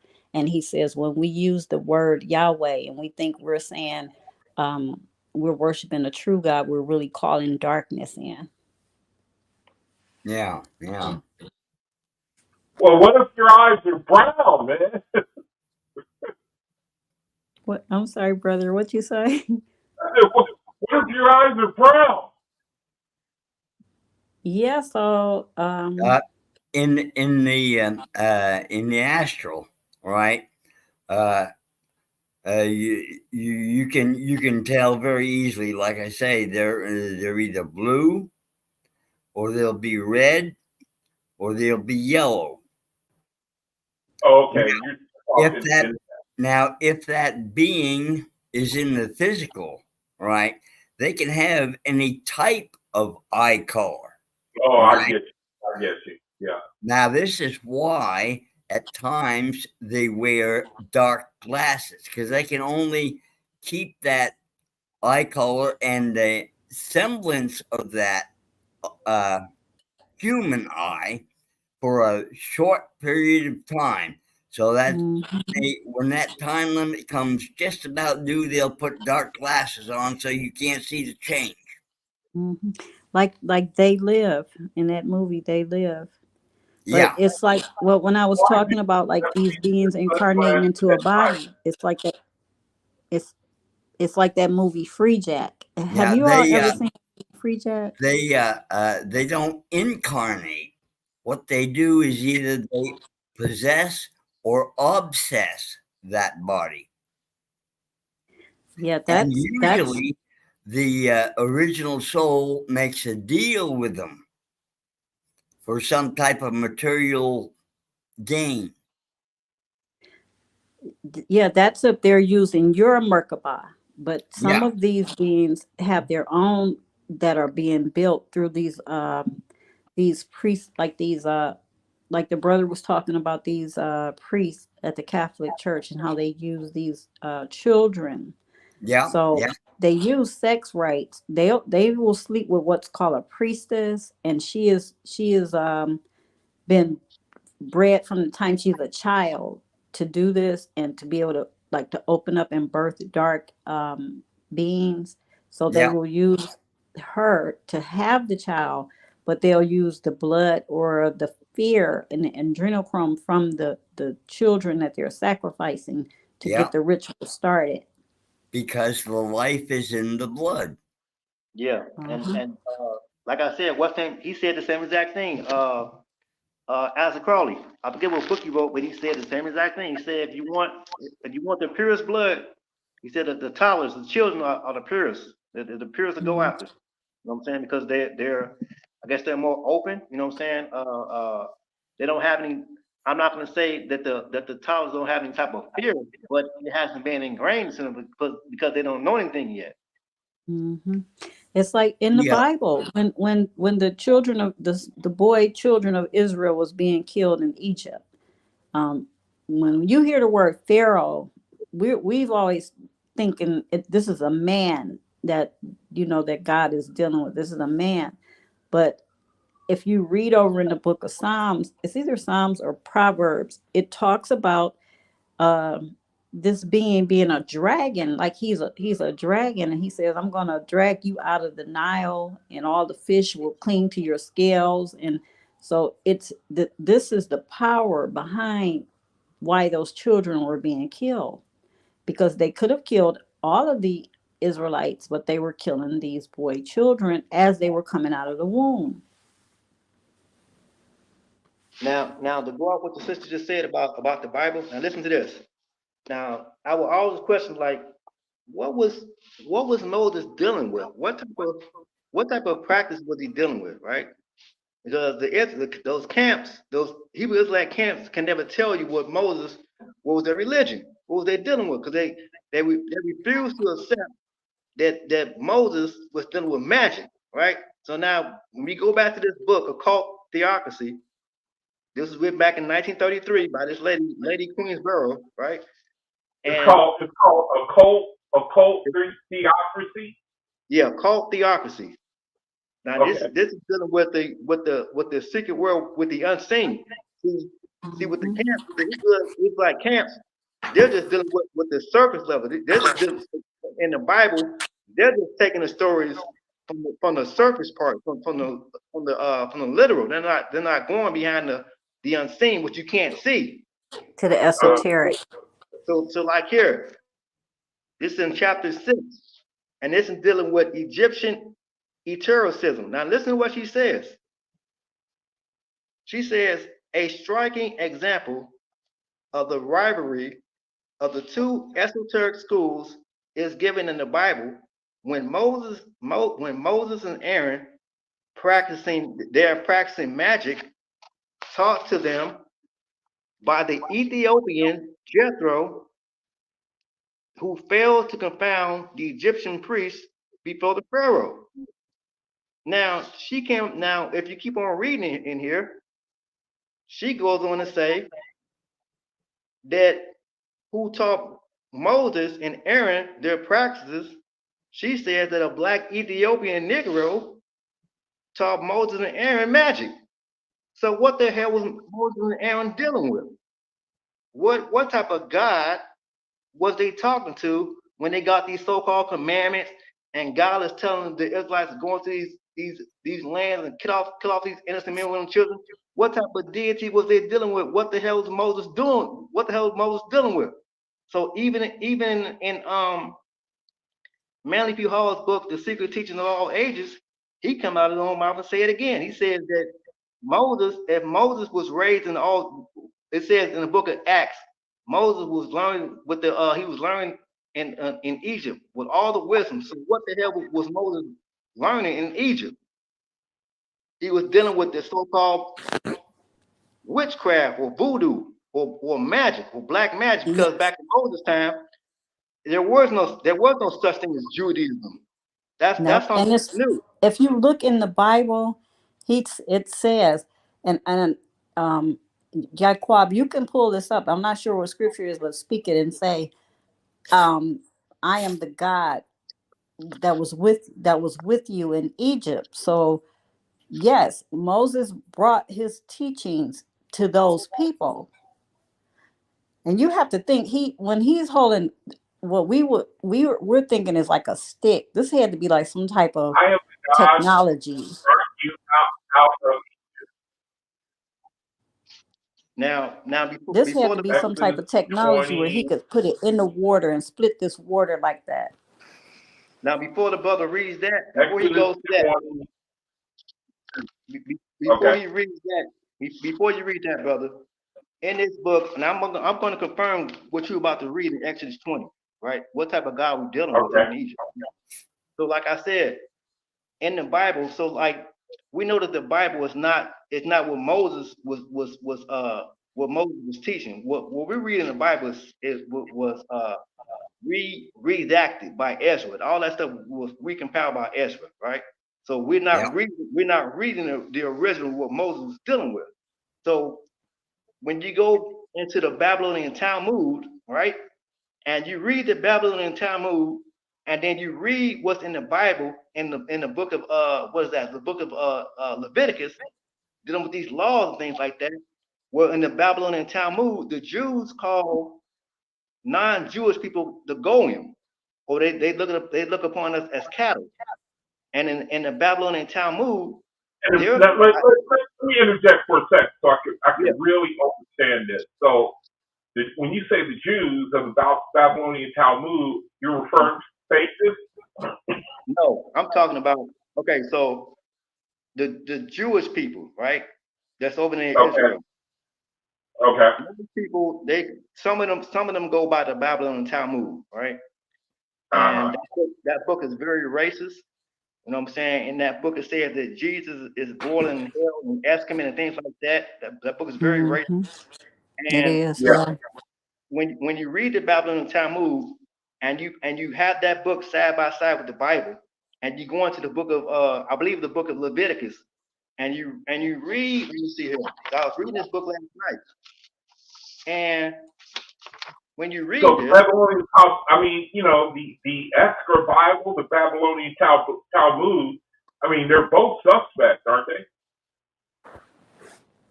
Well, they're esoteric, so that's Escher, what he's telling you. yeah, the Escher Bible and the Babylonian Talmud, I mean, they're both corrupted. I think Brother Sheila Shalom did a presentation on that. Yeah, he did. He did a presentation. He was talking about the Sephardic Jews, right? And they have a different type of style writing than the Jews that were taken captive in Babylon. They use a square script, and You mean the Middle Eastern Jews, the and Sephardic, the Sephardic the Middle Eastern Jews, that right? were in Israel, that were still in Israel, that didn't get taken captive and go to Babylon. They got a different script. Wait a minute. Let me stop you, Dave. You mentioned the Sephardic Jews, right? Right, those are the Jews who are the European Jews. Those are the ones who like Khazaria, Oh, Russia. okay. Those Jews, right? So those are the ones who dealing with. Let me stop. I want to get this. The Ashkenazi, aren't those German Jews? Yeah, those are Germans. And the Sephardi are Middle Eastern. Well, they all come from the same stock. Okay. You know what I'm saying? They come from the same stock. So Okay. But they're all. I mean, they both are derived from, or they subscribe to the Babylonian Talmud, Sephardic and Ashkenazi. right. Okay. They subscribe to right. They subscribe to that. But you know what? Let me ask this. Forgive me for interrupting. Now I've always understood that the quote unquote Sephardic and the Ashkenazi, that they only go back as far as King Bulan. Yeah. So Yeah. the King Bulan, that's dealing with the Khazarian Empire, right? Those are the ones who converted. Those are the ones who who so-called converted to Judaism. They're Right. converts, Right. right? So like I said, in the Bible, like what you're reading right now, you're not reading the actual words of Moses. Moses didn't write none of that stuff. You're dealing with Ezra. Ezra, when Ezra was in captivity, they didn't have a Torah. The Right. Torah got burnt. It got lost. So he had to come up with something else. So when you go into the book of Second Esdras and the Apocrypha, Uh-huh. when the book's taken out, you go into that book, Ezra tells you that he took a drink and he got filled with the Holy Spirit, and then he got so-called possessed, right? And his being, this deity is telling him what to say, and the scribe is So writing down what he's saying. his deity introduced Moses to Esther. Right. So it tells you in the book of Acts, he says that so this deity, so who was the deity that Moses talked to when he got the Ten Commandments? Because it wasn't a creator. Right. He didn't get those laws from creator. That was an angel. And then if you want to take it a step even further to show you that what you're reading in the Bible, that's a cover story. You're not reading the hidden meaning. So you can go right now to the book of Galatians, chapter 4, verse 24, and it's going to tell you that what you're reading is an allegory. So we know, so if you know what an allegory is, and the Bible tells you that these stories that's in the Bible are allegories, then what the hell are you reading? What are you reading that the elite Galatians chapter 4, verse is 24. reading that you don't know about? So what you think you're reading the Bible actually took place, Galatians didn't chapter actually 4, happen. verse 24. Yeah. Galatians chapter 4, verse 24. It's going to say that these things are allegory, and they're going to mention the name Abraham and things like that. Can you read that? Can you pull it up? Yeah, hold on a second. Let me I gotta put it on the share the screen. Hold on a second. Okay. Man, that's wow, man. I've read it so many times and never have come to that conclusion. That verse right there, that one verse alone, tears the whole Bible down, tears the whole belief system down. The Bible tells you right there that what you're reading are stories, are allegories. It never took place. So that means that what you think you're reading actually took place didn't actually happen. But the elite, the so-called Illuminati, they're reading the true meaning of the story, but you don't know what it is because it's not for you. I It's like interrupted Dave. it's like I was talking Let me last bring week Dave about. back. I interrupted. I interrupted Dave. Let me bring him back in. It was like last week when I was talking about the Dave, rivers coming yeah, out. hold on one second, because I interrupted Dave. And I I'm want to sorry. bring him back in so he can finish what he's saying. Just hold tight 1 second. Okay, yeah. Go ahead, Dave. I forgot what I was going to say. Sister, you go ahead. Sister Ashnath, go ahead. Are you sure? Yeah, God, I done lost my train of thought, ran off the track. Hey, I'm sorry, brother. That was my mistake. I shouldn't have done that. No problem. Only It'll thing come I was back gonna to say is me. like when it's like the brother was saying these are allegories. It's like when we were talking about the rivers when I was saying about the gold in the land, but it talks about these 4 rivers, and if you look at the word rivers in the King James, it's never talking about real water. Rivers always represent people. It always represents that's why I say it's like the foaming seas or the rivers at rest. And when it talks about Jesus walking on the water, it's like him controlling the water, or the Spirit of God hovering above the waters. But waters always represent people. That's why when you read when it says in, let me see, this is Isaiah 19:19. It's an allegory. Yes. So Isaiah. Everything is an allegory. Yeah, you Yeah, see in that Bible. Yeah. read that verse. I'm sorry to cut you off, sister. Read that verse, brother. Just read it. Galatians 4:24, which things are an allegory. So they slip that in on you. Isn't that something? I can receive that.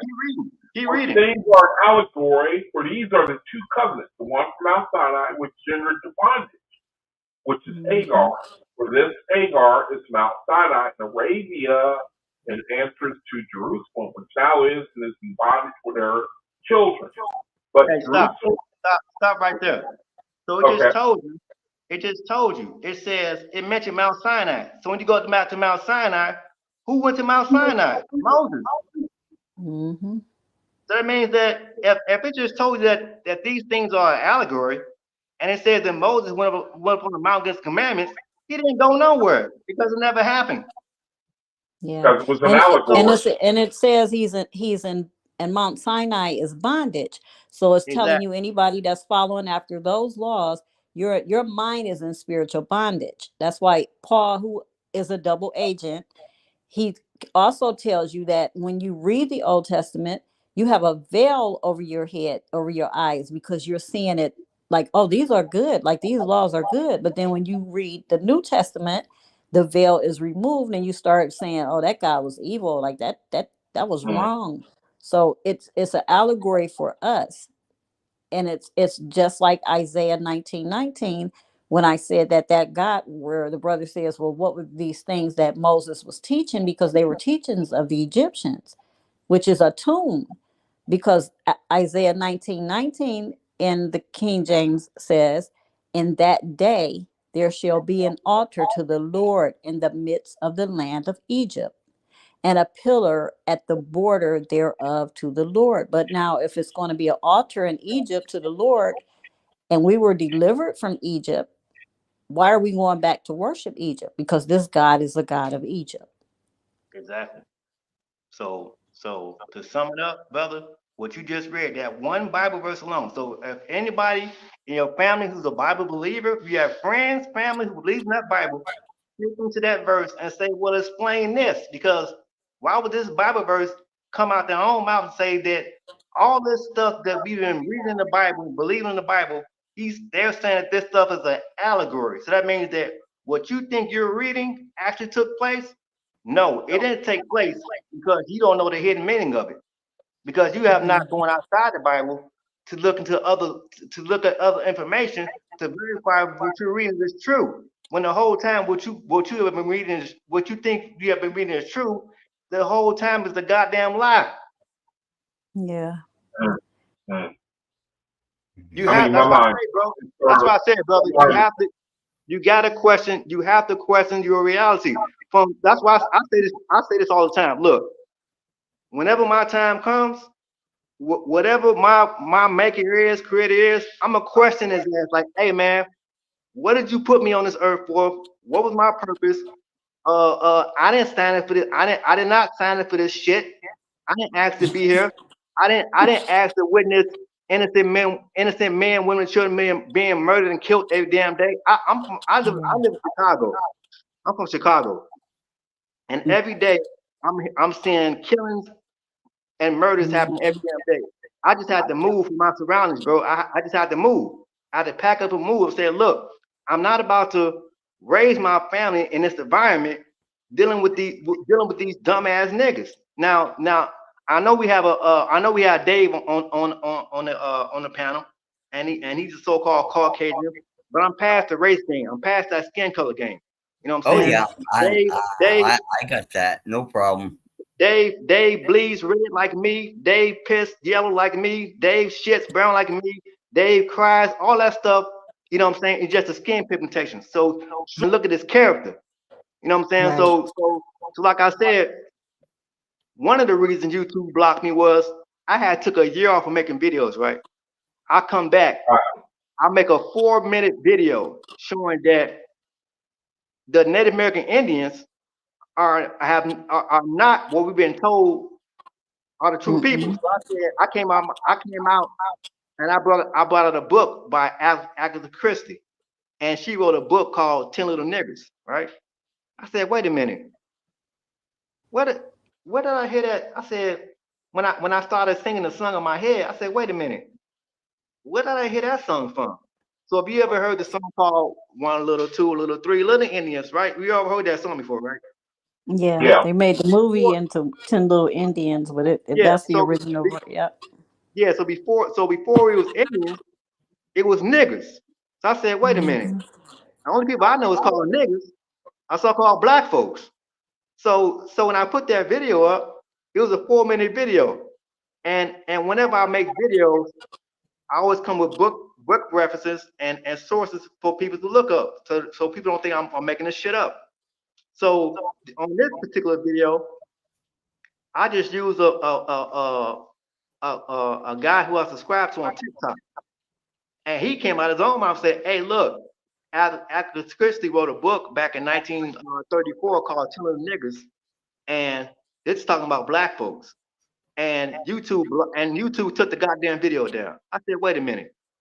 I've been gone for damn near 2 years making videos, and YouTube want to come back now, and they want to block me off a 4-minute video, and I only talked about us being in India for then the 2 minutes, and then for the rest of the remaining minutes, I said, hey man, I had to change my environment because I'm living around a bunch of dumbass dumbass people that's making stupid decisions, you know what I'm saying, in their lives, and that shit is affecting my life and my environment.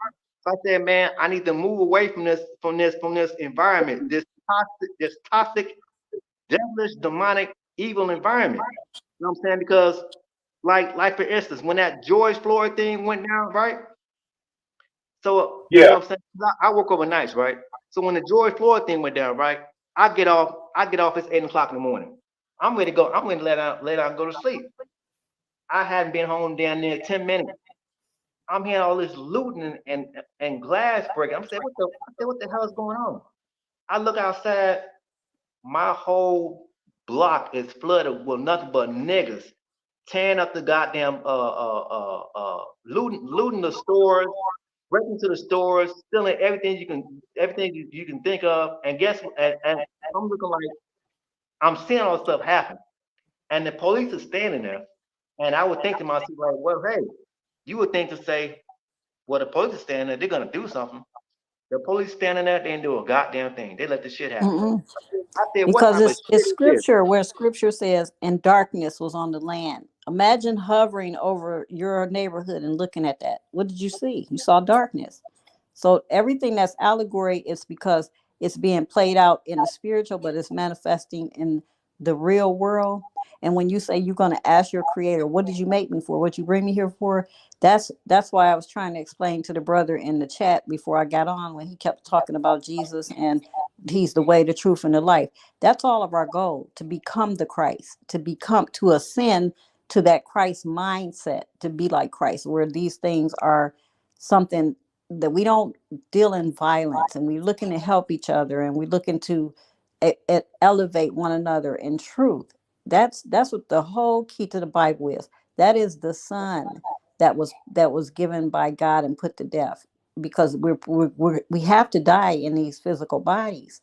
So God gave the son to the world because he loved the world, so that whoever believes in him will have everlasting life. So we are the son because we are giving our time. We're doing that preaching work. We're ascending people. We're telling them this and that about the creator. But we are put to death as a cross, because we are. If you stand, put your feet together and stretch your arms out and hold your head straight up, your body is shaped like a cross. This is why a lot of the celebrities, when you see them singing, they'll do that pose. They'll put their arms out and they hold their head up, because they know the esoteric meaning of it, that they are here to do a job, and they're dying. They're that dying and rising sun. So Like a yeah. sacrifice. So like for Hmm. me, I always use my personal self as an example, right? So I shared this story with uh one of Sonetta's people on their platform a couple of months back, right? Hmm. And what happened was back in 2016, my 6-year-old son had got shot down, right? So what happened was I'm sorry. I had to go to work, and before I went to work, he asked me, he said, you got a couple of dollars I can use. I said, no, I don't keep cash on me, right? So I get home Hmm. from work. It's about like 3 in the afternoon, and I see him again. He's outside playing with his friends, but he walks off, and I guess him and his friends go down the street, go down the hill, and they go amongst the other friends and they're playing around or whatever, right? So I haven't been in the house no longer than 10 minutes. I go upstairs and then I'm hearing all this arguing back and forth. I said, what the hell is going on downstairs? They said, Jeremiah just got shot. I said, who? I said, your son got shot. I said, no, you gotta be joking. I just seen him do 5 minutes ago. They said, no, he just got shot down. So we get there and he's laying there and they put him in the ambulance. Now, so they took him there to the hospital and they was working on him from 4 in the afternoon to 8 in the morning. Now remember I just got off work. Now I had to go to work the next day. So now I'm at the hospital and they're working on him and he had to have 5 different blood transfusions because it wasn't working, right? So now here comes 3:45 in the morning. And they're about to get what they call it quits because they call it cold blue. And when they call cold blue, whenever they're working on someone that's in the ICU, that means somebody's about to go to die. Because they told us that, hey, there's only 2 options for your son to live. He's going to be crippled for life, and he's going to be put on a colostomy bag. So you got to choose. Either you want him to be in that state of condition, or he's going to have to die, right? So it's me and my wife. We're there, right? Now, so here comes the cold blue. It's 3:45 in the morning, and they come in there, and they say, "Hey, we're about to." Now, I don't know if they were supposed to have let us come in there and see the procedure go down like that, but she didn't go in. I went in there, right? I go in there. It's 3:45 in the morning, and they're doing their chest impressions, even though they have them hooked up to the machines, and the blood transfusion is going through and things like that. It's not working, and they're doing their chest impressions. And if you have ever seen somebody die in front of you, it's your own baby. You know what I'm saying? And they just call it quits. Like this is all we've done. And like I said, to use David as an example, with the skin color game, I'm done blaming the white man. You can't blame the white man because the white man Mm-mm. didn't shoot my baby down. It was Mm-mm. a black person. It looked like me. Mhm. Yep. All that blaming the white man, it's the white man's fault. No, that shit is dead. You can't blame him. He wasn't there. You know what I'm I'm saying? sorry to So hear that about your son. I appreciate it. You know what I'm saying? Like I said, when he passed away, I went to work the same day. Yeah. You know what I'm saying? I mean, just imagine how much stress that is, man. I'm the only person in my family that's working. I'm the only income in the house. You know what I'm saying? I take time away, like when I was making my YouTube videos, I'm taking time away from my family, pumping these videos out, putting this information out there. You know what I'm saying? Like, hey, this is what it is. This is what we dealing with. All that blaming the white man shit about him bringing us on slave ships is way deeper than that. Because if you want to blame the white man, I can go even beyond that and prove to you that it was black folks that put us in this condition. The white man just took Mhm. after what he learned from black people. Yeah. Well, but again, like you said, I don't know if it was you or the other brother who said throw the Bible in the trash, but that Bible it's a witness against us because it's like that God is showing you how these tribes were fighting and killing each other, how they were selling each other off, how these were their own family members, where they were taking the women and just doing these atrocities to them, stealing from each other. It's like even with Jacob, and Jacob's mad at his father-in-law Laban because he's like, this guy changed my wages 10 times, but 3 or 4 chapters before that, he had promised the creator that if you just let me live and give me substance, I'll give you 10% of everything I get. But when he got that 10%, he hoarded it. He didn't share it. So then now it circled back around to his karma. This guy cheated him because he cheated the creator. But it's always been that, and this is the deep secret that they've always tried to hide, where they're saying, the Africans and um, we're over here and we're their descendants and things like that. No, I don't want to be descendants to somebody so evil who would have sold their kinfolks off for anything. Well, I was going to say, just think about Joseph for a minute. His brothers sold him into slavery. Absolutely, yes, yeah. It's seeded through the whole Bible. It's all through it. I'm It's still and waiting it's for it's like somebody. I'm still waiting on someone to answer the question because, like I said, it's so many contradictions in the Bible.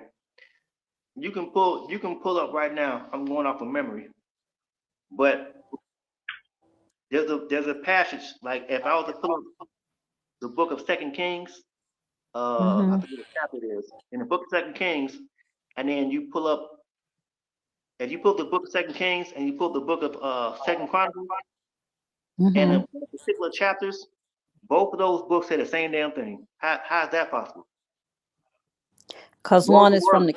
one is from the king's court, and one is from the lineage of the family. The Chronicles is like the births, so it would be like from the it would be like how the city, like the auditor, what we would call it today, like the auditor of birth records and things like that. But then Yeah, the kings would be like from the courts or the government side of it. So those two books are they. I know exactly what you're saying, and they are like that. But it's the writings. It's just like when the Pharisees, scribes, and Sadducees are writing. Their books all look alike because they're all like this would be like the city officials. That's why I said God would be government, Lord would be law, Jesus would be justice. So it's like everything. It it's the esoteric side and the side that we know and what we look at it as and what we think it's talking about is not really ever talking about that because it is that story is always just about us, and I mean just man, period. It's about us, how we are to deal with each other, how we have dealt with each other, what we need to do in the future to become these Christ figures. When that spirit lands on us, that spirit that revives us, that brings us back after the 3 days, which the 3 days in Isaiah is or Ezekiel is 3,000 years, but it's like it's a coming of this cosmon knowledge to wake the world up to out of this deep sleep that we were put into. I'm sorry, I got a train pass in my house. It's to wake us up out of this deep sleep that we were put into when man was put to sleep and the female or his helpmeet was pulled out of him, and without him she was in chaos. So the world has been chaos, in bondage, Hagar in bondage. But the mother above is free, and the mother above is the teacher, who is Sophia, the spirit of wisdom, who is in Proverbs 8, who is teaching us the Shekinah that rests in our heart to let us know to go back to our mate, which our mate is the creator. But throughout the Bible, he's Adam, he is Abraham, he is Isaac, he is Jacob, he is every man that's married throughout the Bible. And then in the prophets, he just becomes the creator, and he starts talking about what are you doing, and you're a horrible wife, Israel, and you're a whore and you're a harlot, and not only that, you're training your sister Samaria to be like that. And but it's us, it's like the people of the world. And then but he says, I divorced her, and then he says, but I love Israel, and I'm gonna go back and get her. And that's what he does. He's doing that now, the creator. So Israel is the faithists. It's those who are, we have said, we don't want this religion, we don't want this racism, we don't want your government, we don't want none of this stuff y'all love so much. We want the creator, we want our godly husband back. And that's what's happening worldwide. We're waking up to that right now. and that's one thing I love about the WASP. Because like I said, when I first came across the WASP, uh, I came across it through a brother's book, right? And then uh, somehow I came across Eli Sloan channel. So as I'm hearing Silas Shalom break this Washington, I said, what the hell is this nigga reading? I said, oh shit, here we go with another religion, with another book. You know what I'm saying? And we've all heard the worn out stories about Nouveau building Mason. He's a white man, a dentist. I'm like, all right, man, we done heard all that shit already. I said to myself, all right, let me read the book for myself. Let me see what's in this book. Let me see if there's anything that's demonic that's in this book. So I'm reading this book. I said, hey man, what is this white man saying? He's breaking this God down, Lord God and God. I said, man, this sounds some shit I've been researching my whole life, breaking this God the Bible down. Like what type of deity we dealing with here? And he's breaking this stuff down. And out of WASPE, opened my eyes up to so much stuff. Like, man, it's so much unseen that you have no knowledge of. And these false gods with these false ass religions have blinded man so bad that he can't tell what's real and what's not. So then when you tell, I always use the Hebrew Israelite camps as an example because them niggas are so lost. Like look, man, you got your own so-called brother that's telling you to read this book. Like for an example, let's just say like for instance that Dave is our teacher, and he said, hey y'all, I have a book for y'all to read called the OAHSPE. And let's just say for an example, let's say we got 4 people on the panel, right? So we got 4 people on the panel, and Dave is our teacher, right? And Dave says, hey, I have an assignment for y'all. I want y'all to read this book called the OAHSPE. But behind all of that, Dave puts, let's just say for instance, Dave puts a $1 million check in the back of the OAHSPE, right? And he says, hey, I want you all to go home and read this book. And he says, okay, the next day we're gonna have a test. And I want you all to turn your books in. Now the whole time, now we're not so we don't know that Dave has put $1 million check in the back of these books, but he had told us to read them. So the next day we come to class, he said, okay, class, I want you to turn your books in. Here's a test in the WASPE. And he says, now when it gives the test is gonna be on the last page. Now the last page is the $1 million check that he put in the back of the book. And he goes around the class and says, hey, what was the last chapter of the book? And nobody, and there's only one person who read it. They says, I'll be right back. Give me 30 seconds. I'll be right back. Okay. I'm looking. So Dave says, hey, did you all read the book? Did you all read the last chapter of the book? And only one person reads it. And let's say the sister read the book. Nobody else read it. And Dave puts the $1 million check in the back of the book. And he says, okay, well, here's the quiz. And you turn the quiz in, and she gets the right answer. And she says, hey, what was the answer for the quiz? She said, well, shit, I read the last chapter of the book, and it was $1 million check in the back of the book. And he says, yes, that was the right answer. And so that means that you have just increased your salary from $1 million to $3 million because you read a book that somebody gave you, and instead of you rejecting it, you read it, and look at your reward. And that's the same thing with the OAHSPE. These niggas are so receptive and biased to read this book because a so-called white man wrote it, and they're not understanding the true purpose of the book, the true purpose of life. They're so stuck on racism when in the spirit world there's no such thing as race. But I love that analogy. I love that analogy, man. In the OAHSPE, it says there are 2 ways that men can learn, but we've been given the benefit of a 3rd way, which is having access to the libraries of heaven. But the 2 ways is through reasoning and through spirit. And so, for me, it's a little bit of both, but it primarily started with spiritual. But if I had Brother Yaqua, before you get off that subject, can you go to Isaiah 29 and go from Okay. and read from 10 to 16, because this is going to touch exactly on what the brother just said. Okay. Isaiah chapter 29. Yep, verse 10 through 16. Okay. Give me 1 second. Isaiah chapter 29. I love this discussion, man. Love this. See, this is my dream come true. That's what I want the room to turn into. A meeting place of discussion. And that brother that came in, he didn't even know where to be found. See how the Creator works? He brought that brother in, and brethren were coming out against him or coming out addressing what he was saying. And then all of a sudden, brethren started coming onto the panel. And so the Creator is just like Teddy Austin. He takes the agenda of the false God and he turns it for his benefit. Isaiah 29:16. Is that right? No, 29:10 through 16. Oh, 29:10 through 16.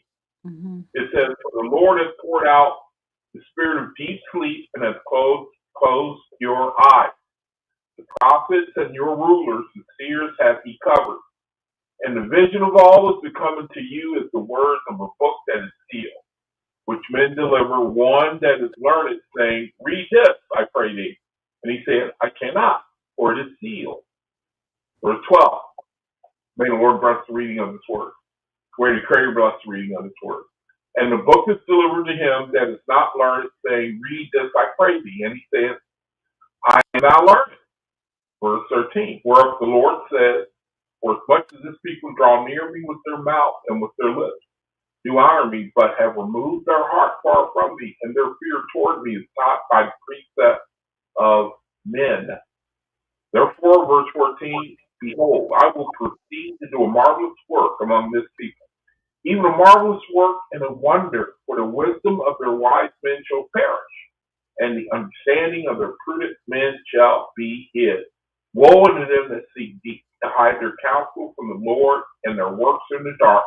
And they say, Who seeth us, and who knoweth us?"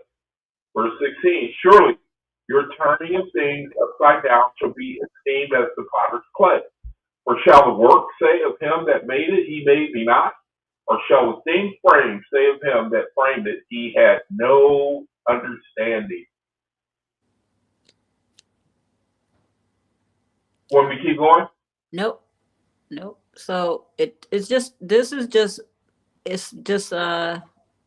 hinges on to what the brother was just saying about that the OAHSPE book. How if someone gave it to them and it had that check attached to it, and they can't receive it because they're looking at it in a biased light. But here it's saying that, the Creator did this to us. It says He's the one who poured out the spirit of deep sleep on us. He did it when He did it to Adam. He put Adam to sleep. He didn't wake us up. And it says we're walking with our eyes closed, listening to prophets, rulers, and seers that He has covered. And then He says the vision comes, and then we're asking people to read it to us, saying, Read this to me because I don't know how to read. And they're saying, well, I don't know either because I'm not learned. But it says if we would draw near to Him, to the Creator, not with our words in our mouth, screaming and hollering in the church and rolling around, talking about we got the Holy Spirit and dancing on dollars. But if we truly draw near Him, search Him out, like we say we knew He was there, but we knew it was something different with these religions. Like it wasn't who we thought He should be. He says he proceeds to do this work and give us wisdom, and our understanding opens up. So it's within any book. It's the OAHSPE, it's the Bible, it's the Book of Mormon. It goes all the way back to the Egyptian tablets of Thoth, the books of the dead. It's because it's a broken tablet. It's those 10 commandments and how Moses came down and threw them on the ground and they shattered. We have like a piece of each one of it. Like if all of us walked up and picked those tablets up, a piece of it, and then we sat down and put it all together and we would have it. It's just the commandments of life.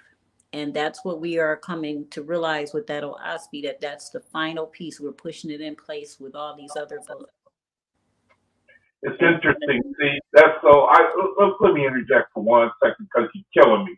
I know I said I wasn't going to say that phrase, but I attribute it to the darkness that's leaving me, and it deals with the what I was saying earlier in the video about the philosophy being like the foundational piece to the puzzle. And Mhm. the other question I had is now y'all were talking about Manly Hall a little bit earlier, and I have that book, but the question that I wanted to ask is it deals with all esoteric books and knowledge, and what I wanted to ask is like, what do you, I think I know the answer, but I want to hear what y'all say anyway. How do you know what to listen to when you hear people speak and you come across different books? What foundation?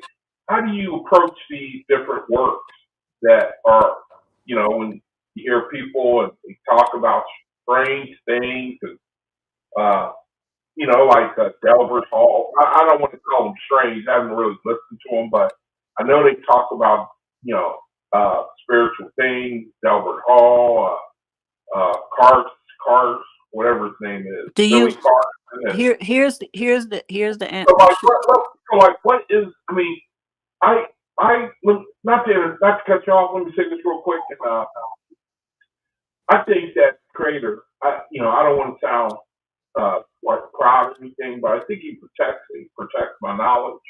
But I'm asking anyway for you, brethren, because you, brethren, I look at your overstanding. That's where I want to, and I no doubt I'm going to get there.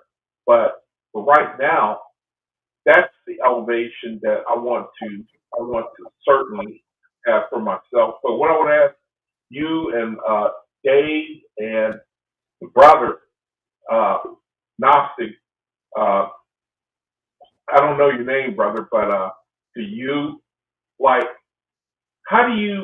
what type of discernment, like, say with Manly Hall, do you, brethren, is his work anointed? Is it someone that is he righteous or is he deceived? What do you, brother, know about him? And then through your answers, I'll be able to deduce how to approach other esoteric work, or at least can have a little foundation. But what is your overstanding on Manly Hall? I'll just use him. Is he deceived? Is he proclaiming in the light? I mean, how do you, brethren, look at him? With me, I would go so far as to say, but okay, so for example, okay, so you have to look at his life. You have to look at his life, read his biography. What was he like in his life? You know what I'm saying? Did he so-called try to live a so-called righteous life or whatever? You read his works, and then you pull for me, I pulled and extract. I say, am I reading anything in here that's demonic that can hurt me? You know what I'm saying? Because whatever you read, you know what I'm saying, you are internalizing that, you know what I'm saying, and that's a form of energy that you're taking in. So what you're reading is it can it be a hindrance to you or can it be helpful to you?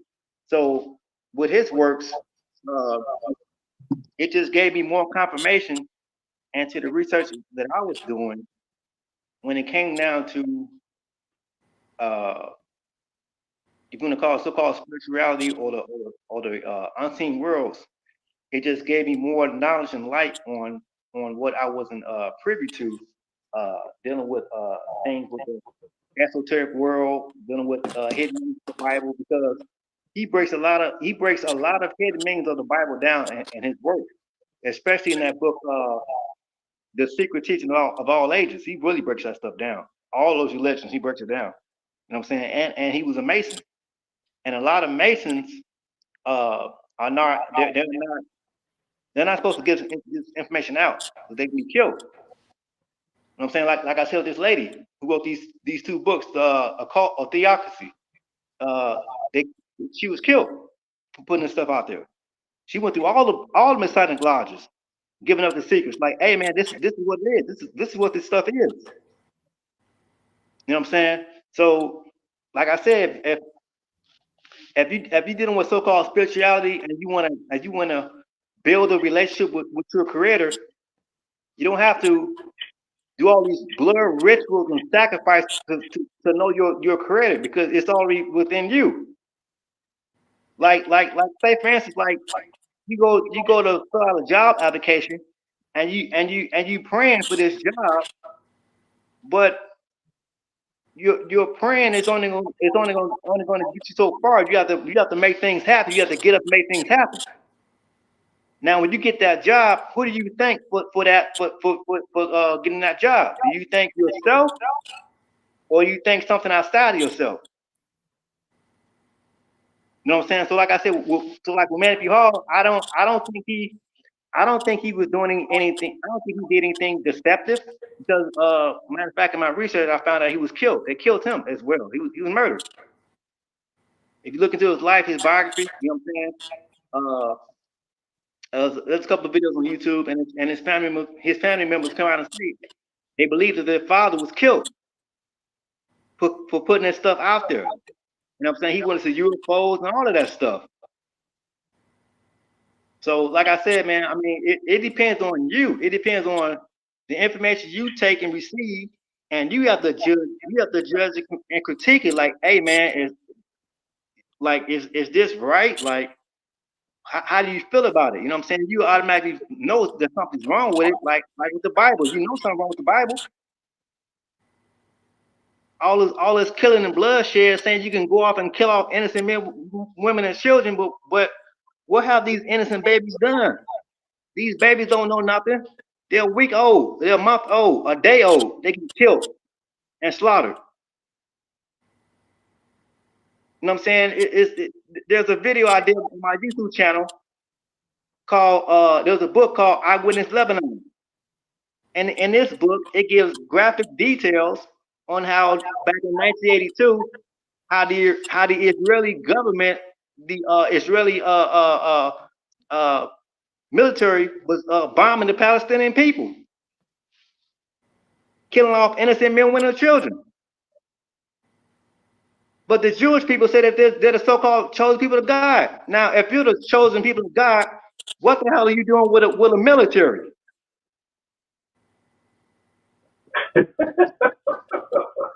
That's because people don't read and people don't listen, because they're telling you they're Jews, where God's chosen people were Israel. And you think about this, when they nailed Jesus to the cross, it says, Pilate said he's the king of the Jews. He's the king of the Jews. So you reflect your king. You reflect the king you chose.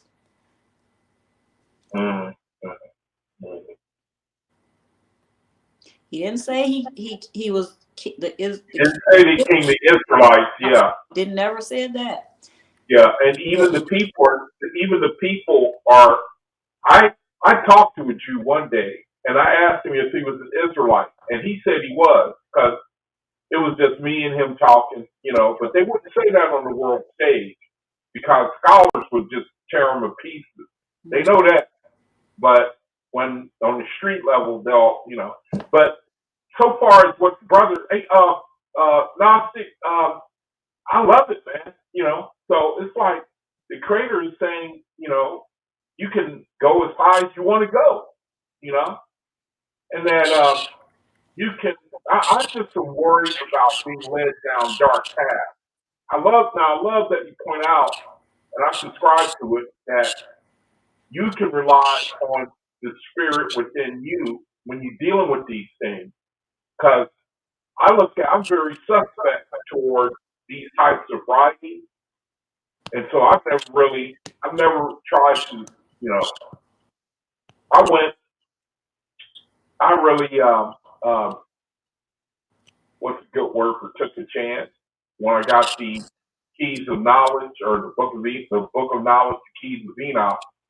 And I could get some understanding out of it. I probably can get a whole hell of a lot more now. But Um, I think there's a lot of works out. I don't know. I just have to see for myself, you know, see where my curiosity leads me and trying to find out what I want to listen to and what's light, what's darkness. That's the thing I think a lot of people may, you know, suspicious about.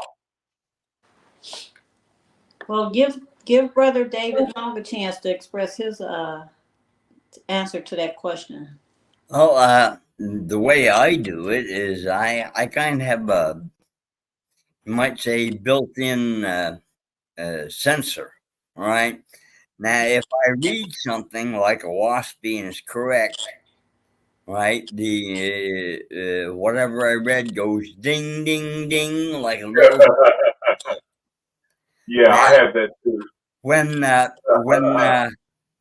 read something that's you might say a little shaky, all right, or somebody's trying to pull wool over your eyes, or it's just not true.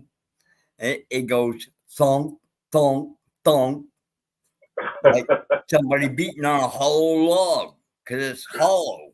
You know, there's nothing in it. I mean, that's the way that I've always worked. That's a good answer because I have that sensor in me too. And I mean, you know, Then what you do is you trust that sensor because it will not deceive.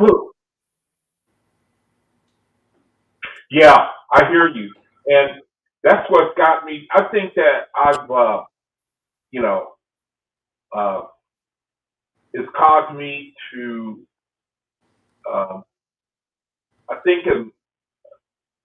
it's really sensitive. It's been, you know, that inside sensor that I have has really been high strung because even when I was even when I was Hebrew Israelite, I had that sensor. I ignored a lot of it. I ignored a lot of it to be a Hebrew Israelite, and but you got to think, you got to praise the Creator that He finds a way. He gave me the Third Testament that set me up and changed my mind, and then the OAHSPE just sealed the deal for me. But up until then, I've just been leery of these books and people writing these things because you tend to think that it could lead you somewhere that you don't want to, where you don't want to end up. I think a lot of people feel that way. But I can really give thanks now because the OAHSPE, like the brother was saying, it really gives you such a hell of a foundation. Now that sensor, you know, it can really be strong. At least, you Well, know, speaking for here's myself. another thing, brother. You may not have known it before you picked up a WASPy, but everyone has HRs, right? And Mm, they're always guiding us to the right things. You see. mm, And uh, even before you even knew about them, they were guiding you towards a WASPy. yeah, I believe that. You see. I believe that. You know. They are willing to guide anyone, you know, in any situation, any personal situation of all the people in the world, because they each and every one of us has our own personal guardian angels. You see. Mm, Now, mm, what we have to do is we have to ask them, right? mm, We have to allow them because they're not going to do it if it's against what we believe at the time. They can't mm, introduce anything higher than we can accept. mm, You see, because that mm, would an abrogation of free will if they forced their knowledge on you and you weren't ready for it. Hey, Dave. Yeah. Dave. Okay, now let me read this to you and let me know if you agree with this. Now this is dealing with politics, right? With the government, with the presidents and election things like that, right? Now Yeah. listen to what this lady said. Is this something I can put on the screen? Is it a book you read from that I can put on the screen? Yeah, this is from the book. This is from the book. What you have on the screen right now. This is part 1. Okay. Now listen to what this lady. Listen to what she says. Now I did a video a couple of years back showing that our votes don't count. Like when we vote for the president, things like that, our votes don't count. All this stuff is pre-planned 30 years, 40 years ahead of time. So if you think you're going out voting and you think you're about to make a change, that don't mean that doesn't mean nothing. It's all rigged. It's all been pre-planned in advance. It's a smoke screen. So now I'm about to tell you who's doing this stuff. How these elections actually happen behind the scene. Because if your votes are not counting and it don't mean a damn thing, who's doing it? Who's pulling the strings?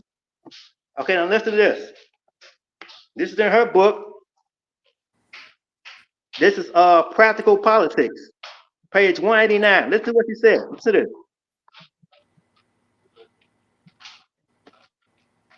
She says, the game of politics is the pursuit of power. In all democracies, there are two separate organizations playing the political game. The open and the visible one, the members of which hold office as members of government, and the invisible one, composed of individuals who control this visible organization and in whom is vested the real power, the essence of which finance controlling the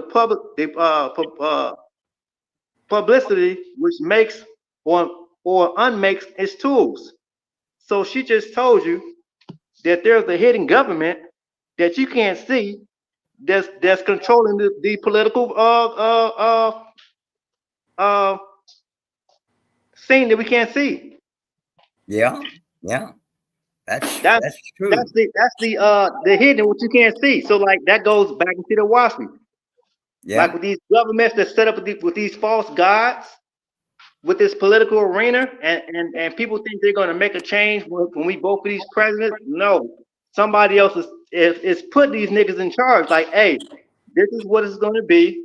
You know what I'm saying? And that's what it is. Have you ever heard? Yeah. Have you ever heard of a fellow named Dr. Shiva Adure? Dr. Shiva Adure. That sounds familiar. Yeah, he's from Massachusetts. He was running in a Senate race, and I think it was the last election. And he had a full following of grassroots people. He put signs up and everything else.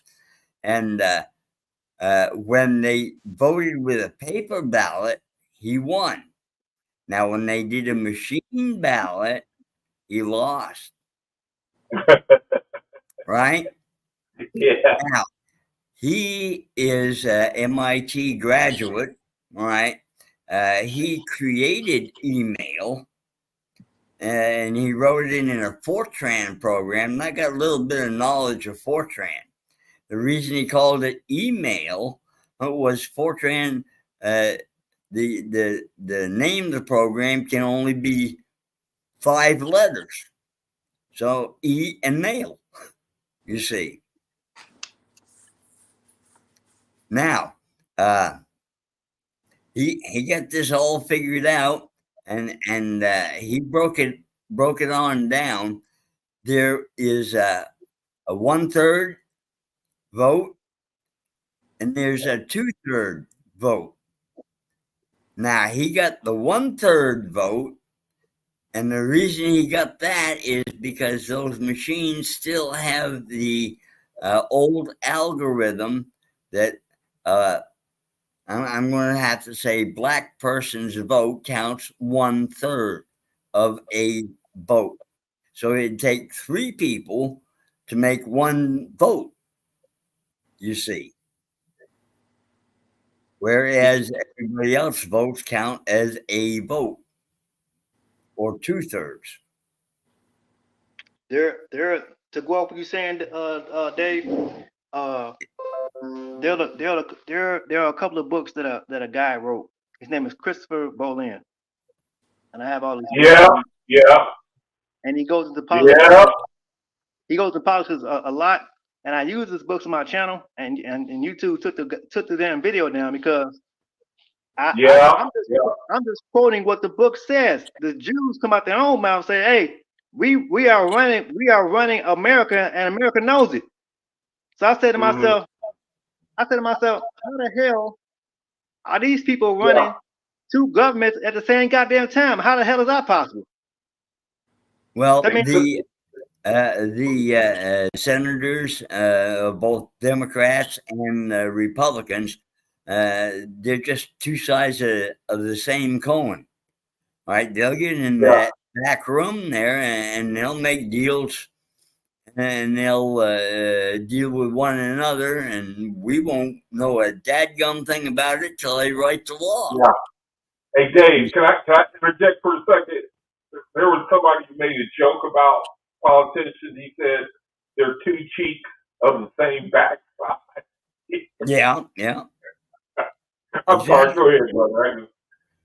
And the people who are running them is the money managers, the bankers, right? What's that guy's name? That Baron Rothschild, was it? Yeah, him. Him and all the you might say blue blood royalty, right? Like the East India House. Yeah. Those people are the invisible government, right? Yeah. They're the ones that come up with all these agendas, right? And then their newest agenda is a depopulation agenda. Yeah. You see, now you're calling me out. Yeah, they're going to try to downsize the population. Yeah, right? They're going to keep us in the dark, and we're going to be working for them forever. Right? Yeah. But that's not really going to happen because Creator going to change that. Yeah. Somehow or other, I don't know when, I don't know how, but I saw it. Preach, brother. I might not have been alive when I seen it because I seen it from above. Right? There was like a little spark, right, that maybe flashed about 2 or 3 times. Then that flash went into like a forest fire. It went north and south and east and west all over the world.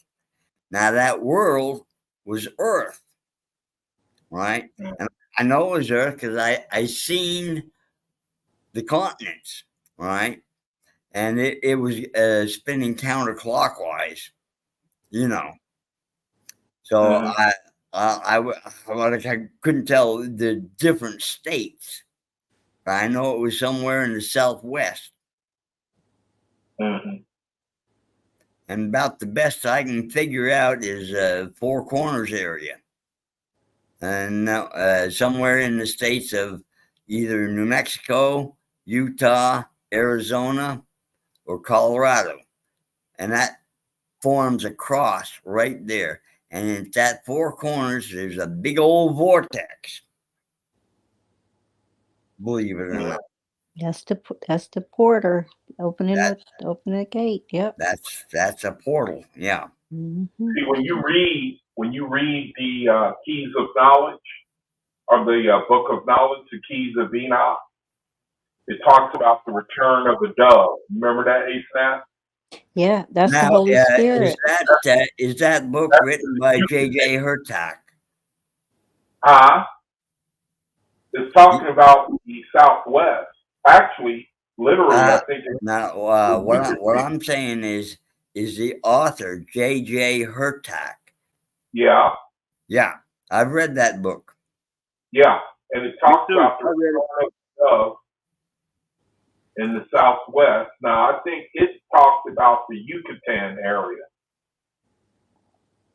and I believe Yeah, it's got a whole dove in there. uh, Yeah, uh-huh. depiction. So now you're saying you're proposing that will be a place where theists will be drawn to, that they will a portal that they will go into. No. What's coming out of the portal is spiritual, Oh, right? It's going to mm-hmm, flood the world, mm-hmm. And what do right? you propose coming out of the portal? The spirituality that's coming out of the portal Uh-huh. is basically what OAHSPE is talking about. Oh, okay, You see. okay. Now, I read that Keys of Enoch even before I got OAHSPE. Oh, okay. And I equated it with that. I don't have the book anymore, but I got OAHSPE. And I remember what he said in it, or a lot of it. Maybe not word for word or chapter and verse, but I remember enough of it that I remember the author's name. Right. Now, a Gnostic. What's your name, brother? I think I Yeah. lost. Yeah. You there? Oh, yeah. What's your name? Oh, John. John. Hey, John. Now, you know what else Chris Bolin wrote about, right? What about? He exposed who did, you know what, right? 9/11. Oh yeah. I exposed that too. Yeah. That was an Yeah, inside job. yeah, Uh, yeah. Don't say it. Don't say it I'm not because gonna. I No, don't I'm want not to be gonna. shut No, I'm down. not gonna But say it. I'm yeah, not gonna say it. But yeah, he exposed that. he blew it And open, man. He blew it open. oh yeah, and on top of that, by him being he was from Chicago. He's from Chicago, and Oh, really? he had gave an interview, and he came out and said that I believe it's either the FBI, the CIA, or one of those groups came on his property and assaulted him because he came out with this information. They showed up. They showed up in unmarked cars, unmarked vehicles, and they told him that, hey man, you got to stop putting information out there. You have to stop this, or we're gonna shut you up. Yeah, yeah. And, Uh-huh. and they attacked this man, and he tried to file a lawsuit, but it didn't work because by them being undercover agents and by them being in with that elite, you can't track them. They have no track record. Like like like for instance, like whenever the Israeli people come over here, or the Jewish people come over here, and they commit crimes, and they get taken into custody by Uh, our law enforcement, they are deported. They're yep, not yep. they're not put in our jail. Uh-huh. So you have to ask yourself the question: how the hell is that possible? How the hell does somebody come from another they come from the opposite end of the world? They come over and commit crimes. They're not held accountable for their actions, and they get Yeah, held. They get questioned for about an hour or 3 hours or 4 yeah. hours or how many hours to get questioned, Uh-huh. and then they get deported right back home like nothing ever happened. How the hell is that possible? Corruption. Because the Zionist agenda, I mean, it started back in the 40s, 50s, when they deduced real fast that the only way that in order to get the power, so to speak, they was going to have to buy off politicians. They was going to have to buy them off. And that was back in the 40s, 50s, and it's really bearing fruit in our day. That's why, just like you said, that tells you about why, elections and why they're corrupted and why we really don't have any representation, really. And We have so no I look say at so. it.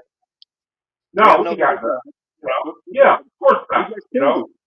We That's just why proved in that girl's book. that's the benefit of centralized government. We You just have proved a it in the lady's book. She just huh? told you.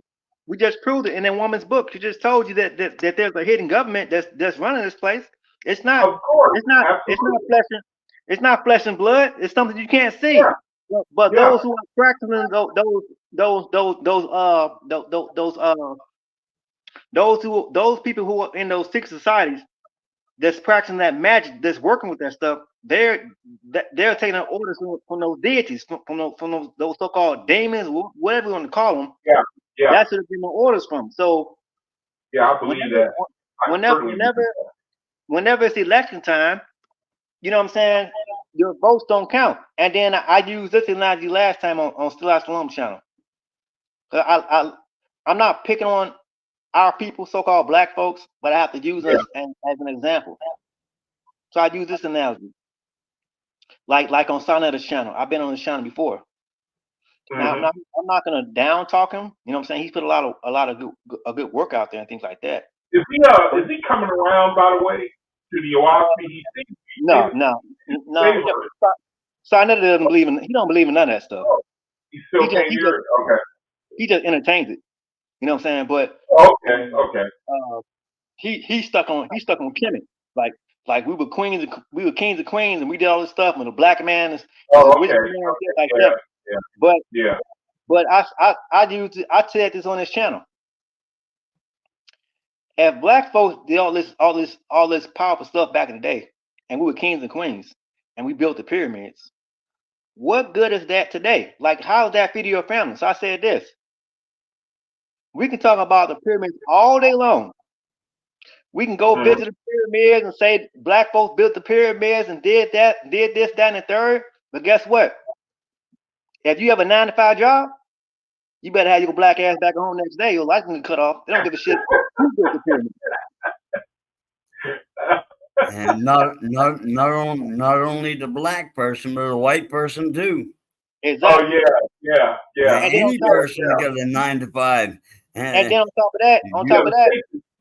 if black folks built these pyramids and these are so-called ancestors, well, if the white man is the so-called devil, how is the white man? How did the white man take over your so-called ancestors' lands? He's digging up your so-called Right. ancestors. He's digging up You your are. so-called ancestors and putting them on display in the museums. You have to You pay are. him. You have to pay him to go to go see something your ancestors built. You know what I'm saying? What type of shit is that? That doesn't make any type of sense at all. It's corruption, and it's still there today. Corrupt leaders.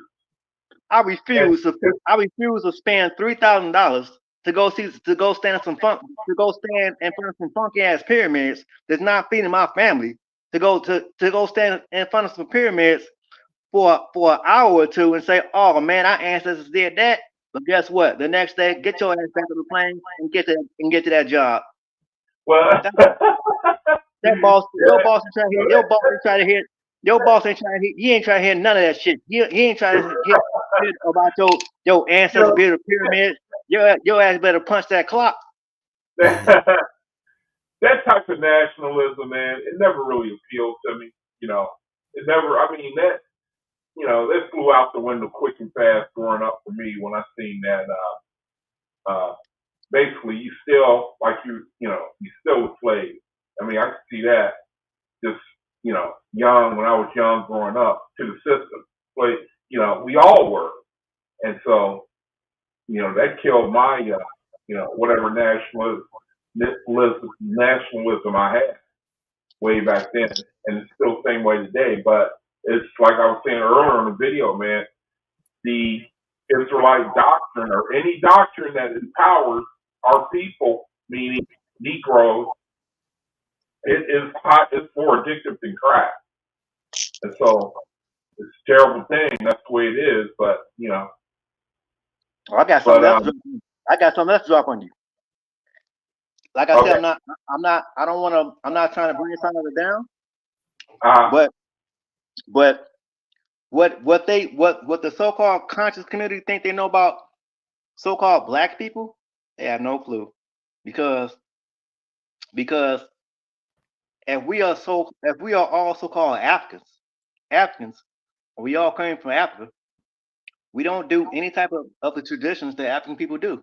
And to prove that, I would highly recommend you get a book written by Thomas Sowell called Black what, let me type it in. Let me type it in. You gotta get this book. When you read this, you be like, what the hell is this shit?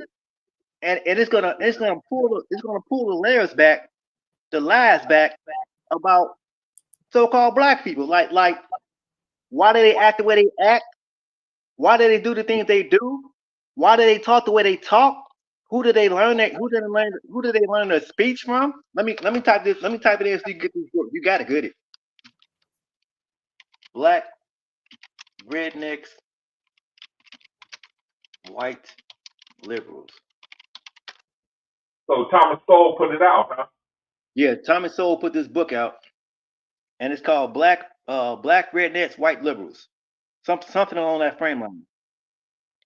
Now the title of the book will throw you like, what are you talking about? Black redneck, white liberals. But you have to read the book for yourself. And when you read it, just within the introduction, the first chapter is gonna blow your mind. Like, wait a minute, what? This dude said, what about black people? And why do black people act the way they act? Why do black people act the way they act in church? Where did they get that from? Who did they learn that from? And you're gonna see the whole time, like when you see T.D. Jakes, Bishop Joel Osteen, all these black preachers, where did they learn that stuff from? Why do black folks talk? Why do black folks talk the way they talk? Why do black folks dress the way they dress, act the way they act, eat the foods they eat? Where did they learn this stuff from? Because they didn't learn it from Africa. Because people in Africa don't act like black people. Right. Black people and African cultures are two different cultures. So that means that if we come from Africa and we so-called descend from Africans, how come the Africans then come back and get us when we so-called kidnapped? Well, Nelson Mandela, I remember he came to the United Nations, and that's when he was famous for coming against apartheid. And he came out here and he said, "I'm not here for the blacks in America. I'm here for blacks in Africa." In other words, he was laying out a difference between the two. And I know that that's their attitude too, from what I've seen, what I've heard, that they look at us as not the same as them. And it's a broad brush, I realize that, but to go along with what you're saying. So I can already see, I mean, I can tell that he's probably going to, the book that you referencing is going to, the same thing. He's going to bring it out. Yeah. It's gonna really blow you. If you decide to get the book, I'm not. You know what I'm saying? You're not gonna be disappointed because it's gonna pull back all the lies and layers that we've been given about black people in general. Like, why are black people so loud? Why do black people want to be so seen in public? Why are black people like say for instance, like if a fight breaks out, instead of black people breaking up the fight, they're gonna encourage it on. They're gonna say, "Hey, keep it going." Instead of calling the police, they're gonna say, "Hey, keep it going." Where did they get that lifestyle from? And if you get that book, you're gonna see exactly where it came from. You like what? You like, wait a minute, black people learned their lifestyle from who? Right, yeah. And when I read, I said I read the book 3 times. I said, what the hell am I reading? He broke that stuff down, man. And this is a black dude. He has a PhD in this stuff. Thomas Sowell. He's I heard of him. You heard him? Yeah. He broke that stuff down, man. About the slang, so-called slang of speech, the way we talk, the way we act. That's not That's not so-called black folks culture. No, Right. this is somebody else's lifestyle and culture that you picked up during slavery. That's what happened. Oh, they said, Black I folks can't picked lie. up black people picked up so-called they call them trailer trash or poor white folks, right? But the so-called trailer trash, those people come from Europe, but they were kicked out because the so-called upper elite, the upper English people, was looking down upon them because they were poor. They wasn't living like the English. They wasn't they don't want to be tied down by those English custom laws. Yeah. Talking so-called proper English because the so-called rednecks or so-called trailer trash, they were using so-called derogatory words or cuss words. But that's not but when we use so-called cuss words, those are not cuss words. That's somebody's language. Right. So Uh, we say uh, so we say like, hey man, don't piss me off. So when you get around somebody that's so-called upper elite or they're so-called English or so-called somebody that's wealthy, you have to change your whole demeanor. You have to you gotta talk. So you see the way we talking, right? You know what I'm saying? We talk with a so-called slang and accent. Well, when you get around the so-called elite or the upper wealthy people, now you have to change your whole demeanor. Now you gotta put on a whole new act. Uh, Now it's like you're switching sides. Like, wait a minute, man, you wasn't acting like that before. What happened? Why are you changing your ways? Who are you trying to impress? You trying to impress the elite. You're trying to be like the so-called white man. But guess what? The so-called white man, he's racist against his own people mm, yeah. mm-hmm. because I was the going upper to say, elite, the English people, they look down upon the Irish. They look yeah. down upon them. I was going to say, They call them carpetbaggers. Carpetbaggers. Right. Those people they didn't believe the way they believe. They didn't. They look down upon them. Racism, man. Matter of fact, when you talk about slavery, the Irish people were the first ones to be enslaved, yep, Mm-hmm. exactly. and the English people, the upper elite English people, are the ones who did it, and they brought Yeah, them here to America. And guess who the Yeah. last? And guess who were the last people slaves? Some called black folks brought us over Mm-hmm. here. So if it's anything, so if it's so if black people talking about reparations, if there's anybody who needs reparations, it's the Irish because they brought not, them here first. not only the Irish, but the Scottish as well. Exactly. Yep. Yep. Because England would either put them in debtor's prison or send them on ships as indentured servants Exactly. over to the colonies. And that was before 1776. That was And on back top, in the 1800s in Jamestown. exactly. And Dave, Adam, what you talking about? There's another book written by Jacqueline Batelou. It's called I forget the name of the book, but in her book she says before the 1600s there were no such thing as a white person. That's something that's new. They went by tribes. They Yeah, went I by remember. I they went by remember hearing. Scottish. Yeah. They went by you are Scottish, you are Britain, you are business scarf, you're Irish. They didn't go by white, black, color. No, Right. that's a caste system. The elite, the upper English elite, place those terms upon people that they look down upon. See, that's one So thing. I just give. You know, I, I like to cut the fat. You know, and I give thanks to the Creator for a lot. I mean, I used to go down that road. About nationalities, and I just don't do it anymore. I don't got time for it personally. That's why I love the Creator. I know that Creator is about recompense for whoever does the unrighteousness, and that appeals to me.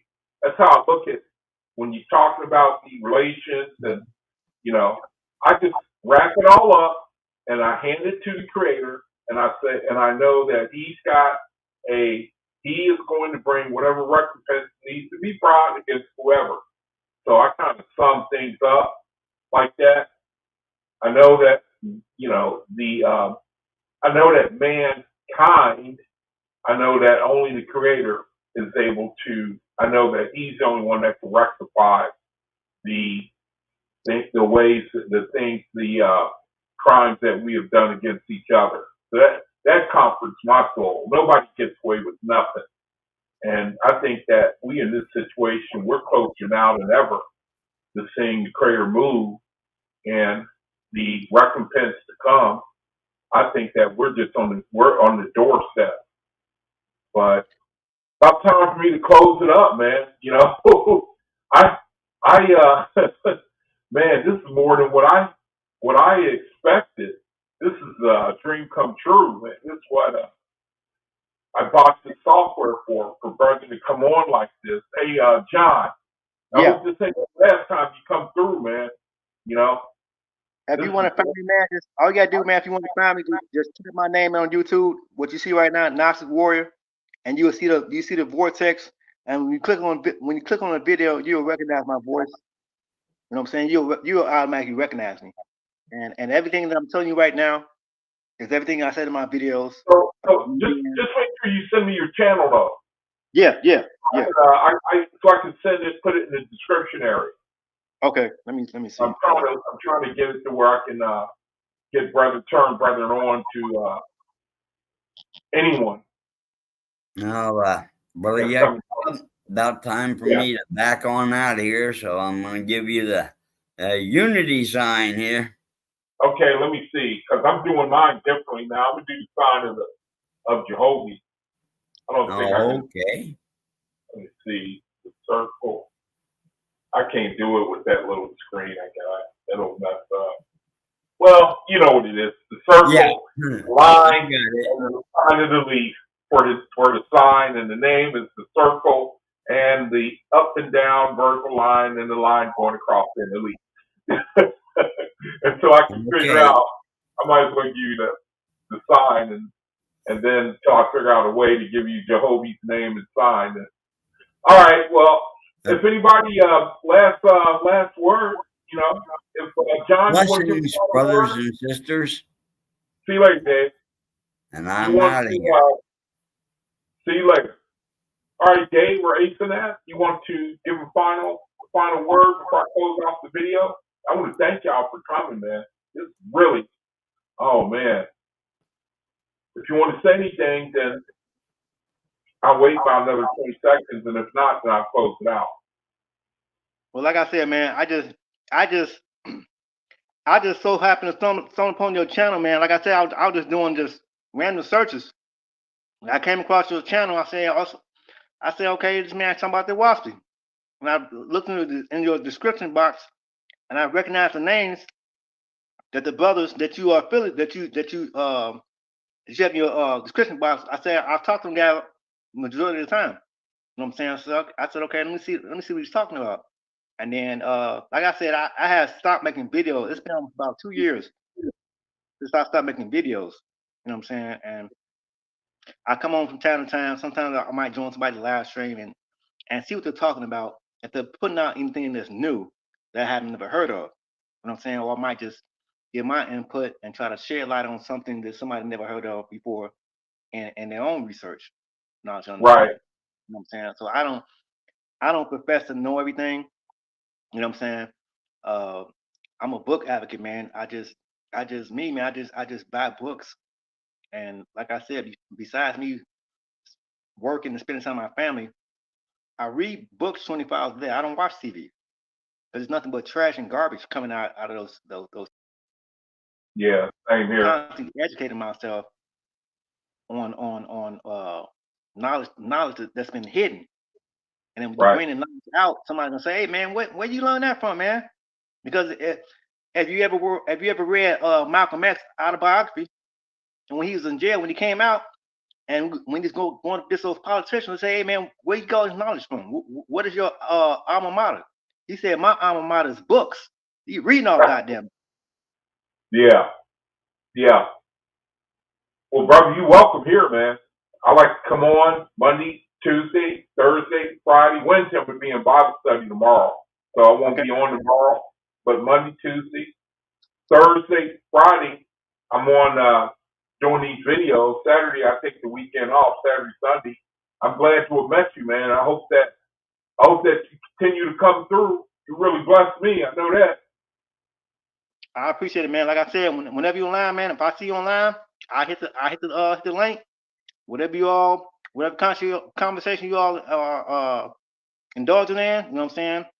Right. I gave it, and we can go from there. Yeah, that's cool. That's cool, brother. Yeah, check in, man. I'd be much obliged to have you come through.